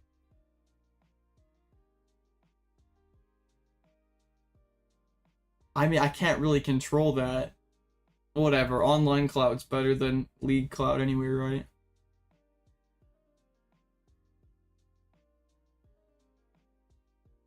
Oh, this is such a hard choice. I'm gonna go second. I feel like that's the right call here. Oh, that was a decent call. Okay, it'd be insane to get the turn 1 Greninja. That'd be... Oh no, we can't get turn 1 Greninja on the open Manaphy. Has this Hisuian heavy? Guess KOing Manaphy turn 1 would be pretty heat. Okay. Yeah, here we go. Turn 1 Greninja. Wait, the open Manaphy. I'm always having a tough choice here. Either that or maybe fainted when saw how bad the prizes were. Yeah, I was hoping to be able to use the Aerodactyl in the... Just failed? Or no, grab something as the VIP as well, so they're definitely in here. Getting a Ditto, getting the Great Greninja, seal cards. Going for the Ditto is a little crazy. Must have the pivot in hand, but then why wouldn't you do it? I know you want to draw Comfey. You want to draw Comfey. I mean, killing this Manaphy early would be super good. No, so they're gonna go back into the Ditto. Having to spend double psychic energy, I think that's both their psychics. No, look, they play 3.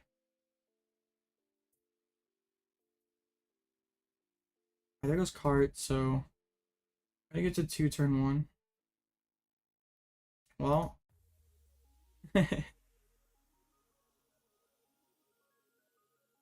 yeah, it's kind of funny. It's okay. I try my best. No, this is just regular old Lost Box Turbo. We're just playing a Ditto for some reason. I'm just dropping the Lumineon. I'm just gonna spit this turn. We got the Cram. We got both stadiums. We prize the waters, so you gotta be careful lost hitting one of those. Let me scroll through the deck, please. Okay, we did prize a Sableye. We're fine. Like, we got pretty much everything that we need. So Klara is good. I gotta decide if I want boss or I want cards. I think cards overrule boss orders here. Going without boss is a little scary though. Alright, flower selecting. I had to take the Roxanne. Rox is just too good. I don't want to have to force seal for a VIP pass, but we might.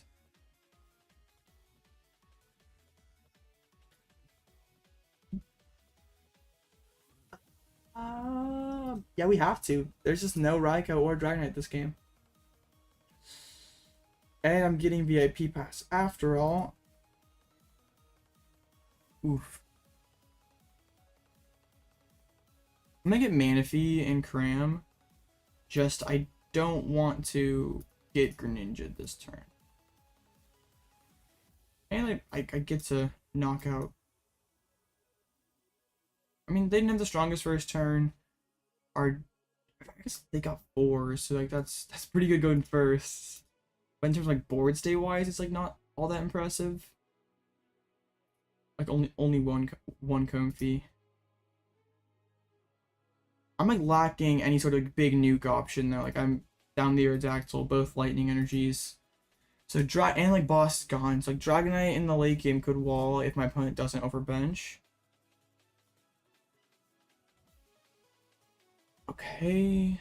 For Seal Nest, so they got some good cards. If those are the two that they're putting into the Lost Zone, they got some good stuff.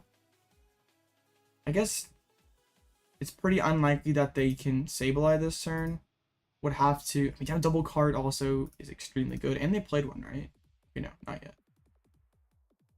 But still, that's like still clutch. Just makes my Sableye plays a lot easier. 3 cards, we take it. And if they're doing nothing this turn, then that'd be big. It goes here. Alright, so they will cram and take this knock. I haven't used an energy to do it. Alright. In an ideal world, I am using Lost Mine this turn. That'd be like, I need both flower slippings of vacuum and I pretty much need the sauce here. I have Rod though, that was a nice find. Okay, Frog. Okay.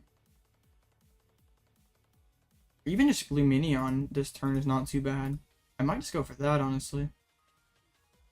Alright. I'm at 7 now, so I think, yeah, I just go for the fish. Get it off the board. Take the prize. Get the Greninja down. Put myself in a pretty good position to get Lost Mine next turn with 7 in the Lost Zone. How many cards have I spent? Is that 2 cards? 2 out of 4? I think so. I don't really want to Lost Zone any in this matchup, honestly. But yeah, that's. You tell me that benching the fish is a liability. Oh, I prize vacuum. I didn't even check for that. Well, okay. I'm glad I didn't go for like the Sableye play then, because that would have been a pathetic attempt. The vacuum doesn't mean a whole lot at this point. And I feel better about like Sableye spamming with I have 2 vacuums. They have 1. They're still gonna be able to Sableye first, but I'm up the prize. I need to find like, I guess hasn't spent a gate, hasn't spent a rod. Yes, I have the Aerodactyl that can shut off their Genesect, and then also if like they're not like a lot of Mews are dropping Lost City like the DTE builds, so I can just double Drapion into that. It's like the Aerodactyl just shuts off Genesect. So if I go first in Ancient Star, it's basically like having a 260 HP Spirit Tomb. Like they literally have to have the absolute nuts to knock that out. I know you got a game plan for Mew in our local meta. So probably goes 7-2-2-1 maybe. I guess some of the other Sableye uses Lost Mine. Okay. She's bringing 7-4 or 7-5. Yeah, that makes sense. That makes sense. Yeah, yeah, it's like a little bit of everything. It's kind of wild. Card is good. Alright, let's just open things up with a flower selecting. Okay, Super Odd is much better.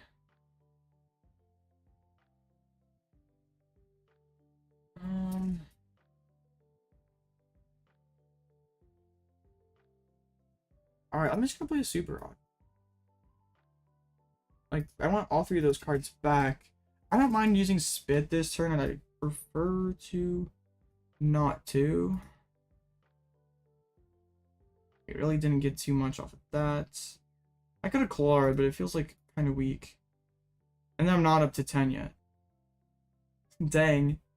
Lacking Psychic Energy currently. But I have the cart. I'm like cramming up the worst. I'd really like to be able to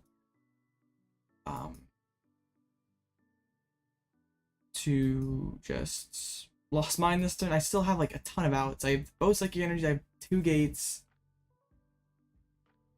I mean 20 cards. Okay, we got there with the Mirage Gate. Now we have a debate to make here.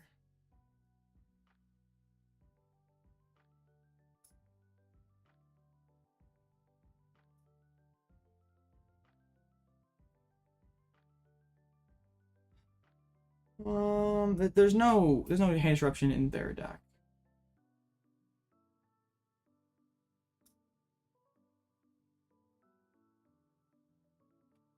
I think I go KO Manaphy.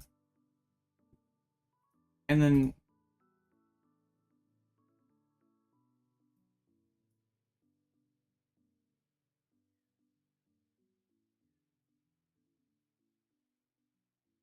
okay.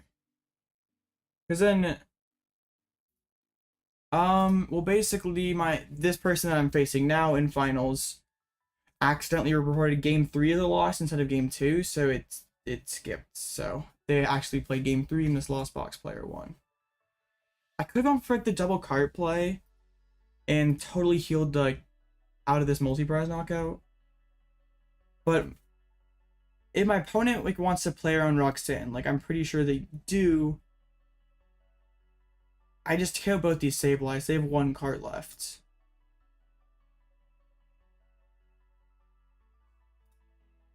Like I also like forced them to dig and find Manaphy, which they sort of don't want to do. They're like down quite a bit of good cards, or at least cards I can find Manaphy. I have Klara next turn if I need it. So I'm gonna just go into this Comfey because like if they don't knock it out, I can cart and heal it. I'm assuming that they take the Sableye off the board. Is he going for a Raihan? I bet it's difficult because like you can go 7-5 but leave the Sableye on the board. Be very vulnerable. I mean, you get Manaphy back down, but I still take 2 prizes. I think I have this one. Even though I didn't announce Lost Mine first, I got an early lead. We'll see what the opponent does. Like, if they had Holucha, they would be in a lot better spot, but having to use the cards early makes my life so much easier. Mirage Gate. I guess can go Water Psychic. Or Lightning on the Comfey for the pivot. Alright, just lost mine, so this is just gonna KO Manaphy? Alright, just gonna KO those 2 guys, so Alright, I think this game's over. I think I have it. They're probably just banking on me not having Manaphy. So I just Rod, Ultra Ball, Roxanne, take out both these guys, and that should be it. Okay.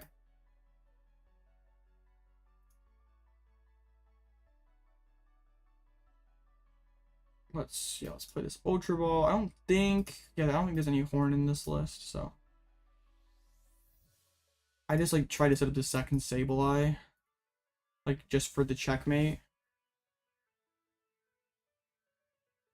So let's even if I don't find it this turn, I'm probably still fine.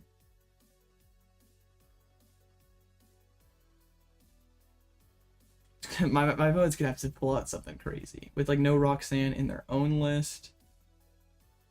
I don't even really need a Pal Pad because they don't play rocks.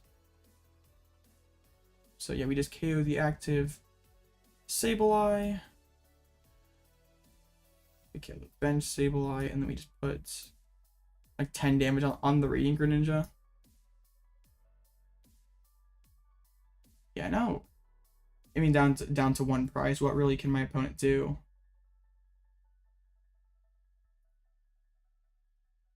Without Roxanne or Iona, like there's not much you can do. So I wonder if my opponent's gonna choose to go second then, because like I went second and it worked. So will my opponent like stick to the script? Like I also went second in our first matchup and won, so it's the Raikou. Can stick something bulky in my face, but like it doesn't really matter. I'm glad we didn't end up like lost something both lightnings. It just turned into like a Sableye fest though, so it didn't matter.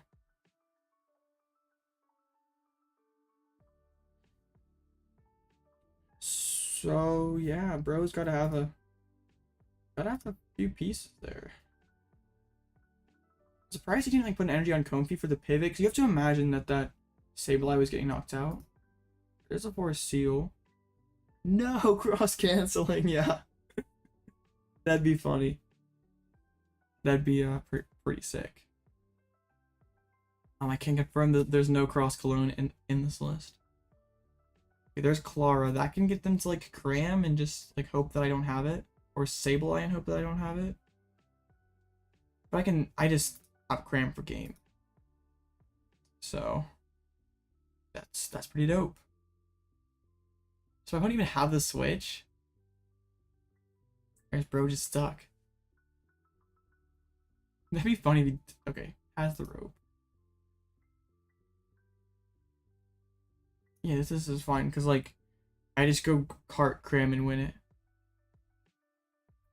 One really important thing about Lost Box is like the mirror. Like this is like not bench locking yourself early at a Sableye. Like that's what cost me the first round was bench locking myself, and we were able to avoid it that time. So yeah, my opponent can go 7-5. Why didn't he at least KO the Sableye? Like make me have it. Like there's a possibility I have absolutely nothing in this hand. Not very likely, but like at least could play that out. Okay. Maybe didn't realize I was at one prize. Thought I had more. Come on, let me drag the counters, mouse, please. Thank you. All right. What are we thinking? Are they gonna choose to go first or second? You watch me get the dub going second, and maybe that changes their philosophy.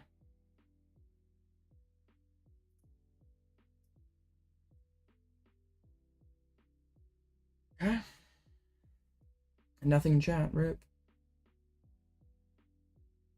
Have I ever had scratch on accident before? Yes, this is 1-0. There's been times where I've like gone for Sableye, I put in the active spots, and then I accidentally have like 8 or 9 in the last one, like I miscounted. I haven't ever like accidentally pressed the wrong attack. Opponent wants to go second. Alright. Seems okay. So we gotta survive going second. Have to have a, I mean, alright. Like, we won the first round going first. It was not a pretty game, though.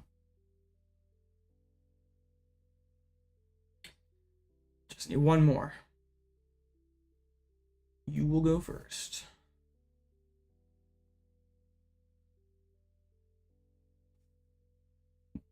Not phenomenal.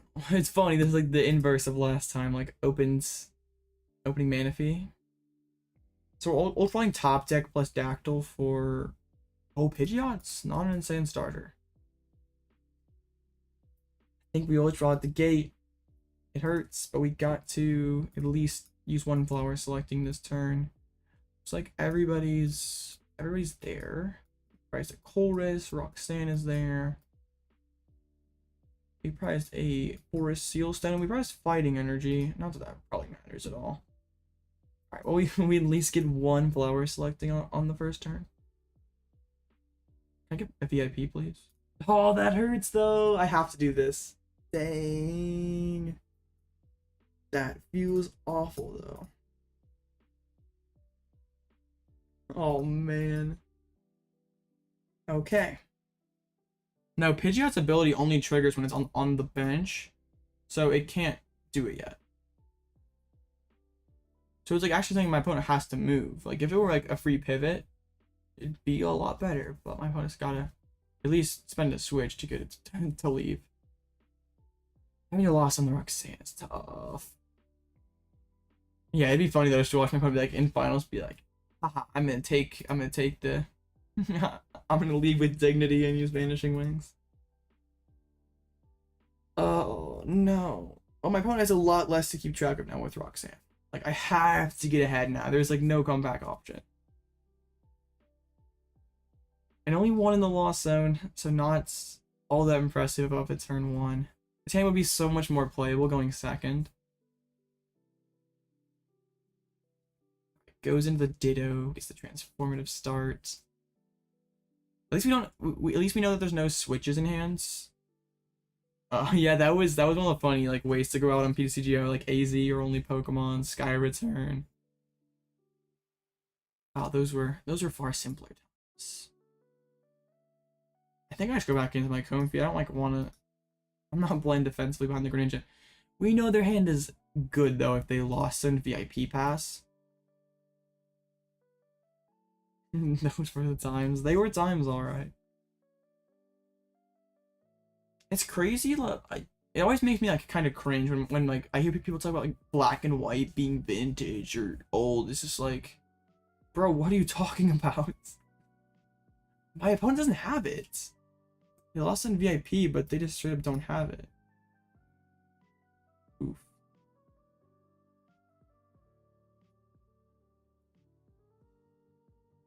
One gate is fine. I mean, two gates. Oh no. This is Guff's game. Alright, I think I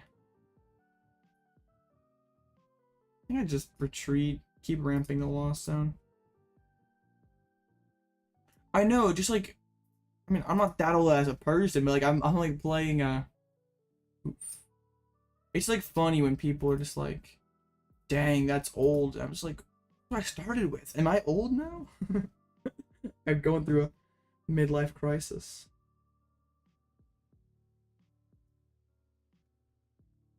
Like it is kind of old. It's just like I felt like when people like throw on like the term like vintage era black and white packs, it's just like, dang.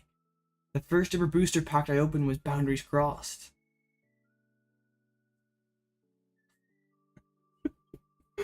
I'm not okay. You got me. I wasn't trying to age shame any of you guys out here. I'm a youngin'. I started with Boundaries Crossed. 12 Legends? Hey, that man, that's don't you wish you kept those packs sealed? That stuff's expensive now. I remember when back in the day, like 2014, 2015, you could like literally walk into a Walmart and they like literally have like platinum Arceus check lane blisters. Like those would be so expensive now. But like they weren't cool because like every Walmart had them in the like the checkout lane, so like we didn't get them. Like in hindsight, like, Dad, we need all these. Like buy them all. Yeah, it was funny because you could like go to Walmart and get like HS series packs, Diamond Pearl era packs. This stuff is like super pricey now, down to the second rod. Sheesh. Awkward game for both of us. Yeah, lots and lots of those stories exist, unfortunately, Stutter. I mean, better than parents throwing it out, though, I guess. Because those horror stories exist.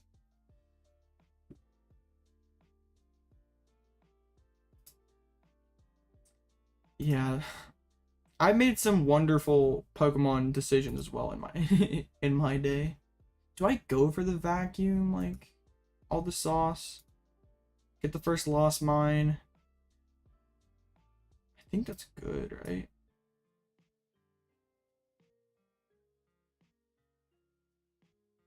Now I'm like having second thoughts.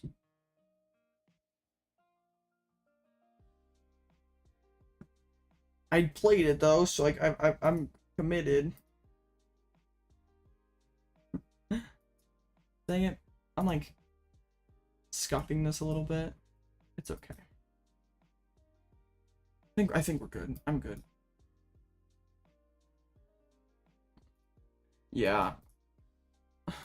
I don't know how many boxes I won of evolutions, but it was a disgusting number. Like, I'm opening a sealed case, like winning and opening a sealed case of evolutions. That was garbage for competitive. When you're like 10, you don't flip and care. You're just ripping packs. It's just fun. And like, looking back, I wish I kept all that stuff sealed.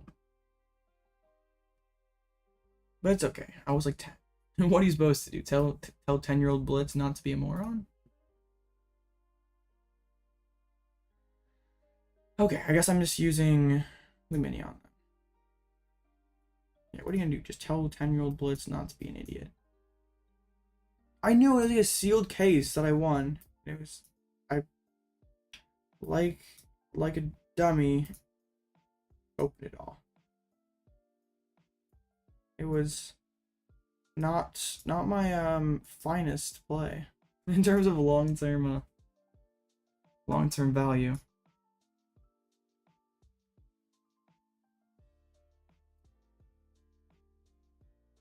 Yeah, for sure, Josh. That seemed pretty good. Oh, like the first pre-release I went to was like Legendary Treasures, so those packs are pricey now. From yeah, those Charizard Hollows don't grade well at all. Well, I mean, what else I open a lot of? I'm trying to think. Cause yeah, I won that case at OCIC. I didn't like win. I mean, I was like mad at the time because like Sun and Moon was the latest set out, and I got Evolutions, and like Sun and Moon was like a great competitive set, but Evolutions was trash.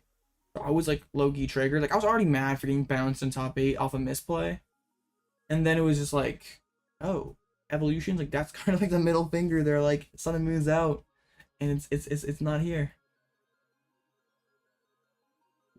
Down double rod. I wish I had the Roxanne. Like I didn't jump fast enough ahead. Psychic energy staring into yourself.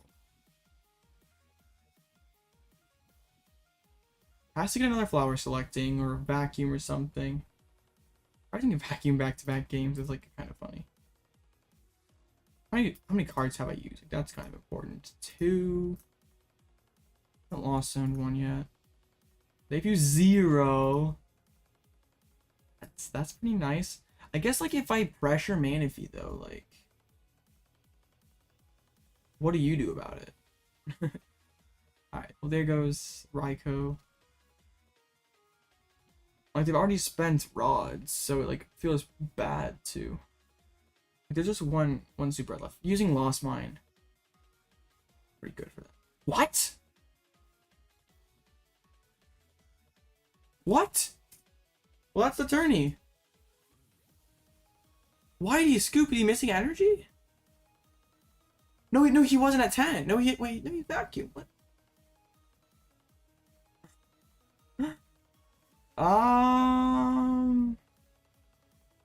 Prized energy? Okay.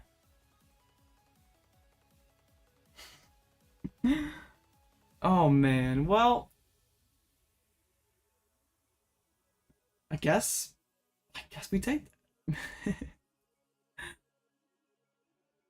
Well, why would you scoop though? Like it's literally game 2 of finals. Like I guess maybe you just like want to go to sleep, tired, just like dang, let's go. Busted deck. Hate actor? Shh, guys. It is not true. Yeah, I bribed them with all my codes. I admit it. Video tomorrow, it's gonna be like, I'm sorry, Doug. Like a gray screen with like me upset. Oh, I hope so. That'd be pretty funny. Oh, that's awesome. Wow. Well, I don't really have a lot to say, guys. I'm very tired. If you guys have any final questions, I've been hearing quite a few of the LDF second channel videos where he goes over deck lists. I mean, I play a ton online, so. Any questions about the list before I call it a night? 11:30. I mean, if you guys play every day, you get on there too. Like, it's just, I play a lot of Pokemon. What you play today? I don't know. I mean, this deck's good for me, but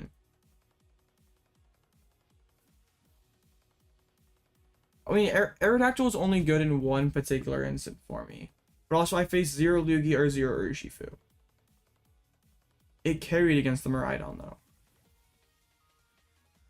So, I used it last tourney up against a Miraidon. Not against Miraidon, but against the Mew. Also didn't really, yeah.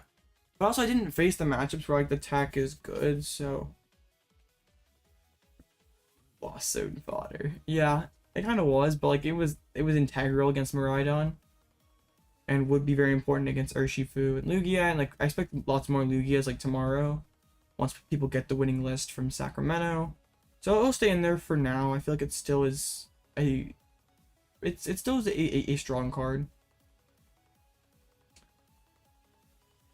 Oh man. Well, I think I'm gonna call it here, guys. I'm very appreciative for all you guys who cheered me on, for sticking with me through the Sacramento stream and all that stuff. For you guys who showed up, even for you guys who showed up afterwards, I'm very appreciated. Very I can't even speak English. I'm so tired and so happy. But all right. Well, I appreciate you guys, and you guys have a great night.